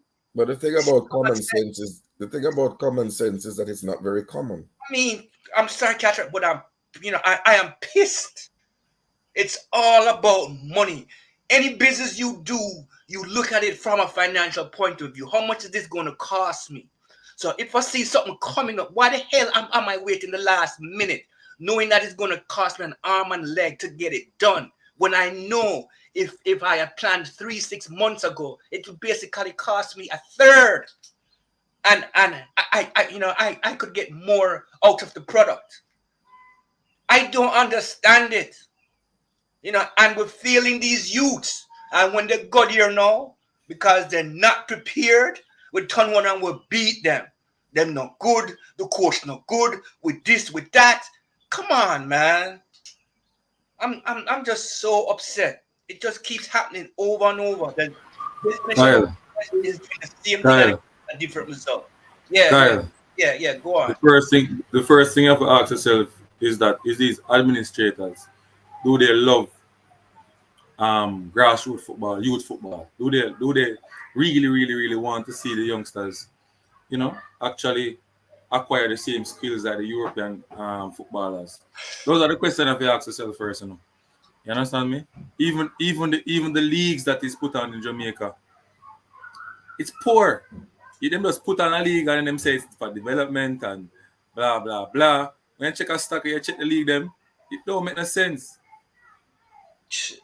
Well, I tell you, listen, I have to wonder. Referees are so poor in the grassroots level.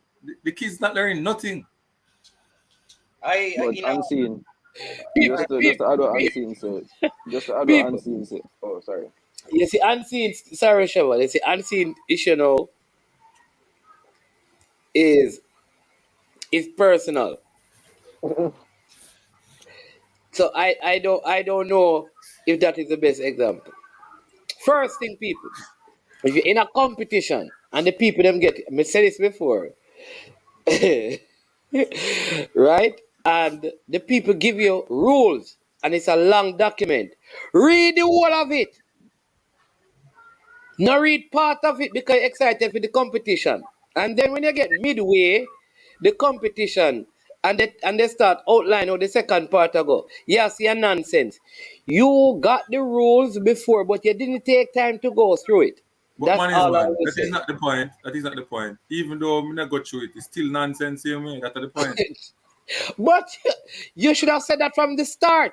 It don't really matter what me say it if I mingle or it's still nonsense. No.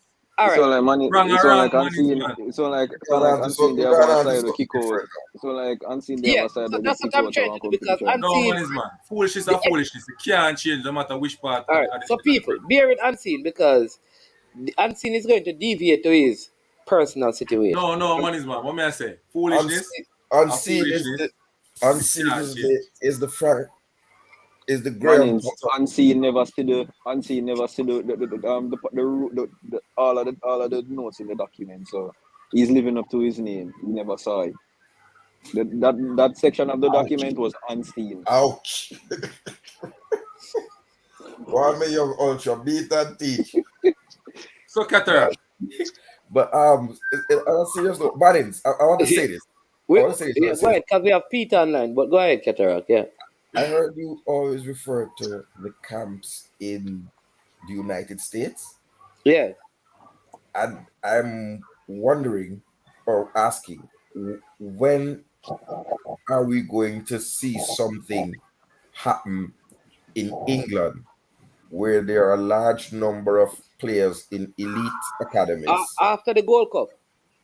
On the 15 and those things you talk about. After the Gold Cup, yeah. You understand me? Sometimes when you do things, you have to make sure one is kind of going before you start. So after the Gold Cup, you should see that. Okay, sir. Manny, can I ask a question? Yeah, because we have Peter online. as well. That camp that they did in Florida, where did most of those youths come from? One was from Atlanta, one was from Houston, but the rest of them were all in the Florida area. Okay, But this time they have kids from Canada, the United Kingdom, New York, Atlanta, Houston, all over. That's what I wanted to say, because my point is this. You see, Florida, I mean, you could come to the tri-state, New York, New Jersey, Connecticut. Yeah, there's a plan to do that as well. And get 3 times as much as what you got in Florida. There's so much Jamaican talent out here. It's ridiculous. Believe me when I tell you that. Anyway, go on. Yeah, we have Pete online. People, you see what Andre before the game is saying? You need more super stickers to hire help. Peter, welcome.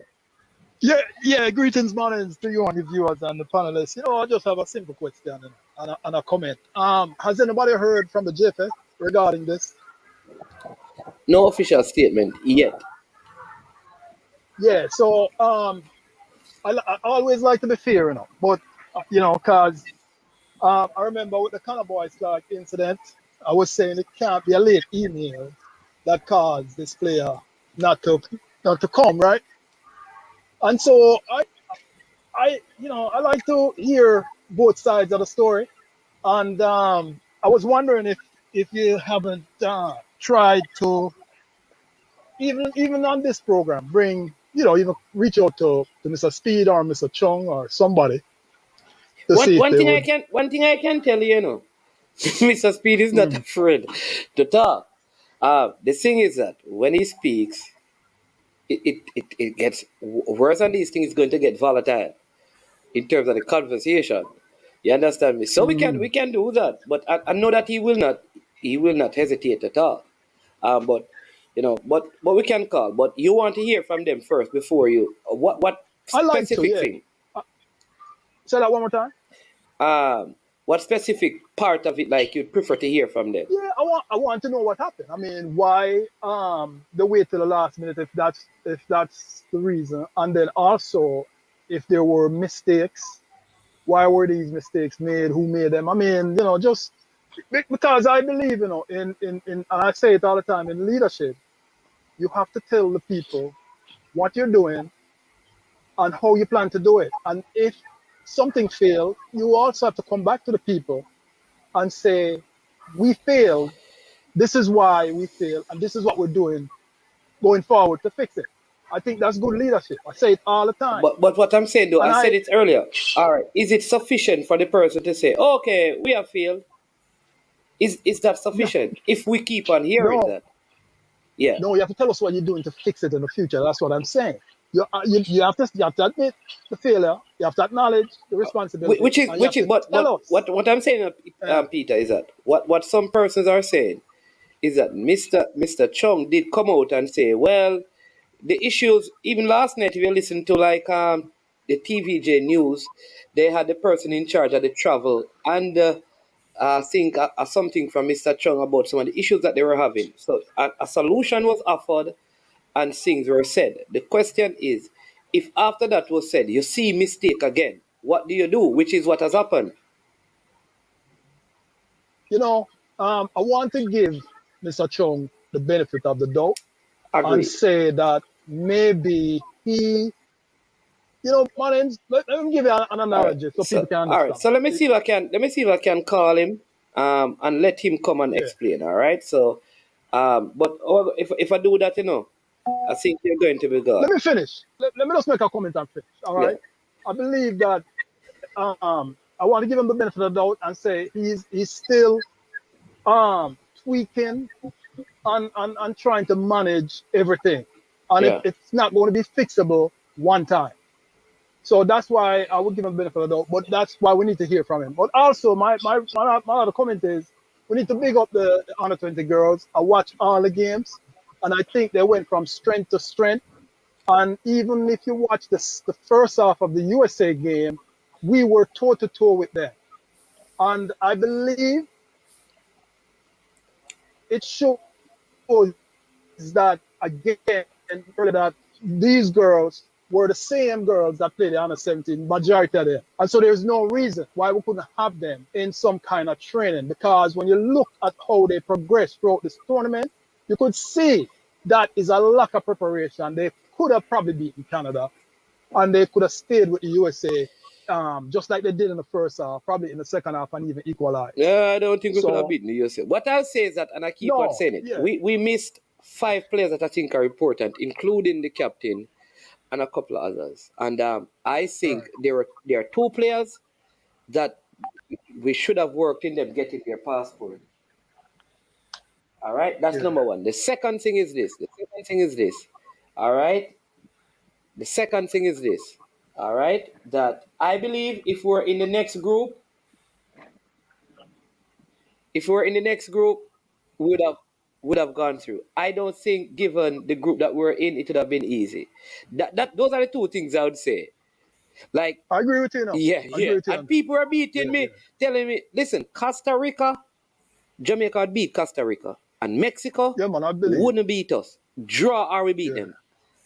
That's my. Listen, man, That's my thing. anytime you draw a group with Canada and You're US, in problems. especially in youth football, You're gonna be in problem. trouble. But let me call because Mr. Chung, and then Peter, we can let's hear from So people are going to talk to me. The best thing to do is to hear from Mr. Chung, if he's able to, what really transpired. So let us call him.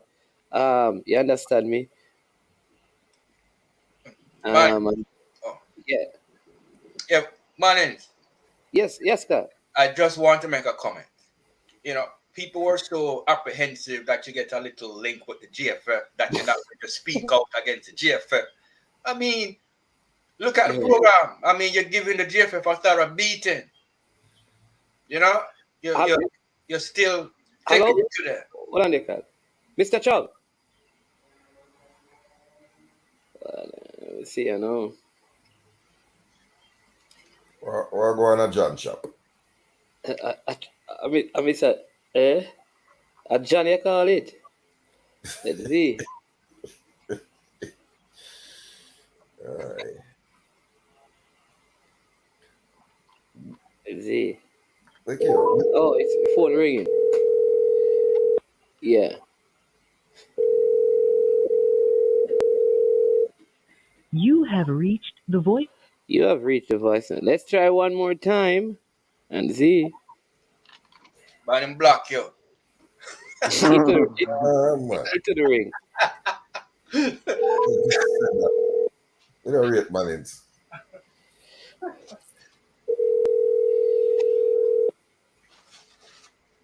He just not answer you. No answer, Ryan. No answer, Mannings, man.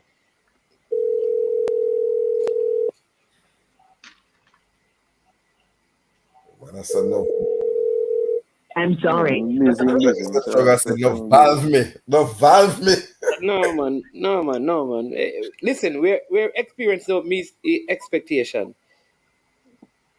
Okay. So this is he sent me a message. He said give him 5 minutes. All right. So the program will run for 5 hours. So Mannings. I mean, Mannings, let me just make some points real quick. Look, see, he's calling back. Man of his word. Mr. Chung. Mannings, man. What are you saying? Yeah, man. All right, good afternoon. Yeah, you're right. So you're live on air now. I am sure sports as usual. Okay, yeah, all right. So I've been here. I mean, I get a lot of beating this morning, and I want them send me I work with JFF and I pick up phone. So, but but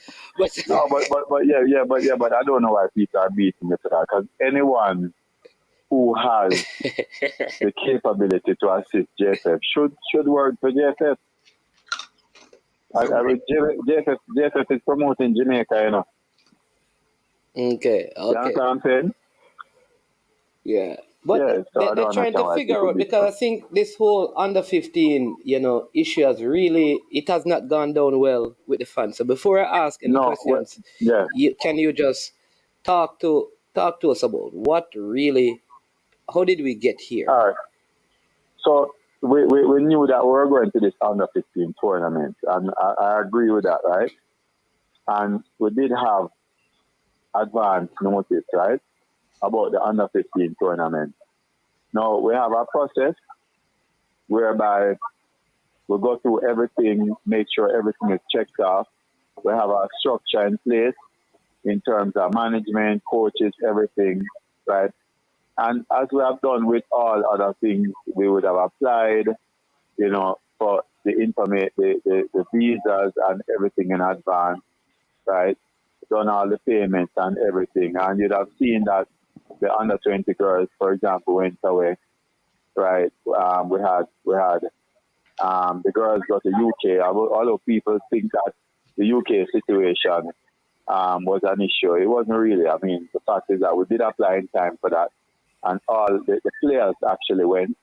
Right, it was some of the staff members who didn't have visas, and that's because the embassy had moved from Jamaica to New York, and the staff members did get their visas back before the game, but we took a decision that we had wanted to go up earlier, and therefore we said we hired some staff up there, and myself and the president went.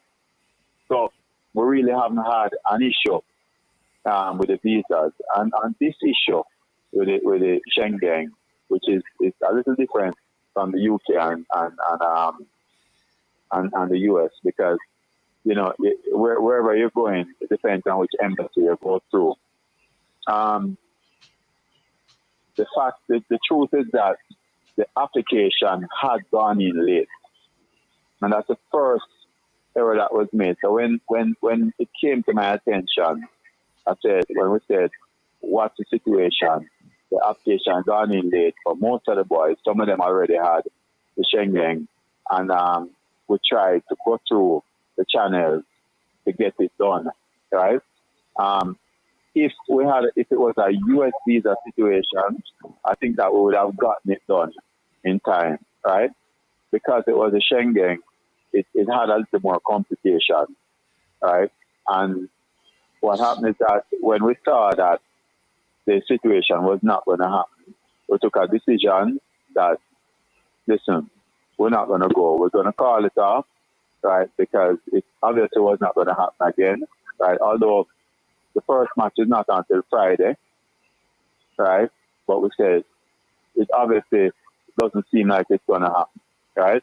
So we called it off, and we decided instead, right, that we're going to do another U15 tournament, which our technical director has been working on finalizing. So we're going to do that instead. But, I mean, there's really, the real issue, I should say, is that the application did go in a little late. If it had gone in like a week or a few days earlier, then I think we'll be in a better position now, a different situation. But that is really what happened with it. All right. But as I said, we're trying to ensure that we get the playing time still, because this is not the major tournament thing. The major tournament is August, which all the preparations have started already. Go ahead, Manager. All right. So what I'll ask is, and this is just from my experience, is there a document of policy and procedures that guide when a team is supposed to be selected in terms of deadline to be submitted to you as the general secretary, so all the necessary and the requisite stuff can be done? That's number one. And number two, when that is done, where visas are needed, is there a procedure in place where the person who is supposed to do it has a timeline, for example, that says 2 weeks before the tickets are booked, all visas but we do have a process in place and timeline for that sort of thing. So how did it end up then being late? Because that then becomes the issue. If there are written policies and procedures, what could have led to because it would have been better if we had said, we are not going to the tournament initially. The fact that we decided that, how did we get to the place where there is clear procedures and policy, but still yet there was a late submission? Well, I think it was just for that particular situation, because there were so many things happening that it was an oversight, of the timing, right? Because it's not that they didn't do it, but it's just the timing of it, right? So I think that is. I mean, there's really no excuse. I think that is really what happened. And as I said, we could maybe have gotten it before and traveled, but based on the timeline that it was, we said, boy, let's call it off and let's get something else to do. That is more certain. So this is probably the thing we're looking at that time. Yeah. All right. We have Could I go ask ahead. the General Secretary a question? It's a two-part question. So just to be clear, Gensec, the JFF has a standard operating procedure. We do have a process in which we go through. So we know that one of the things that was happening, for example, is that we used to get submission of names list, right? And if you don't get names, then it delays the process of visa application, right? So we said, listen, we need to get our name X time before, right? Sometimes it's a little difficult. The coaches, there's always a tussle between the administration and the coaches. So the coach said, well, I want a little more time to look at people. We said, no, we need this, right, by X time. And then once that happens, we're supposed to start the process of getting the prices for tickets, because we have to get 3 quotes by FIFA rules, right? And also we're supposed to start the process for visa application, right? So we would have said the visa needs to be applied by X time, right? And, so Mr. Chung, just to be clear, because you said you have a process. But the question I ask is, does the Jamaica Football Federation, currently on the 31st of May 2023, have a standard operating procedures document? We do. I wouldn't say a standard operating procedures document. That's been developed. We have a checklist. Okay. There's two different things. The other thing I wanted to ask is, in that process, because it's not a SOP, in that process that is designed, what is the timeline for the submission of names prior to a tournament, and what is the timeline for the visa, to understand which of the actors in the process failed to adhere to the stated procedure? All right. So I don't want to get into. I'm not going to get into the specifics of where the process fell down, right? So I think that's an internal thing. No, but Mr. Chung, you promised us some transparency, and yes, but I'm not. Of course, I'm being transparent about what happened, right? But I'm not going to get into the process of saying that this is where it happened and this is the person that where it happened. I'm not going to do that. All right, fair enough, because we have an next. But go ahead. This is Kyle from Reggae Boy Supporters Club. Go ahead, Kyle. Hi, Mr. Chung. I just have a question. Yeah, man. Does the JFF have a visa personnel or persons who specialize in procuring visa? That's a two-part question. That's the second question is, do they have a working relationship with the Minister of Sports or any governmental agency to expedite visas?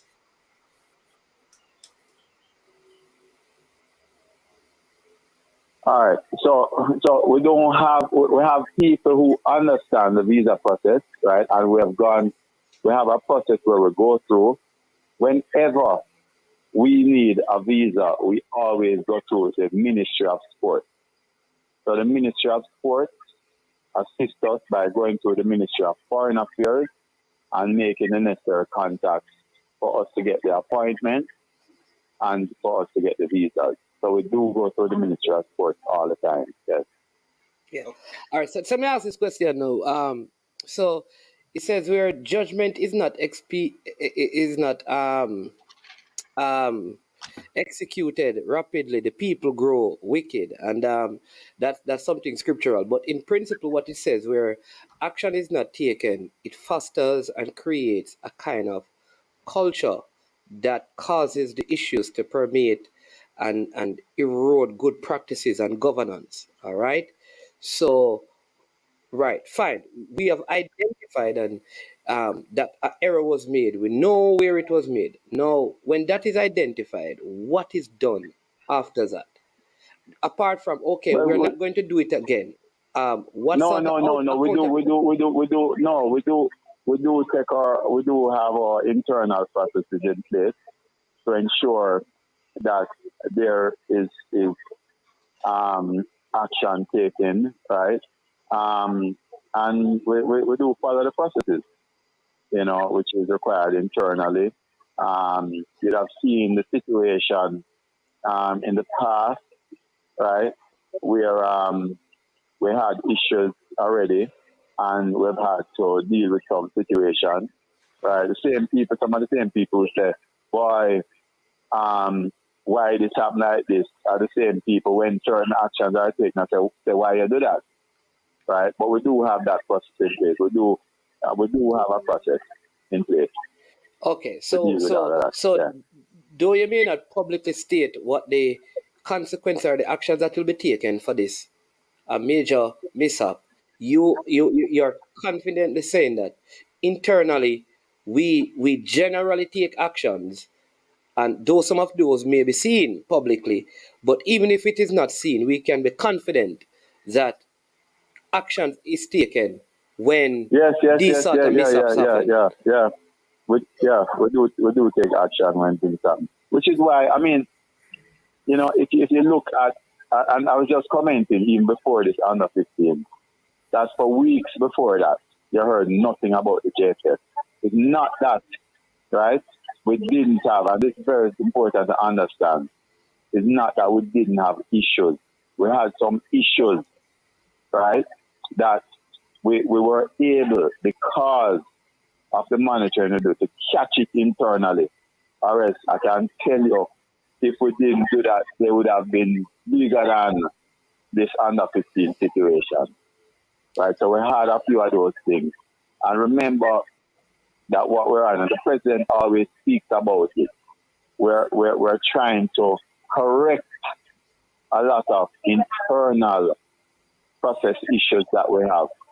Right? So there are some things that, as I said, even the week before this under 15 thing happened, right?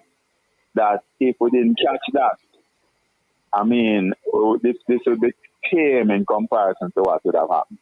So we catch some things, I will fix them, and we have our internal process to address it, right? And action is taken where it should be taken. Go ahead, Oyin. I had a question before I get back to that, Jensen. This is Qatar. You said that the Schengen visa application is more complicated than the US or Canadian visa. If you can tell us what I'm not saying that the application process is more complicated. I'm saying it's a little more complicated because of relationship. So if this was a US visa situation, I think that it would have been dealt with much quicker, right? Because the relationship is important in this sort of thing. And we have on many occasions gone to the Ministry of Sport in the past, primarily when we got named late, right? Or not even got named late, but the football team is a fluid thing. So sometimes what happens is that we pick a team, right? We're going through the process and we get 2 or 3 injuries, right? And at that point, we have to call the Ministry of Sport and say, hey, we're going away in 2 or 3 days, right? And we have 2 or 3 injuries that we need to replace, right? And that helps us in that case get appointments for even the day after, right? Or 2 days after, right? Those sorts of relationships are important, right? So that is what makes it a little more complex, right? The reason why I asked, you see, Mr. Chung, is that we played a tournament last year in Catalonia that would have required Schengen visas. We played a tournament in Austria that prior to the World Cup that would have required Schengen visas for the players and staff, etc. And so I am just, as a fan, trying to understand having, and we are going to Austria in a couple of weeks with the senior men's team. What is the relationship that we would not have with the visa issuing institution? And I think in Jamaica there's a French embassy and It is a Spanish embassy that is used predominantly. there are more than one that you can apply for the Schengen visa at. But I'm just wondering what this is not like a country like, let's say, South Korea that we don't go to. We regularly go to Europe. So can you help us to understand why so when we say it, understand this.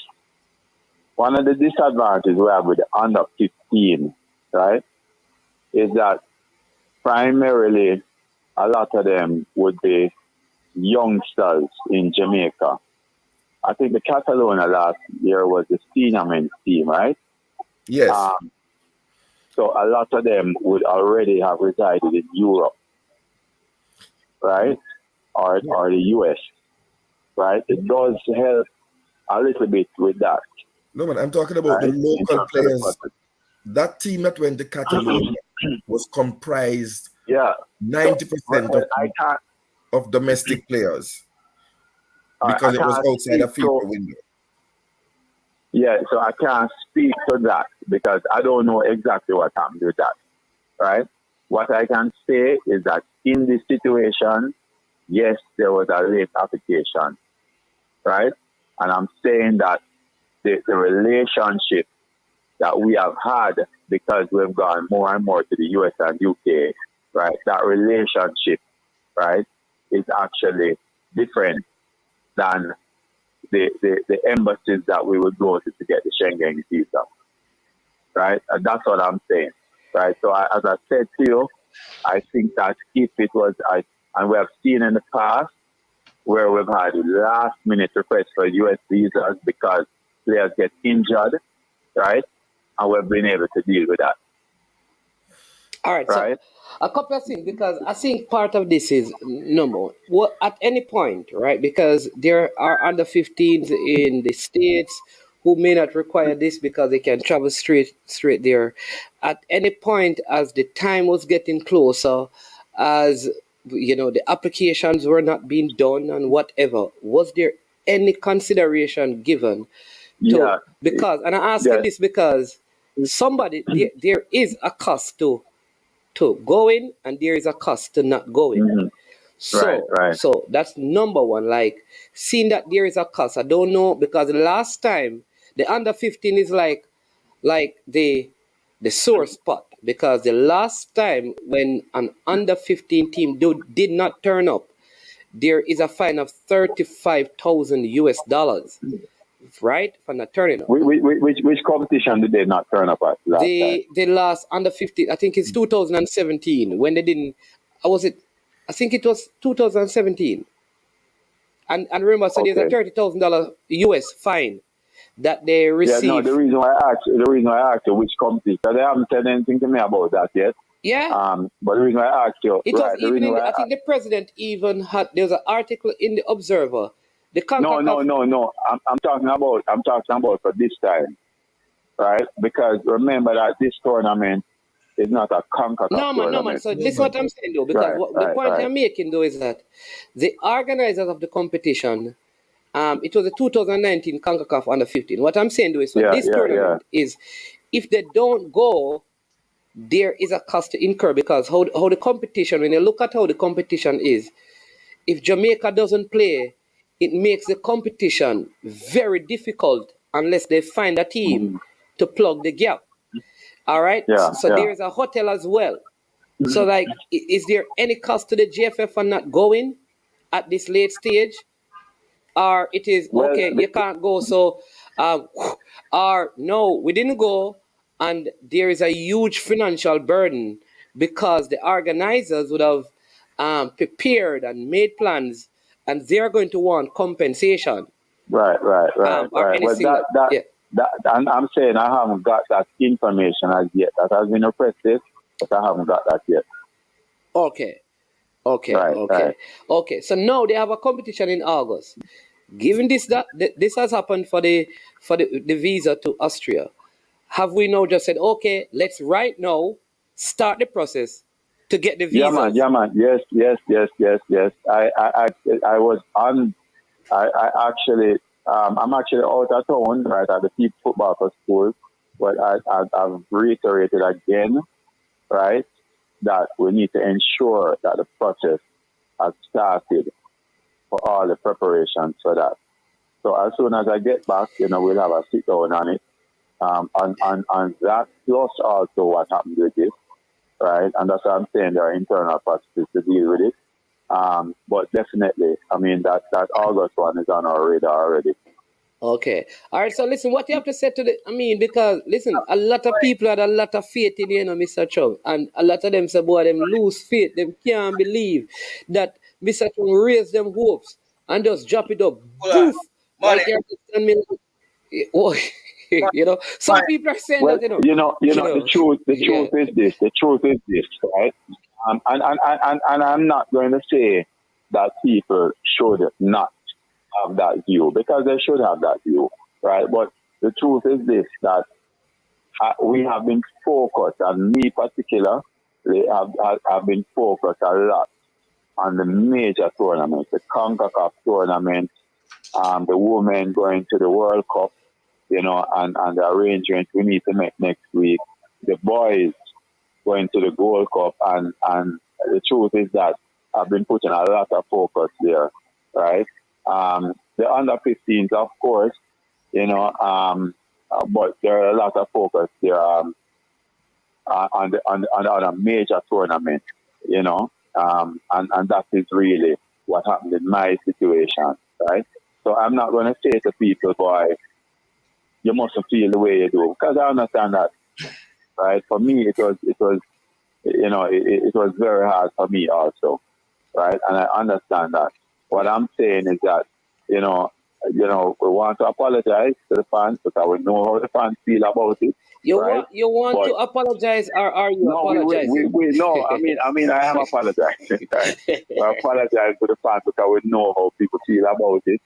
But one of the things I know, right, about leadership in a situation is that you just have to make the hard call sometime. And for me, when we saw that we're the process, so I said, listen, and speed also, listen, this thing not going to happen. Let's call it off. Let's issue a press release as to what happened, and let's look for an alternative, because the most important thing is to get the boys the exposure. Mr. Right? Chung. And that's what we've done. Yeah. Mr. Chung, you say you took a hard decision to call it off. But was it explored that there are players in the United States, there are players in England who are eligible to represent Jamaica, because this is not a FIFA tournament that you need a passport for? Was thought given to assembling a squad from the players who are in the United States, in England, in Spain, currently, who could have represented Jamaica, to put together a squad? Because there is a cost to reputational damage. Reputational damage has a cost. Yeah. So that was the consideration was given to that, right? The feedback I got is that a lot of them were not available. That's the feedback I got, right? Yeah. So thought was given to that, right? And I guess based on the timing, because it's really just this week, earlier this week, we said, listen, this thing is not going to happen, because up until Monday, right? Up until Monday, Tuesday morning, we did have hope that we would have gotten the appointment, right, to get it, and everything else was in place. We'll identify the travel and all of those things. The thought was given to that, and that approach was taken. Shavan Peart, I know you and Shavan Peart had some conversation the last time we were on the stream, and he sent you a document. I don't know if you have seen the document yet, but I think he emailed you a document. So I think he had requested that he sent it to you. And this is somebody else who wanted to help, so he's trying to reach out to Yeah, find out. man, yeah, man, yeah, man. And I did send it to the person to reach out to him. Okay. I think this was the person really the social media. Yeah. Yeah, man, yeah. And I did send it to Earl, and Earl Bailey, and I think he had a discussion with Earl also.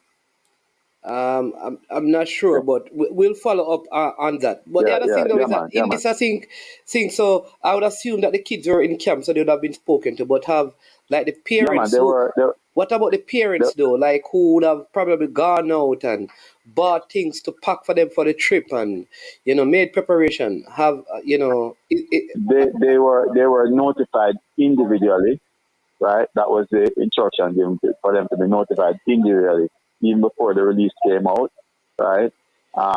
And discussions are taking place with them, further discussion individually on it. Oh, okay. To apologize, and I know that there was one kid from the United States. I mean, and he was taken care of in terms of going back because I know at Yes, least. yes. One from the United States and one from the UK. Their travel back was approved, their itinerary. Okay. So, Mr. Chung, I just want to All right, ask hold on, something. Cataract. Let Kyle just take this one and then I get you. Yeah, my Cataract. Kyle, Go go ahead. ahead. Last question. Yeah. Mr. Chung, you stated that the document arrived late for the visa application.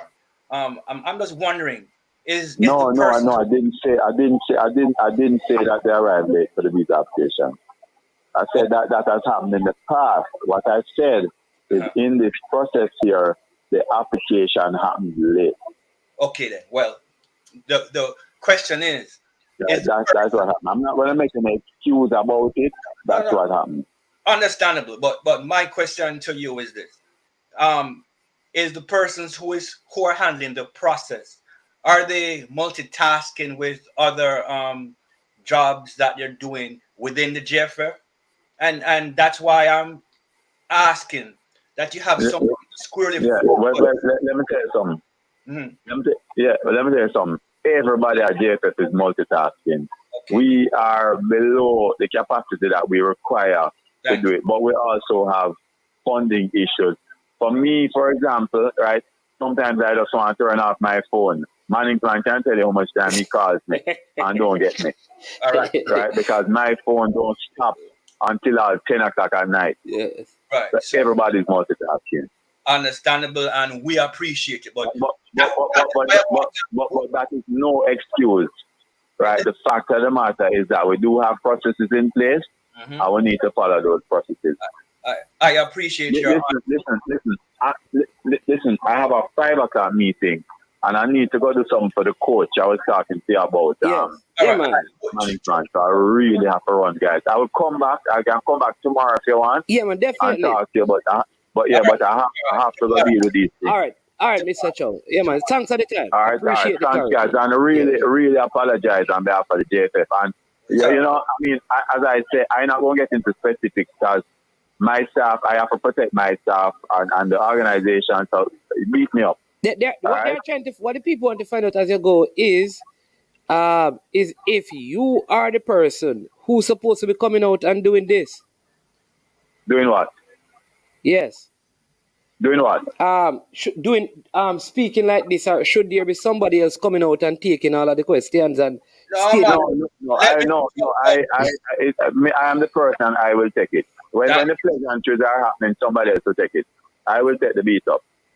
Good. Come on. Tomorrow. We look forward to you tomorrow. Tomorrow.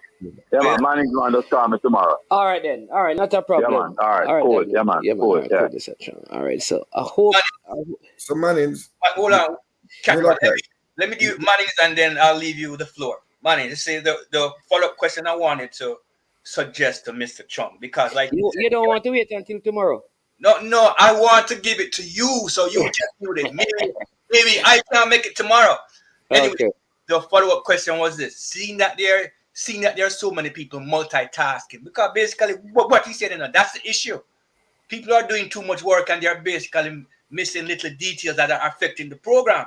So the solution would be for the JPF to have a designated person specializing in Yeah, the but visa he process. also said that there is a in other words, what he basically said is that they can't pay for anybody to do anything else. So Good. they have to have So multiple people doing stuff. that's where you come in. Eh? That's where Let me you say hold no, on. Kyle, hold on, no, Kyle. Let me tell you what Mr. Chung said again. Yeah. And don't miss the important part. All right. They cannot pay. You can finish the rest. Okay, so what I suggest is use your channel to basically ask if anybody is willing who has the visa specialization skills to help the GFF. Maybe somebody will answer the Of call. course.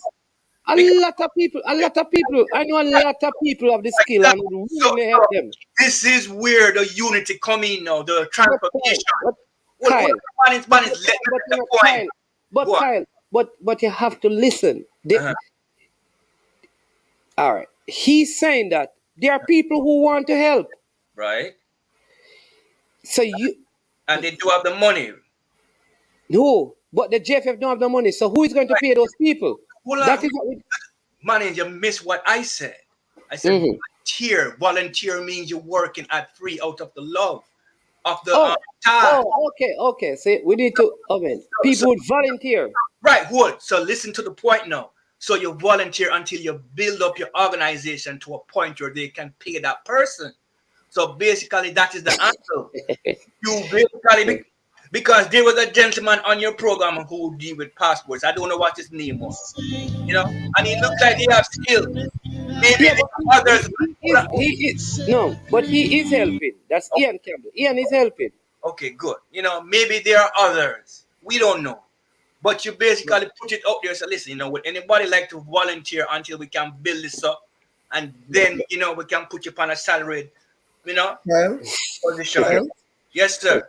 I think there's a great dissonance, and I look forward to Mr. Chung tomorrow.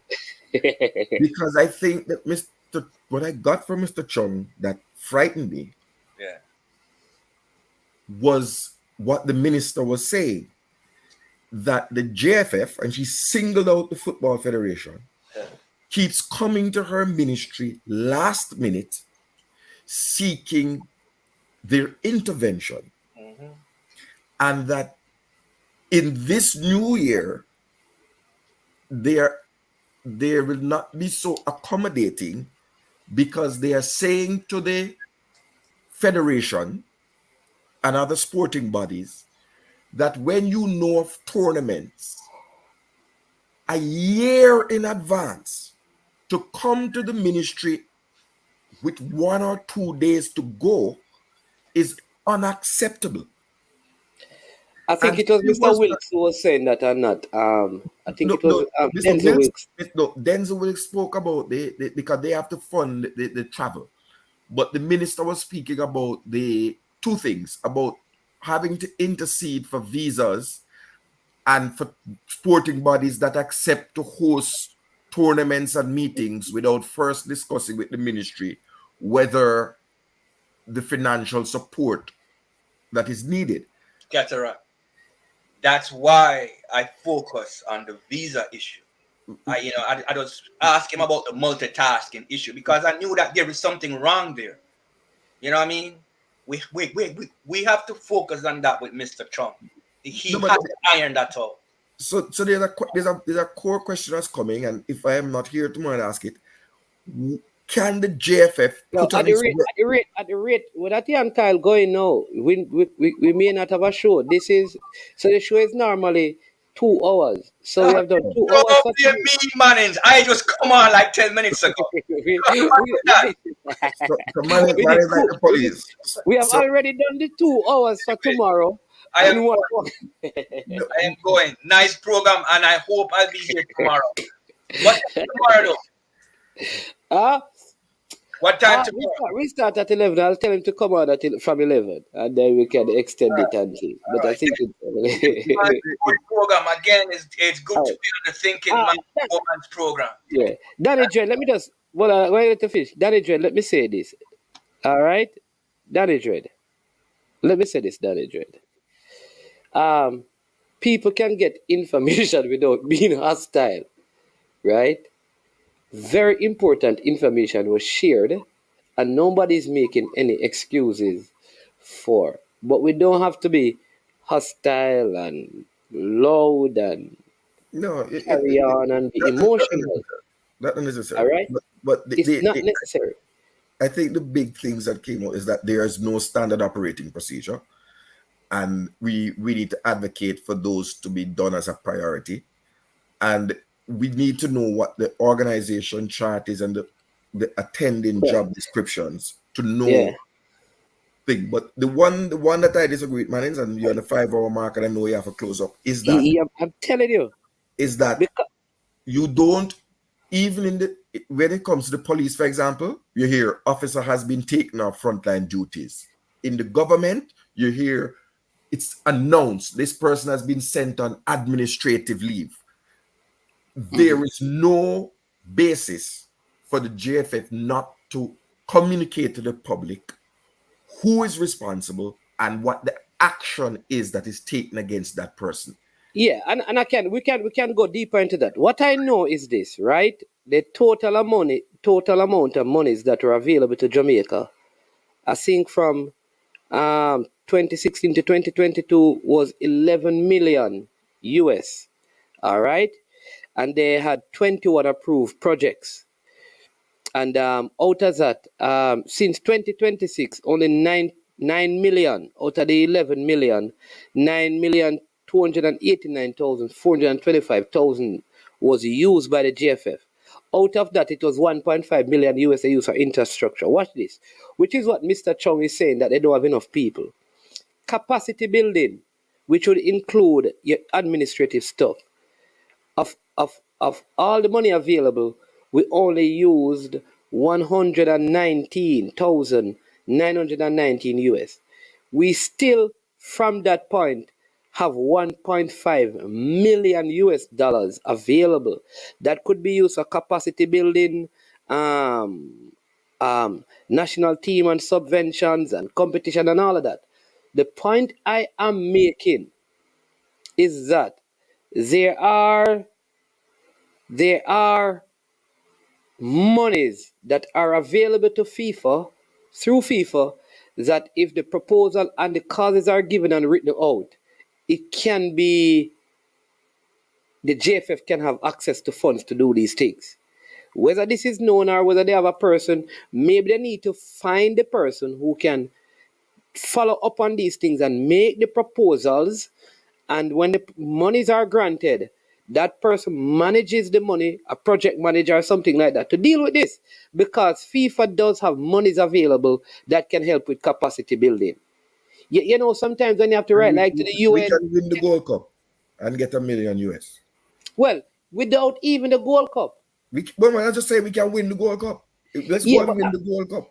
Yeah, but listen, what I'm saying though, Cataract, is this, that like if you work in certain organization, you have what they call calls.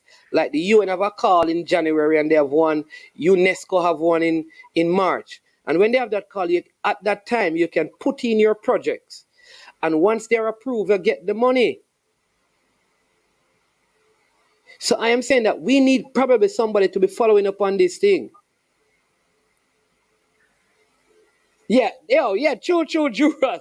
Me go on here, man, make up on the tree. Hey, people, listen. Me not understanding now. Hit the like button, man. Danny Dread. Like up the show. Sevilla win. Shavad. All right. Yeah. Hit the like button. People, I'm going to go. Cataract, I have to leave. You understand me? Yeah, man. Yeah. Bless up, man. I really put time. Respect. What Cataract to win the GC, you have to be TT. That should scare you. I can't just say, Bobby, we don't fear them. We don't fear them, nobody. Which side? Reach the finals, TT. Reach the finals. We are the finals, you know, so reach the finals. Unseen. Mannings, don't forget that question tomorrow. Where in St. Louis, in San Diego, and in Soldier Oh, Field? yeah. That's what the question I wanted to ask him, but he had to leave respectfully. Yeah. You know what man. I mean? Unseen. Trust me, unseen, man. I'm Mount Pleasant with the Premier League. Top of the dapper, man. Them man are not flopper, man. Come on, man, Mannings, come on. Not because you have on the jersey. You have to be Top a of the bit dapper, man. Them man are not flopper, man. Mannings. Unseen. You have Son. Unseen. You have Son. Jungle of Bungle. Jungle of Bungle. Mannings, man. You have Son the game last night, SAWN. Wait, what you talking about? Just move out of frame. Look, man. Them man are not flopper, man. Man is man say, I'm saying what they behind. Man is man. One thing I tell you, One thing I tell you, an ugly win is better than pretty loss. Jungle now bungle. Jungle now bungle. What? Hey, listen. As a reverse psychology we use for no man. We're going like we don't know. The semi-finals is Sunday, Mannings. The semi-finals is Sunday. Yeah. Well, me and the general are coming, you know. So wait, on a Monday again, unseen? Sunday. Me and the unseen. Me and the general are coming. Because the general just touched down. No, I can't do a jungle still. I'm going to for the finals though. No, what I tell you, sir, me and the general are coming. Because the general, they are foot on the ground. Big up. Who's general like? One general me have one. Yeah, man, big up Anthony Grant, because you know him there at Jamaica, you understand me? Touchdown again, you know. We are coming in that place. Yeah, man. Respect to all the ballers, them, you know what I mean? Yeah. I don't we had over the time, respect to the man that get promoted and these things. There's in a League Two, a little youth, John Cataract, tomorrow Cataract. All right. Sure improvement. Sure improvement. I'm saying for you know, you're the first and you're the last, you know. You're the first person to make a comment. You're the last person to make a comment. Big up yourself, sure improvement. You understand me? Amen. All the beautiful ladies. You know, big up on yourself. You know. I thought you were calling to check up on me if I was all right over the last couple of days. You know, I appreciate it, man. You know, bless up yourself. Yo, Ash, listen, the man, Cali Sinclair and Drew, me just say sure improvement at the last comment and I just flop me show. Big up on yourself, Cali Sinclair and Drew Ross. You understand me? AKA Drew Fortis. It's a Alice fresh God. Sure improvement, you have a drop back one before you leave. But bless up yourself, people. I am Management. That's Cataract, Kyle, Shavan, Brian, and Leader. Unseen, Mannings. Mannings, if you look on something for me and tell me what you think here. Big up everybody except the leader. Big up, no man, big up. Unseen, one on it. Big up Maxwell. You understand me? Big up Maxwell, of course, the leaker. You know, say. Yeah. Call him Big Ten. You understand me? Bless up, everybody. Have a good day. Boom, check it out. I don't know it's Jason. I may represent for I Am Sure Sports. For the latest news and updates, check out I Am Sure Sports. Make sure you go to the YouTube channel, subscribe, and share. Jason representing I Am Sure. I Am Sure Sports.